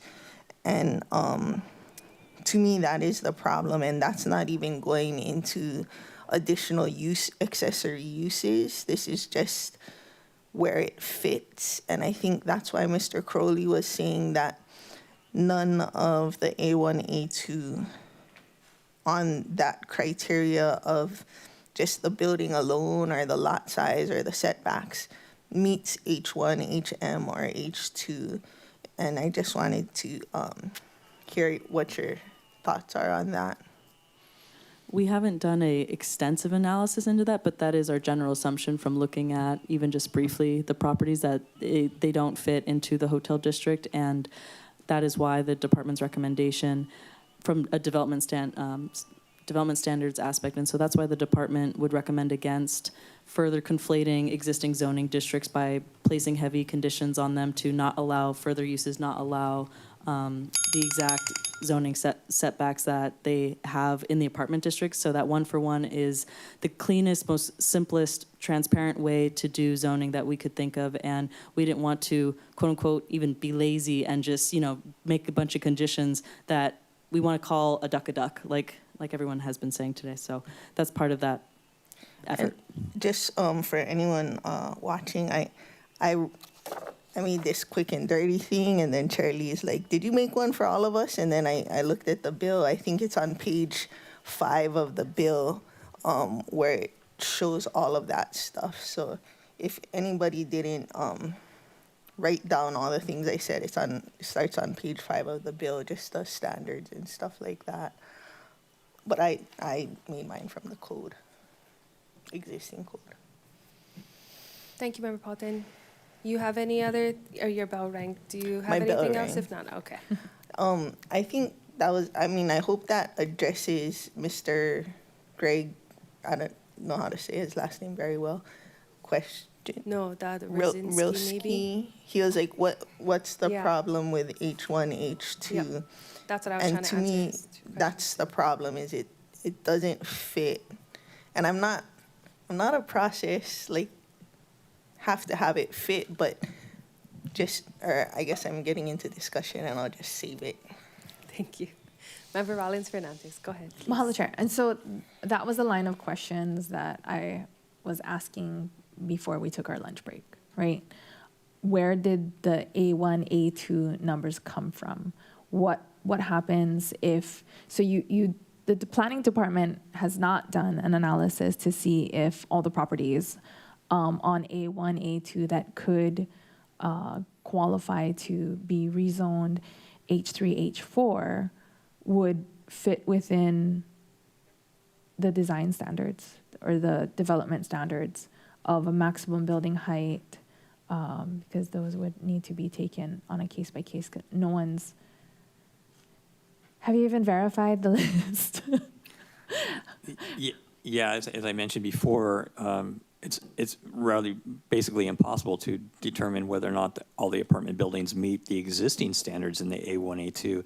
And it's just these existing standards in the A1, A2 that are moving to the H3, H4. So we're not coming up with new standards. They're the exact same standards that were in the A1 and A2. Those standards in the A1 and A2 were actually, I did look at that, I think, to answer your question. Back in actually in the 1960s, for example, in the apartment district, there was actually a 50-foot building height requirement in the 60s. That changed over time to 35 feet we have today. I couldn't tell you exactly when that changed, but my guess is there were buildings that were probably created in the 60s in the apartment district that might be 50 feet. They're subsequently non-conforming. But that's okay. They'll be non-conforming in the H3, H4 as well if that's adopted. So the same standards in A1, A2 are just being replicated in the H3, H4. So you think that's where the 60 max building height may have come from, if like initially the apartment zone allowed for a 55-foot? It could have been, I'm sorry to interrupt you, it could have been, back then in 1966, I think I'm looking at, is there was only one apartment zoning district and not A1 and A2. That was subsequently changed later. And that one apartment district had a 50-foot. So we have, now we have A1, A2 is a 35-foot and a 60-foot. So things changed over time. But what we have being proposed today in this bill replicates exactly what's in the A1, A2 today. Right, I understand that, but I also heard that there has not been an analysis on all the properties. So what happens if a property wants to rezone to H3, H4 and already non-conforming in the apartment zone? So in apartment zone, they're already non-conforming. They may exceed the minimum lot width or maximum building height or one of those things. Are you asking them or the lawyer? Well, they're advocating for properties to fit into the square hole. so if we're trying to make them all like I thought comply. they already said it could, like the non-conforming could continue as existing non-conforming, but that's correct. We already heard that, but I want to. But I thought that was one of the arguments for creating H3, H4 and not doing H1, H2 is because we wanted to move away from non-conforming. I think going into the H1 or H2, you're creating possibly more nonconformities because the development standards don't match. You see what I'm saying? So in the A1, for example, if we had a building in the A1 district that is 40 feet tall, that would be existing nonconforming to its existing 35-foot height. Moving that into now the H3 designation, which still would retain the 35-foot height limit, it just retains that nonconformity. And so if that building ever gets rebuilt, they have to meet our nonconforming standards, which would then require that building to be lowered and a new building built to the 35-foot. That's all that happens with the nonconformity. But by moving it to trying to figure out or trying to put it into either the H1 or H2, we have other building heights that are different. And so trying to fit that into one of the H1s, well, the H1 has a 30-foot height building height, so it might meet that standard. But so we would probably want to put that property into an H1 if we were going down that direction. But it doesn't meet the H2, which has a 160-foot building height, or the HM, which has a 90-foot building height. So by doing the H3, H4, it's kind of the cleanest way to continue that nonconformity into what they're getting nothing more than what they had today. So they're retaining their same nonconformity at 35 feet. I understand what you are explaining. I just, one of the reasons to not do H1, H2, you're saying is because of nonconformity, and that would still exist in H3, H4. So it just,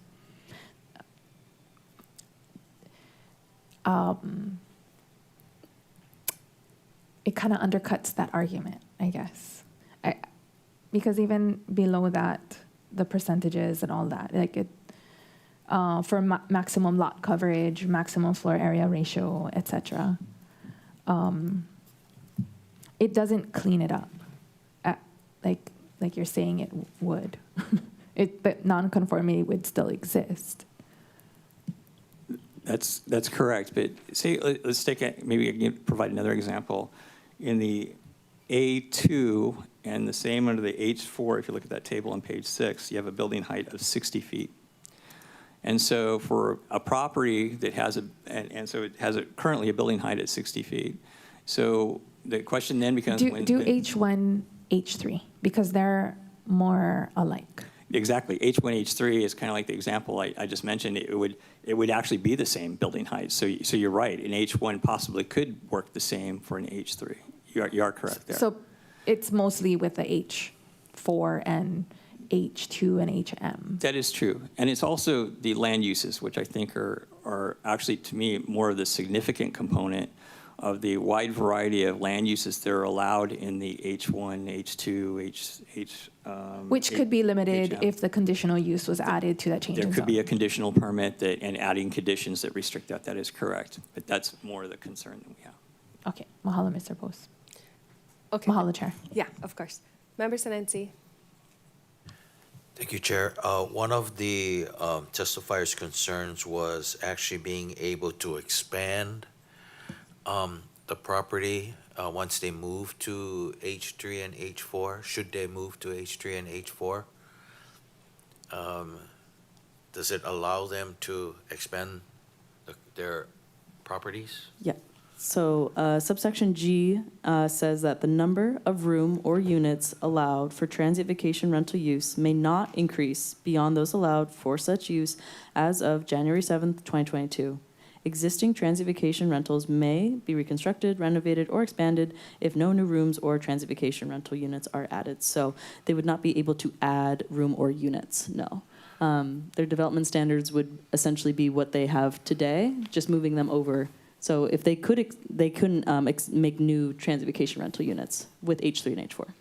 Okay, thank you for that clarification. And then, should the council consider council-initiated properties to rezone and to address the community plans, would they still be able to, again, expand, or would we see kind of like a construction boom if we're just changing the community plans? No, we don't anticipate any sort of construction boom or a higher intensification of uses if properties were moved into H3 and H4.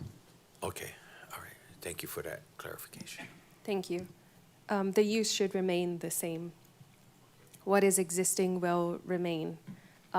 If they meet the qualifications to change zoning, and if not, then those who are doing TVRs in the apartment zone will no longer be able to do so. But those who eventually, when we do change, will continue their use. But this provides, as we all said, the mechanism to hopefully cleanly move into a different type of hotel use. Member Paulton, you have your hand up again. Go ahead, please. Thanks. I wanted to ask the same question that we were asking to the lawyers, either Ms. Nakata or Mr. Nunokawa.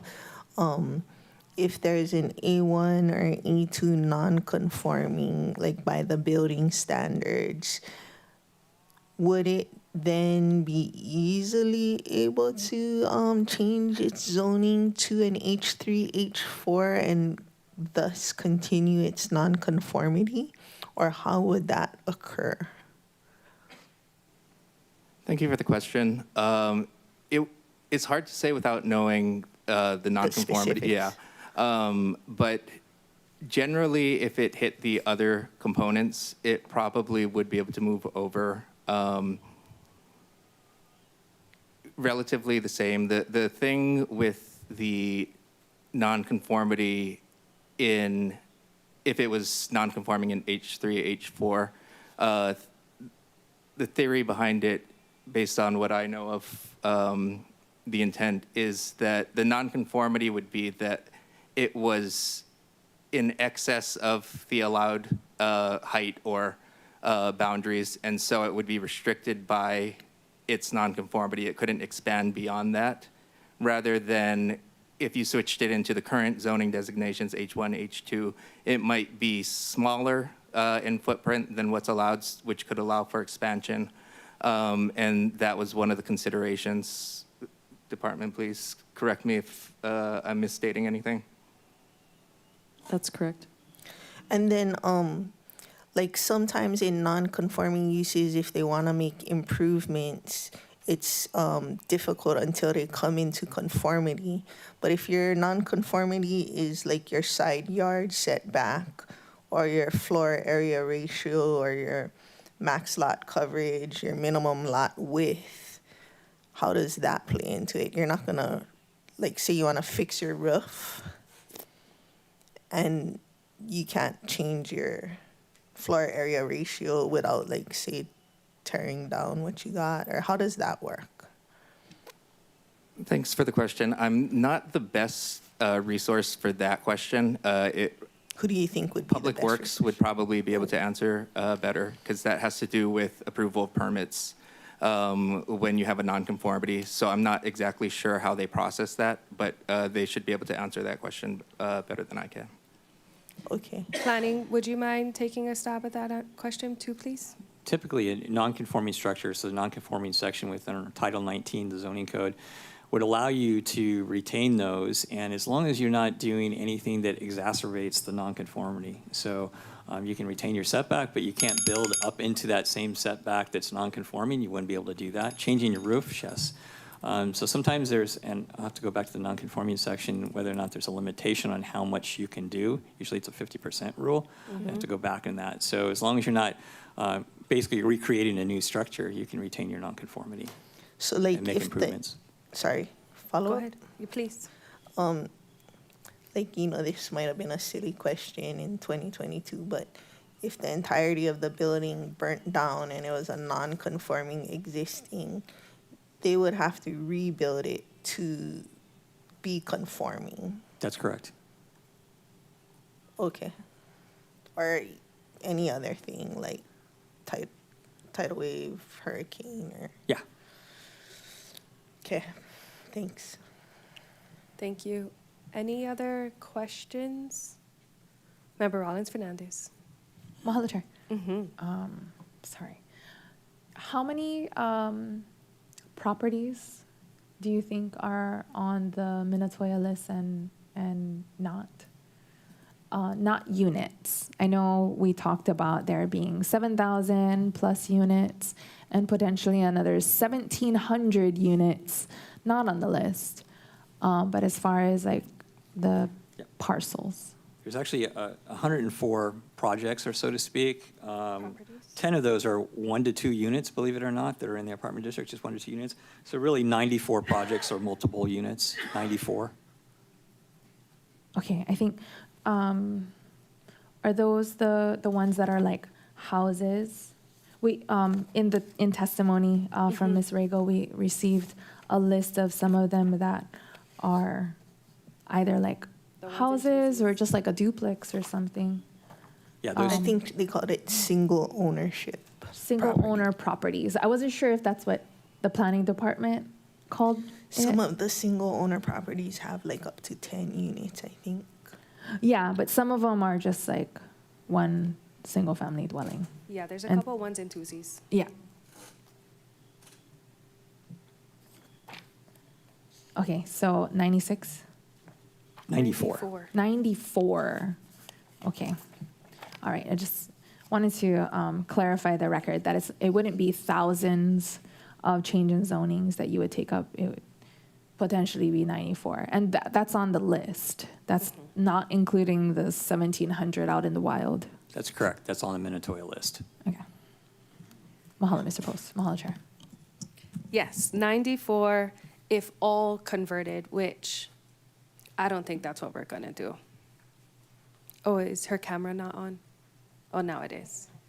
My internet has been kind of Shaky, just like everyone's. Like, yeah. just FYI, Member Johnson, we heard everything you said, but it was a little shaky. But, and at least now on my computer, he's not moving, but I see he's moving there. Chair Lee has had the same motion on my computer. She Mine hasn't too. moved in a while, even though on that one it's moved. So just FYI, it's a little rocky. Yeah. I'm gonna You're go on moving. my- I see you in real life, just on my camera. You're not frozen in real life. You're doing this. You're not frozen in real life. Go ahead, Chair Lee. wondered what you meant about, but we're not going to do all of them. What do you mean by that? Oh, to Member Rollins Fernandez's point, there are 94 properties that are Bill 9 affected on the Minatoya list, which of course we're not necessarily discussing all 94 properties now, but in the future. 104. Yeah, actually. 104, besides the 10 onesie twosies. In the future, we would have the opportunity, if we so choose to do so, which I probably will, just FYI, to rezone those properties. But my intention, and I don't think the TIG's intention, was to rezone all 94 of those ones that are Bill 9 affected, of 94 of those properties that are Bill 9 affected. But you seem to have over half, right? On 4,500. Exhibit 2 4,500? Yep, ish, yeah, for various reasons. But again, they're not all the Bill 9 affected properties. They're not all, okay. They're not all of them, right? We have a significant portion, but not all 94 properties. Yes. Right. A Yes. significant, yeah, because Yes. it's three-fourths almost. Almost. But again, we did include the onesie twosies, and again, I don't want to get ahead of myself because that's not what's in front of us now, and some other criteria, but we will talk about that when we talk about that. Go ahead, Member Cook. Thank you, Chair. So, I guess for planning, the concept of this process, either with H3, H4, Phase 1, this doesn't create any more hotel units. It's not creating anything. It's enabling us to have another zoning category. Correct. It wouldn't create any new ones, but the ones that are slated for phase out, if they are selected and approved by council to continue the use, they would continue on. So it wouldn't be creating any new one. No, yeah. So it's a path. I just want to, Chair, I just want to kind of like personally keep focusing on that creating H3, H4 is part of the cleanup from the disconnect of all of this. And it doesn't do anything other than enable the conversation to be more logical and more structured. And conditions can be put on, will and be put on when the different properties are being looked at, when the properties are being discussed, community plan changes. There is a long list of issues that need to be addressed that I'm hopeful that we collectively as the entire community can address the concerns, the hopes, and move forward to end up at the end of this with a clear, comprehensive planning department, public works, tax office, realtors, everybody have a better understanding of what's allowed and what is. I want to lobby for a minute. Okay. Go ahead. That's not a question. I want to lobby for a minute. My district has a lot of these units. And I have gone and visit with a lot of units. And I've talked with employees and I've talked with business owners in the proximity. And I'm just asking people to sort of pause in their judgment as far as like, is it going to make housing? Is it affordable? Is it desirable? All of those things, to me, I'm hoping are a real more granular assessment instead of just this theory, because it's impacting our community a lot, our tax base to be able to do infrastructure and afford housing and manage all of the different categories that we fund with property taxes. So anyway, I'm hoping that the H3, H4 issue that we're addressing today, that's the focus. I know that's on the agenda, but hopefully people aren't. Anyway, thank you. Thank you. Does anybody else have any other questions? If not, I'm going to take a quick recess, but I want to make sure I've exhausted everyone's discussion. Go ahead, Member Paulton. Just the one about their recommendation. That's what I was gonna take Oh, the okay. recess for, so that they could kind of get that to us in writing, and then when we come back, maybe we could have that in front of us. But I wanted to make sure that we've exhausted everyone's questions. Charlie, did you have anything else you wanted to Who's discuss? they? What you mean? Them, oh, Planning. planning. Oh, Planning okay. in the beginning of their meeting. I'm sorry, you weren't here. I should say that, my bad. In the beginning of the meeting, they did have some recommendations for some language change that we didn't include initially. And so I wanted to have planning, I should have said planning instead of they, print it up so we could have a hard copy to Okay. distribute when we come back in, and we can use that as discussion. Okay, thank you. Thank you. Any other discussion before we take a quick recess? Any other questions? Go ahead, Member Rollins Fernandez. Mahalo, Chair. Of course. I have to look through my notes. But if I have additional questions when we get back, I can ask my questions, yeah? Yes, of course, for Okay, sure. okay. We And have a then- hard out at 5-ish, so we do have a little bit, but Member Senenzi has a doctor's appointment. I think Member Palta needs to go, Member Sugimura needs to go, so it's just gonna be us. Okay, I'm supportive of that. I have a flight at 7:45. and Okay, if I could great. get home earlier, that would be even better. That would be great. But when we're talking about the 94 projects that are like more the complexes. Okay, yeah. And you said that your intention, well, right now isn't to rezone all 94, but eventually? No. Okay. No, that was my point. I'm sorry, I didn't want to confuse anybody. That's definitely not what we're talking about now. But because we were talking about that, I think people assume like all of them are going to move over, and that's just what I was trying to say. That's not my intention, is to move all of them over, even though that's not what we're talking about today. Right. Yeah. I just wanted to clarify that. Yes, thank you for making that very clear. It's been a long month and a half. Okay, I support taking a recess now. I'll also ask the department for the where to include the recommendation from the Molokai Planning Commission. I have a couple ideas that I can consult with you folks. That if this is going to pass, I just want to be prepared to have an amendment to exclude Molokai, which was the request from the Molokai Planning Commission. Yep, I was going to take a recess until about 3. Does that work for you? Yeah. Okay, then it is 2:47 right now, and we're going to take a recess to reconvene at 3. See you back at 3, folks.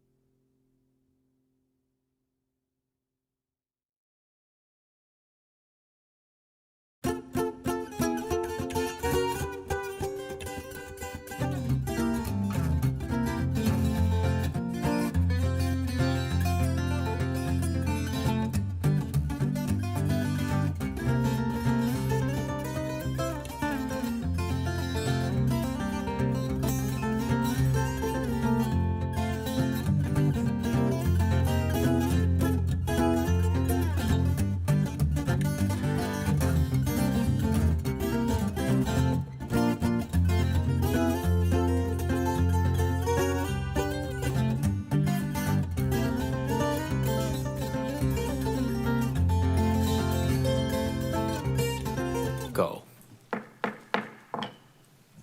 Good afternoon, gang. It is 3:09 p.m. and will the HLU meeting please reconvene? Thank you. We have HLU staff passing out hard copies of Planning Department's recommendation. But before we do that, I am going to make sure that we don't have any other discussion to add before I move on to my recommendation. But I'll give OCS staff a second. Thank you. Does anybody have any other discussion? Can I also confirm that we emailed it over to Member Johnson Member Johnson, just making sure you got, not yet? Okay.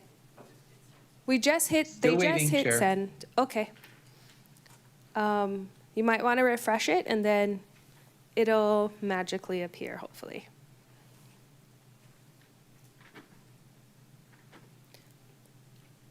But, Okay, we got it. Thank you so much. okay, good.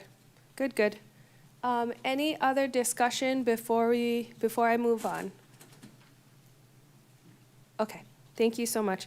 Members, seeing no further discussion, I will entertain a motion to recommend passage of Bill 88, 2026 on first reading, incorporating any non-substantive revisions. So move. Second. Thank you. I have a motion made by Member Cook and a second by Chair Lee.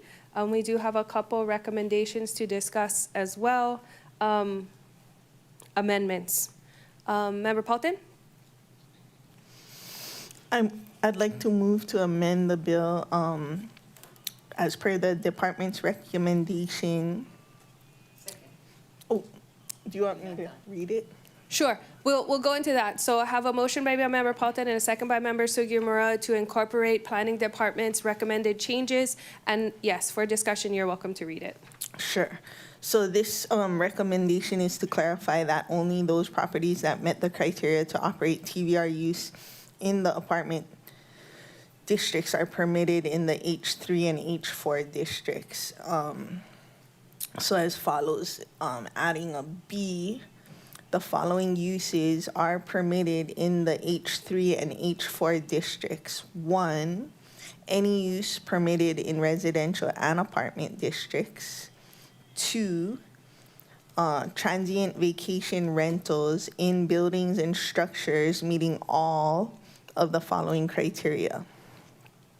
A, the building or structure received a building permit, special management area units permit, or planned development approval that was lawfully issued by and was valid or is otherwise confirmed to have been lawfully existing on April 20th, 1989. B, transient vacation rental use was legally conducted in any lawfully existing dwelling unit within the building or structure prior to September 24th, 2020, as determined by real property tax class or payment of general excise tax and transient accommodation tax. C, the number of rooms or units allowed for transient vacation rental use may not increase beyond those allowed for such use as of January 7th, 2022. Existing transient vacation rentals may be reconstructed, renovated, or expanded if no new rooms or transient vacation rental units are added. D, the property owner or operator holds general excise tax and transient accommodation tax licenses and is current in payment of state and county taxes, fines, or penalties assessed in relation to the transient vacation rental. And I wanted to add a E to address the 1,700 that are floating out there to say that the property must have be doing existing transient vacation rentals as of the time of this bill passing, so that if they weren't doing it, it's not like you can pick it up from somewhere else. And then minor change on page 6 of the ordinance. Side should read 10 feet for the portion of the building 35 feet or less in height, and bracket out 20 and put 15 feet for the portion of the building taller than 35 feet. Thank you. Did you want staff or planning department to wordsmith your condition E? Sure. Yeah. Okay. Legislative intent. Yes. Member Rollins Fernandez. Mahalo. Okay, so B is TVR use was legally conducted prior to September 24, 2020. So for the new E that you're proposing, Member Bolton, how does that differ? I mean, besides for that being 2020 and this being 2026. if it's not going on now, like they said, they discovered one, that 1,700 floating on there, they won't be able to, they're not doing it right now. They can't do it future, so we're not creating. Oh, B already prohibits them from qualifying. I mean, we can ask the department, but that was what I understood. Okay. When we're asking questions. How did that one pick it up? They established that they did meet the criteria, but just they didn't notify the department prior to that date. In 2020. So I guess the wordsmithing would be they would have had to have notified us by the time this bill passes. Or to be, legislative intent to be that they can't just pick it up.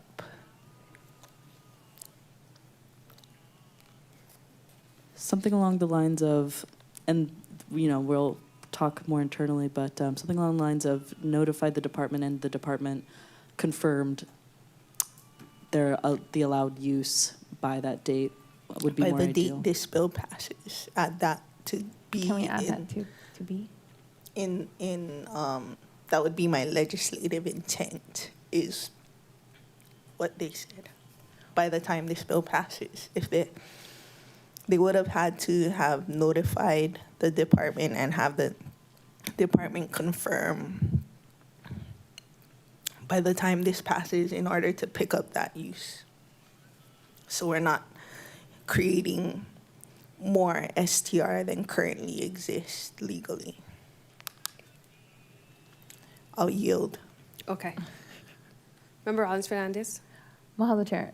So could that be added to B, since it already, if they weren't conducting I think so. lawful, and then just add the confirmed with the planning department?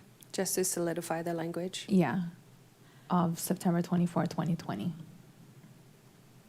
I think at that stage, we might just be able to rely on the new language and no longer need the date of 2020, because if the department affirmed it prior to this ordinance passing, then we would just use the list that we have on record at this time, or by the time the ordinance passes. But I think that it would be wise to give people the opportunity to inform us. Yeah. Or they could have informed us at any time, of course. Okay. So we're going to add Member Paulton's suggested language, however we decide to say it, to item or letter B, to confirm that we are operating on the existing list that we have been operating on. And the others, because we know the list isn't comprehensive and exhausted, we'll need to reach out to you immediately, or POW? On further deliberation with Mr. Post, we'll recommend that we keep the date that's existed in terms of the September 24th, 2020, and that the planning department, I put in at the end of subsection B with it, and the property must have notified the department prior to the date of the passing of this ordinance. Okay. Thank you. And or indicate the date of this ordinance would be preferable, actually. Okay. Notified and the department confirmed. And the department confirmed, that'd be fine, yeah. Okay, that's clean. On the date of the ordinance passing. Okay, Yes, and listing the date. okay. Any discussion? Member Cook and then Chair Lee. Thank you. So just no. for clarification, what we're striving to do is not have any outliners piggyback on this and be able to change their zoning to H3 and H4. It seems like the criteria already, A, B, C, D, spells out and limits who would qualify. And I'm super supportive of that. I'm just saying, do we need to add anything to it? Or is just like, whether, if they're one of the 1,700, 5 of them say, oh, well, they kind of going to recognize or not recognize that when they're applying for a new zoning category, they're going to have to come forward with all their information. It seems like, it seems like this covers it. I also do not want people coming out of the woodwork and all of a sudden being able to capitalize on this and be that. We have a large number of these that we're striving to get from A1 to A2 into compliance. We're going to filter a whole lot of those out that don't meet the criteria. The ones that do meet the criteria are going to have the opportunity to go through the system. Does that satisfy the desire for to insulate not get the 1,700 to be able to? Yeah, I guess, from the example that they gave where there's some potential Minatoya properties out there, and I'm not sure how that, what they said was Kihei Villas or something. I'm not sure how that meets the criteria, because if they were paying short-term rental tax rates or TAT to the county, then we would know that they were operating as a Minatoya property. But somehow, otherwise, they were able to pick it up. And I think what this bill is trying to do is clarify things. And I wanted to clarify, if they're not doing that use right now, they haven't been confirmed by the planning department to do that use right now, sorry, you missed the boat, because we're here trying to clarify things and you're not doing it right now. We're not trying to create or allow or have a loophole door open for people to say, hey, I'm an A1, A2 property. Hey, I was doing this, I was doing that. It's like, where have you been the last 3 years, when we've been discussing it? Now is not the time to convert to STR. Now is the time to create other housing or whatever. So, yeah, I'm in concurrence. This is part of the measuring of establishment, is that they've been paying their taxes and they're on record. Well, that's what B does say. Structure prior to September 24, 2020, as determined by real property tax class or payment of general excise tax and transient accommodation tax. So all of these criteria have to be met. So if they're not doing that, they shouldn't, just, clarifying.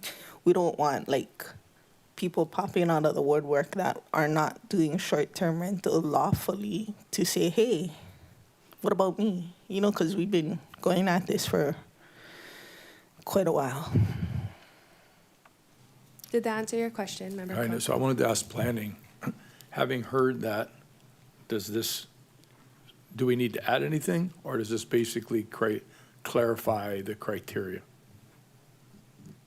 Would you like to read what the language you suggested earlier? So it does create a kind of a threshold of hey, yeah, you were operating legally in A1, A2, but we're not going to let you go into H3, H4 because you did not notify the department. So it's kind of that policy question of how we're treating the additional 1,700 units, which I don't know how many are in there that may or may not be able to convert that are meeting this criteria. I don't know. And so it may allow some or not. It's really kind of a policy issue.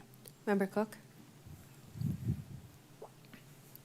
Well, I agree. I mean, if someone's in the 1,700, they're not on the Minatoya list, they've been doing it, they're in compliance, we want them to be H3 or H4. We don't want any more A1, A2 transient vacation rentals. They're kind of bottom line. And so, because that's cleaning it up. So if someone is A1 or A2 and they're, quote, and a compliant, they need to change. And so we want them to be able to change, but they're going to have to change by a certain date, because a year from now, or at some point in time, they're going to lose their right. Is that correct? In 3 years to 5 years, if somebody is doing that now. They would not. And they don't come forward, they're gonna lose that previous entitlement. That's correct. They would not be able to change. Can I add something real quick? I don't mean to, I feel like we've been going back and forth. The county had sent out letters after Bill 9 to let the property owners know you're gonna be Bill 9 affected. So, if there's a possibility, like Kihei Villas, which clearly they already flagged themselves for us to now have this discussion, if there's another property out there that's completely unaware of what we're doing, that we have been doing for the last, I don't know how long, I wish to be that oblivious. Can you repeat that? All I'm saying is that in the Kihei Villas instance, which is why we're having this discussion, they came to us and they're like, hey, we somehow, we're not on this list. As planning said in the very beginning of Bill 9 discussions, this list is probably not completely exhaustive. We probably have missed some. And I think throughout the year and a half that our lives have been consumed with this discussion, they should be well aware that they are going to be Bill 9 affected and should have absolutely contacted us. And like Kihei Villas and like others already have. And we also sent out letters from finance to let people know that they're going to be Bill 9 affected. And so they should have contacted us. I don't have any issue with this language because it does just solidify that we are going to work off what we have been working off of that list. Because then if not, this is just a never-ending discussion in my head. Member Johnson has his Member hand. Johnson, and then I'll call on you, Member Rollins Fernandez, if you have any discussion. I saw Member Sugimura. Member Johnson, go ahead. Thank you, Chair. I want to respect everybody's time, but I have a 3:30, so I'll be jumping off the call. But I just wanted to inform you, thank you for allowing me to be excused. Okay, sounds good. Thank you. Thank you, Chair. Member Johnson. Yes. Oh, Chair, could staff just clarify, I think when Mr. Post read the language most recently, it didn't have the phrase about the department having to confirm the use. Is that part of the provision?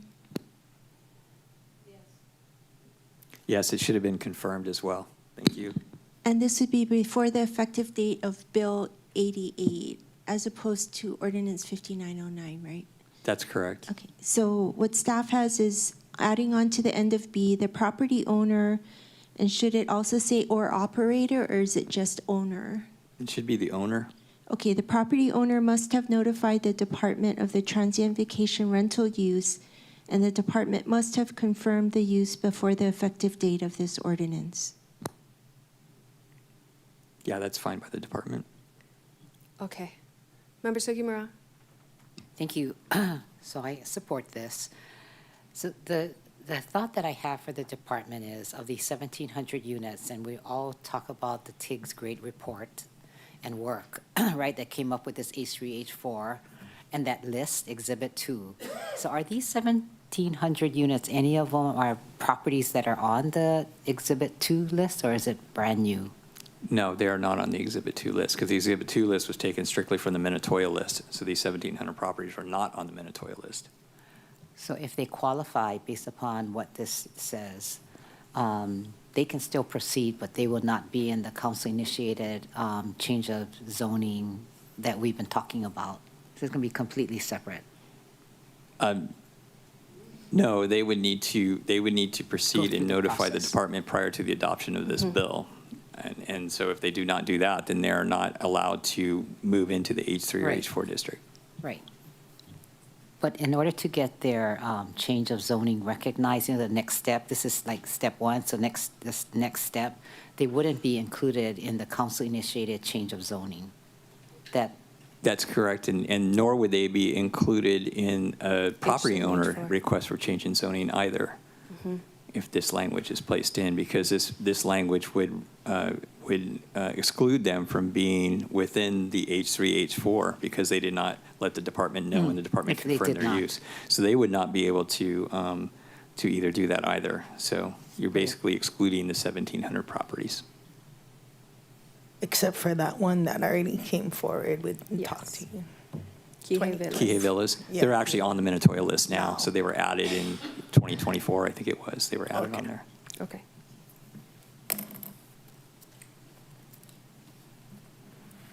You have any other questions, Member No, Sugimura? done. Okay. Thanks. Is there any other discussion on the amendment? I know we have another amendment, but if you will allow, let's do them one at a time, please. Any other discussion on the amendment? Member Rollins Fernandez. Mahalo, Chair. And then to reconfirm one more time, that if they were not operating as a TVR by January 7th, 2022, even if they meet the other criteria, they wouldn't qualify. Yeah, that's correct. Okay, mahalo. I will be supporting this amendment, but I will not be supporting the bill. Mahalo, Chair. Okay, sounds good. Then for this amendment, then we can just do a raise your hand vote, and then when we do the main motion, I will do a roll call for sure. So all those in favor of this amendment, please raise your hand and say aye. Aye. Chair, you have 7 ayes, no nos to excuse members Batangan and Johnson. Thank you very much. Member Rollins Fernandez, did you have an amendment as well? I do. Mahalo. Yep. Okay. All right. On page 4 of Member Cook's bill, purpose and intent, section 19.14.010. B. Oh, shucks, Member Johnson's not here. Okay. I move to amend subsection B to read as follows. Hotel districts include the following: H1, HM, H2, hotel, and this is the new section, and except the island of Molokai, H3 and H4. Second. Thank you. I have a motion made by Member Rollins Fernandez and a second by Chair Lee to add the language except for the island of Molokai on page 4 on the online version, page 3 on the printed version in section 191410, purpose and intent in letter B. Correct. Any other discussion? Go ahead, Member Rollins Fernandez, please. Mahalo, Chair. And this is the recommendation from the Molokai Planning Commission to exempt Molokai if this bill does pass. So not sure if the bill is going to pass or not, but in case it does, putting the amendment in now. We also discussed the island of Lanai, including, but Member Johnson is not here right now. The Lanai Planning Commission did not request to be exempted, but there are no properties in the A1, A2 that operate as short-term rentals or TVRs on Lanai. So I guess it would, be up to them. We can include them later if they'd like to be. It's just a zoning that wouldn't exist there, but they are not exempted from it. I don't know. They're not affected. There will never be an H3 and H4 property on Lanai. Yeah, they're not going to be affected. Any other discussion? Go ahead, Member Cook. I have a question. Is there any concern about where people are going to stay? I mean, you got, We have enough TVR units on Molokai.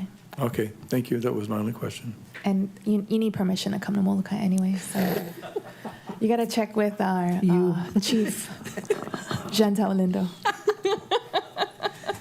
And in addition, mahalo, Member Cook, for that. I was going to say some of my overall comments, but on Molokai, on the one of the complexes that's on the Minatoya list in Mana'e have actually went the opposite direction. There are more residents that live in that complex, and they want community. They want to have neighbors and not be surrounded by tourists. And so they've met with my office and advocated for the phase out so that they can have a community there. Yeah. Thank you. Do you have any other questions? Does anybody need a roll call? Okay. If not, if that's the case, all those in favor, please raise your hand and say aye. Aye. Chair, you have 7 ayes, no nos to excuse members Batangan and Johnson. Okay, thank you. Members, and now we're at the main motion as amended twice at this point. Does anybody have any further discussion? Anybody have any further discussion? Oh, this is Chair. lovely. Yes. Could staff just ask for the body's permission to amend the last paragraph of section 1 to incorporate the Molokai amendment, the amendments being made today? Yes. Yeah, please make it consistent with the amendments, if that's okay. Yes. Go ahead, Member Rollins Fernandez. Mahalo, Chair. And Ms. Nakata is referring to Section 1. This ordinance purpose is to approve the changes to the comprehensive zoning ordinance proposed by Resolution 25-230 FD1 and recommended by the Bill 9 Temporary Investigative Group. And so this also includes the recommendation from the Molokai Planning Commission. Okay. And then if we do add Lanai, then we can make that additional amendment at that time. Sounds good. Okay. Okay. Yes, go ahead. Could I briefly confer with staff about Amendment 1, whether there's a more understandable way to implement it? Sure. Do you need a recess? Just a quick one. Okay. Let's take a 5-minute recess. I'm not going to do the math. See you in 5.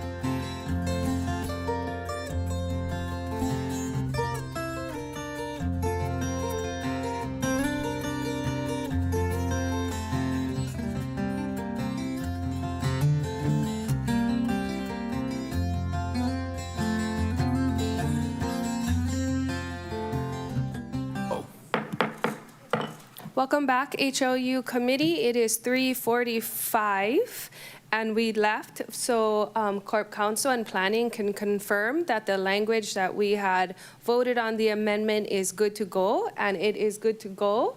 Nahulu, will you state for the record that we're good to continue on to the main motion as amended? We are good to continue on to the main motion as amended. Thank you. Any further discussion? Member Sinensi.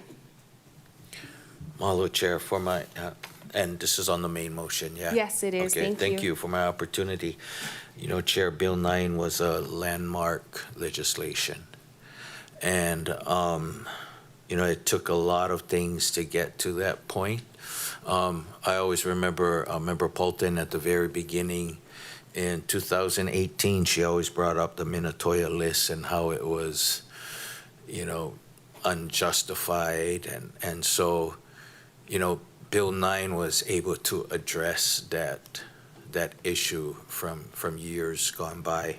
And I was happy to support Bill 9.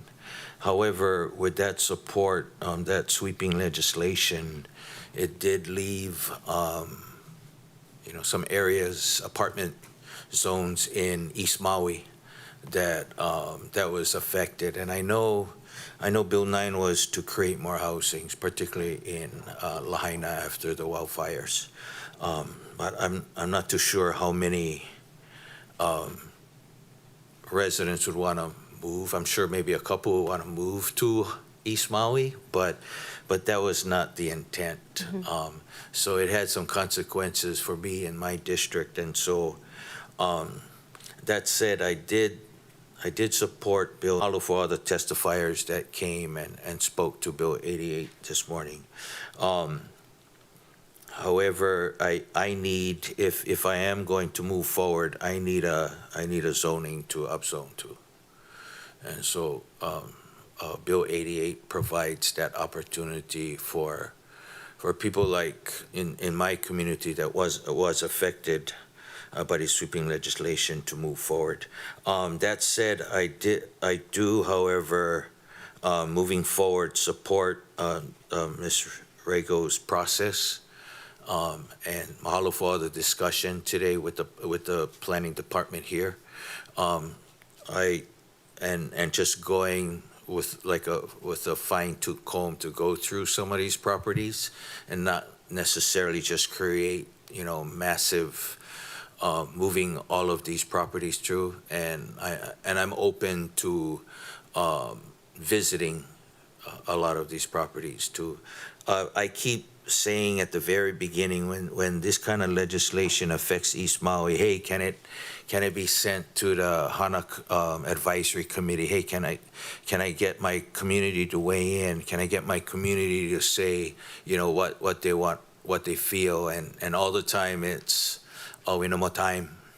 We no more time for take them to East Maui. It's, you know, so we're at this point today, and my vote today is to support my community. Thank you. Thank you, Member Sinensi. Does anybody else have any discussion? Chair Lee, followed by Member Polton. I will support this motion. I believe this is the step that should have preceded passing Bill 9. So the real test will come not with this vote, but the next vote on whether or not it makes sense to move many properties into the correct zoning district and without a lot of pain and trauma, because you know these are uses that were in place already. So, but for today, I support the creation of H3 and H4. Thank you. Thank you. Member Polton, then followed by Member Sugimura. Okay, Member Sugimura. Whoever wants to go first, you're welcome to. Oh, she's getting it together in her mind, she said. Okay. So I will, thank you. So I support this, and congratulations to the TIG members for coming up with this solution. We were anxiously awaiting to see what you were going to come up with, Chair of the TIG and your members. And I think this is a great solution, and I agree with Chair Lee that this should have probably happened before Bill 9 was introduced to not cause all this chaos really in the community. And unfortunately, for the amount of people who have lived this and who we've heard from, I've got a lot of emails, and we had huge amount of testimony when Tasha Kama was chairing this committee and seeing this bill through. So it's, it gives it some dating. But appreciate what you have accomplished, Chair of the TIG, and how you have moved this in the community. And I believe that what you expressed is the communication that was needed and to kind of calm the community down. So I appreciate that a lot with your members that you accomplished. And thank you very much, Planning Department, because this has been a grind for you too. I look forward to us doing the next phase of seeing these properties through so that we can, continue this use. So thank you very much. Thank you. Thank you very much. Member Paulton. Thank you. I'm supporting this because it's a cleaner way to do things. Prior to becoming on the council in 2019, I had no idea what zoning and land use entailed whatsoever. And then I ended up, I tried to be on the planning commission, but I never was nominated or whatever. And then I first chaired was planning and land use, and it was like a crash course into zoning and land use. And the way that I kind of learned it was that we operate in this structure that we agree to, a framework of criteria and whatnot. And I understand that there could possibly be some parcels in A1 and A2 that are non-conforming existing, but it does make sense to me that to create these, there would be less, and that we shouldn't try to force something into a zoning that doesn't fit it. And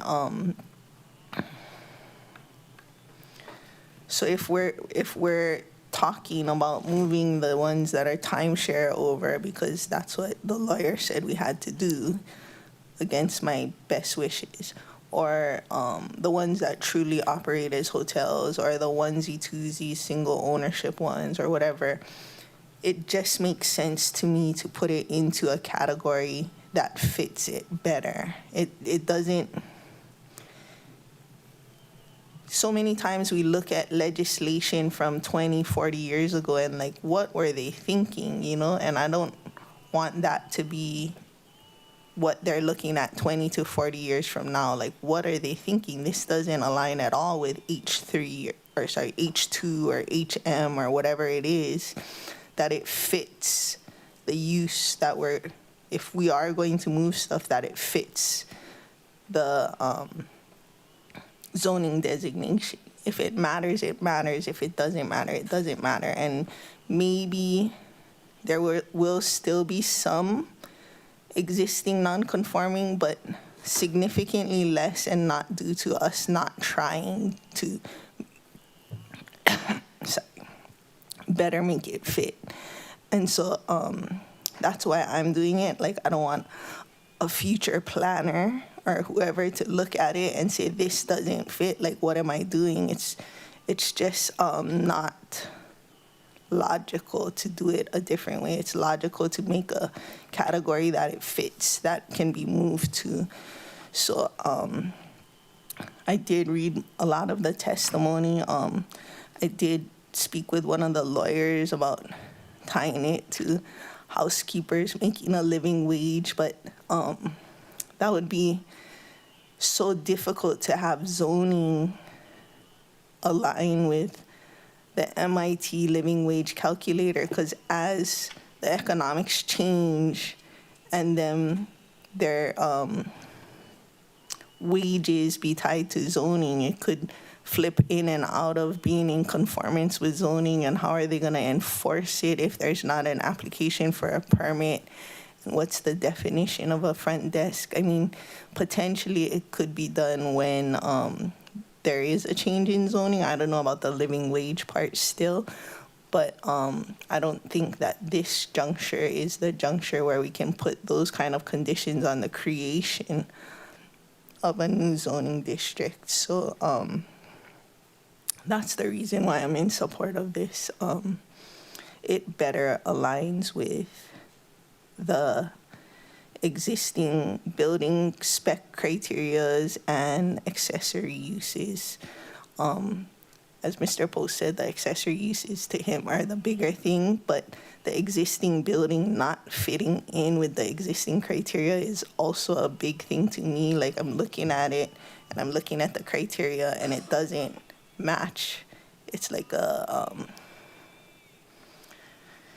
it's hard for me to do something like that where the existing building doesn't match the criteria when we can do something where the existing building should match the criteria. And then the accessory uses, of course, are also a big part of it. So that's the reason why I'm gonna support it.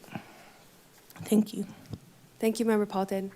Member Rollins Fernandez and then Member Cook. Madam Chair. Okay, I guess this is a question, I don't know, for someone to answer. Okay, so I thought we have the criteria that's currently in the apartment zone that's being proposed to be moved to H3, H4. And then we keep talking about hotels being ducks. And we haven't,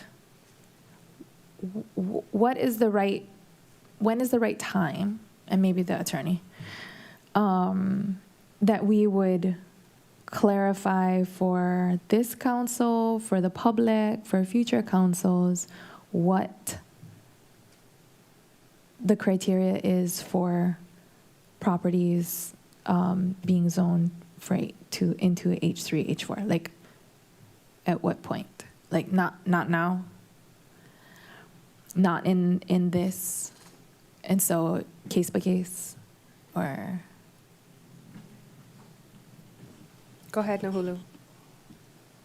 So when you say clarify, do you mean sort of the creation of another list of properties that would be able to rezone into this? Or yeah, like we heard in testimony over and over again. Like, what does the quack sound like? I mean, at what point are we... Qualifying a duck. Yes. I was told it was when we do Exhibit 2, and when we do the legislation, when we discuss Exhibit 2, and to not put too much of that criteria in here, because this just establishes the new criteria, as we've heard several times. And then when we do the forthcoming legislation, to kind of discuss how they qualify, how each property qualifies into like our TIG recommendations. It was in the TIG report. But Nahulu, you're welcome to, because we've had this conversation several times. Yeah, it's because this is creating a zoning designation, it's hard to say, it's hard to recommend creating a bunch of restrictions on future legislation. It's meant to be a standards of zoning that if you hit these criteria, then we will review these things and you potentially can be rezoned into this district. So things like looking at which properties you'd like in that district is better suited for the actual rezoning. And things like setbacks, et cetera, are better in the zoning district itself. I'm not sure if, does that help with your question? Yeah, my question was at what point? I wasn't sure. There was a lot of discussion about those qualifications being in this bill. And so I was kind of expecting it to be in this bill, but. So it could be consistent and it could not be consistent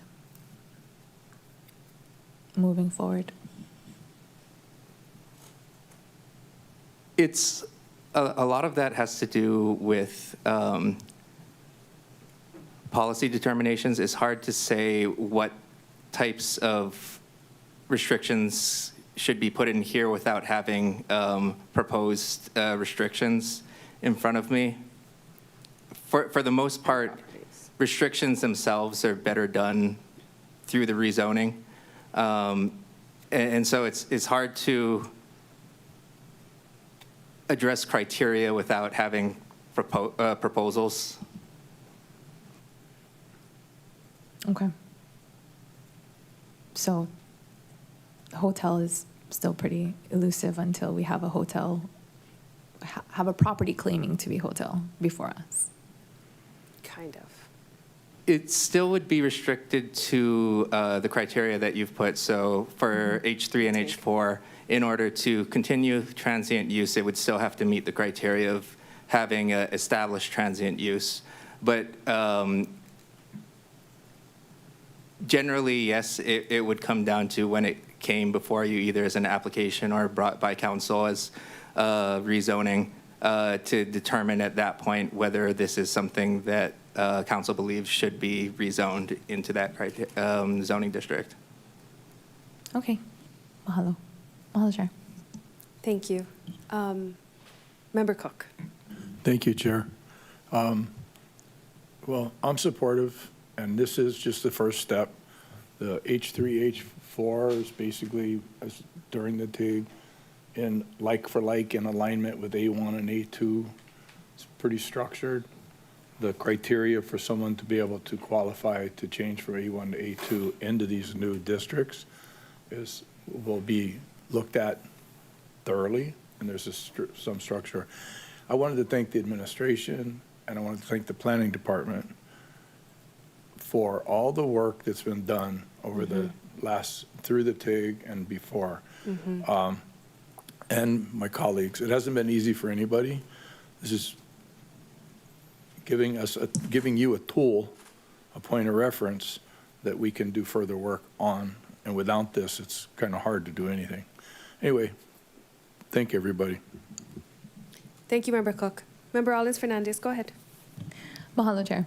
I will be voting against the main motion. All three planning commissions voted to recommend denial of this bill. It was kind of offensive. It was offensive to hear the comments and testimony patronizing our volunteer planning commissioners.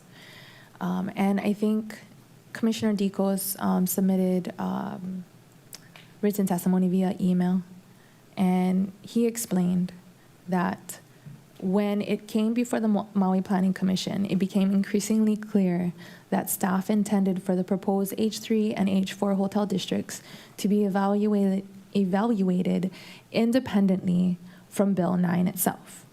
If that is the framework, then the proposal must stand on its own merits as long-term land use policy decisions that establishes two entirely new categories of transient accommodation zoning.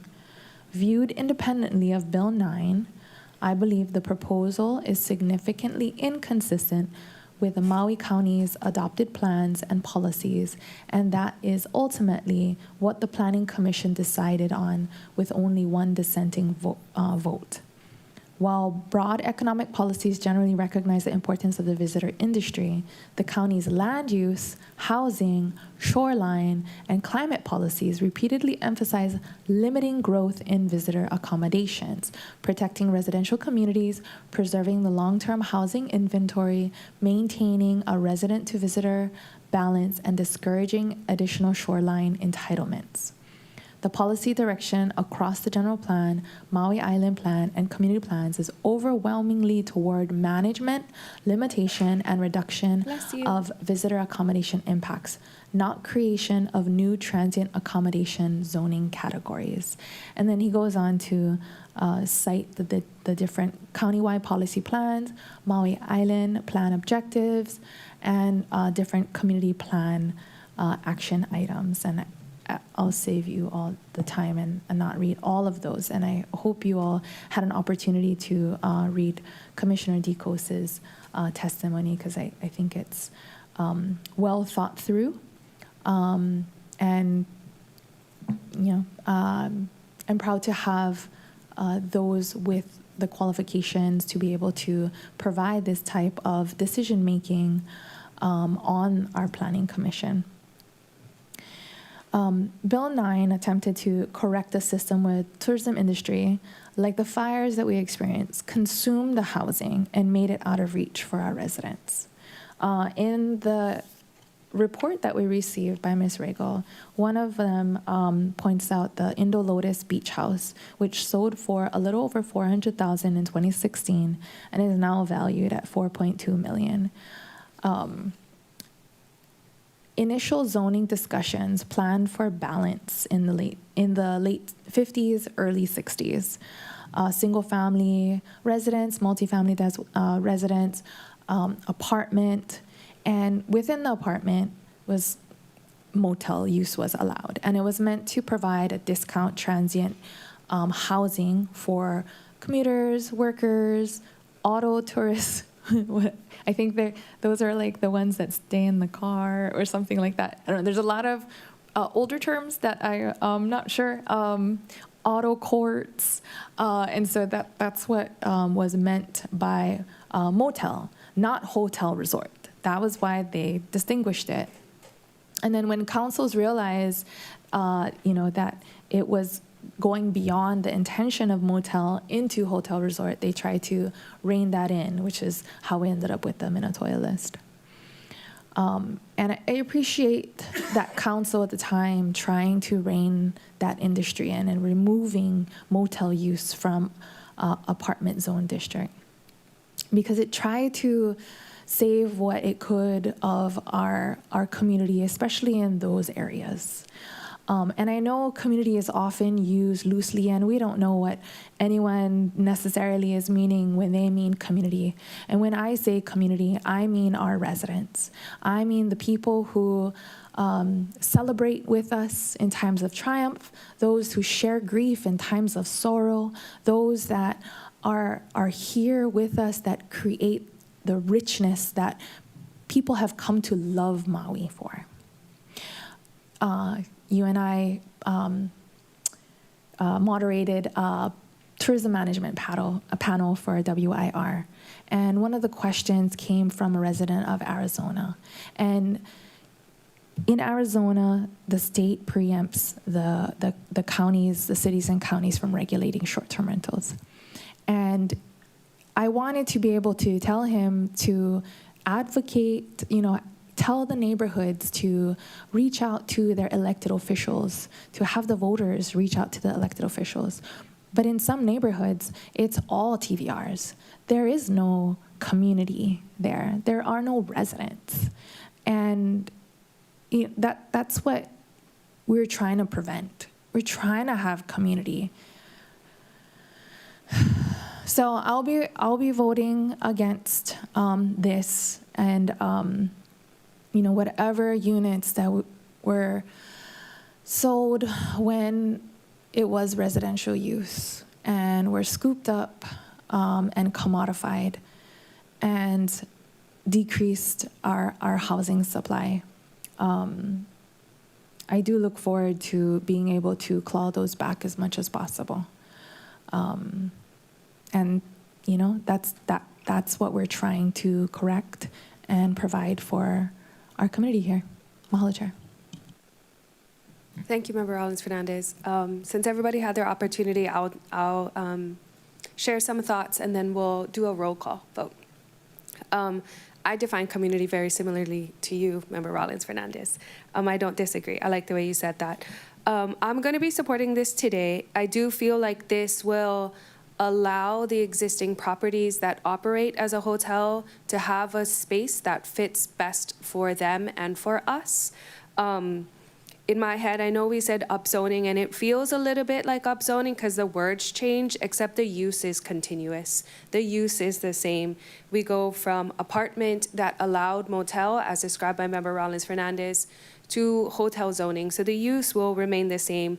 In our TIG, we actively discussed where to put the ducks, apparently, that's what we're calling them, the hotels that operate as hotels that are in this space now. And we couldn't really find any place that's currently existing. In fact, Member Cook decided to go, how about we do A3, A4? But then it kind of took away the opportunity for it to be zoned appropriately. And so we did H3 and H4 to allow the ones that operate as hotels to continue to operate as hotels, and the ones that didn't hit our primary objective of Bill 9 to have the opportunity to transition. Furthermore, we heard from certain property owners that are in a weird, and from our planning department, are in a weird multi-zoned area where, and they have a variance, and they're allowed to operate, which would mean they can continue to operate. We have a couple of those, as well as like the El Dorado that was discussed earlier. In the community plan, I believe they are designated as hotel, but that's not necessarily the case. And so this affords us the opportunity to do a little bit of cleanup. Our zoning laws are quite outdated. I don't know when the last time we created a new zoning category is, so I do not blame anyone for being very confused, because this is a lot of information to take in. I do respect the opinions of the planning commissions. I do not at all disregard their opinion. This is a very difficult space for all of us to be in. They get to view this bill, Bill 9, independently just as it relates to planning. Our job is to do what we do here, to incorporate what we do in budget, to incorporate what we do in all the other committees that we have. And so we have to blend fiscal responsibility with continual apartment uses in apartment districts and hotel uses in hotel districts. So I do also want to thank, before we end, all you folks for coming in on a non-committee day and spending all day with us. Thank you very much for accommodating me and this HLU committee. Thank you to planning and Nahulu and Corp Council for not only spending the day with us today, but going back and forth with us as we navigated this process and in our TIG. And to HLU staff, thank you for being so flexible with all the changes. So that's the end of my speech. I try to keep, you want to make it really quick, because I was going to call for the vote. So I just wanted to also thank the mayor for coming down and starting this process, and kind of explain my question, because as I'm out there in the community, people are asking, well, how many people are local that are buying these units, right? So that's what I was trying to get to based upon his opening comments, because I think that was the objective as it was presented by Bill 9. So I was trying to get that information. I'll ask others. Okay. Or when you send the question, maybe Sure, they do we can have that follow up answer. with him. So thank you for letting me Thank you. explain I that. do appreciate the mayor and administration also. Thank you, Member Sugimura. Yeah. Can we please do roll call? Chair, proceeding with the roll call vote. Chair Lee? Aye. Councilmember Sugimura? Aye. Councilmember Paulton? Aye. Councilmember Johnson? Excused. Councilmember Rollins Fernandez? No. Councilmember Cook? Aye. Councilmember Senensi? Aye. Committee Vice Chair Batangan? Excused.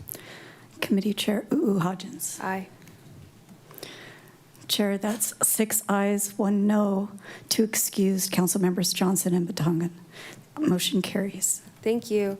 Members, this will move on to full council for its consideration. Thank you again for all the time you spent with us today. This concludes the HLU meeting. Thank you. It is 4:15 p.m. and this HLU meeting is finally adjourned. Good job.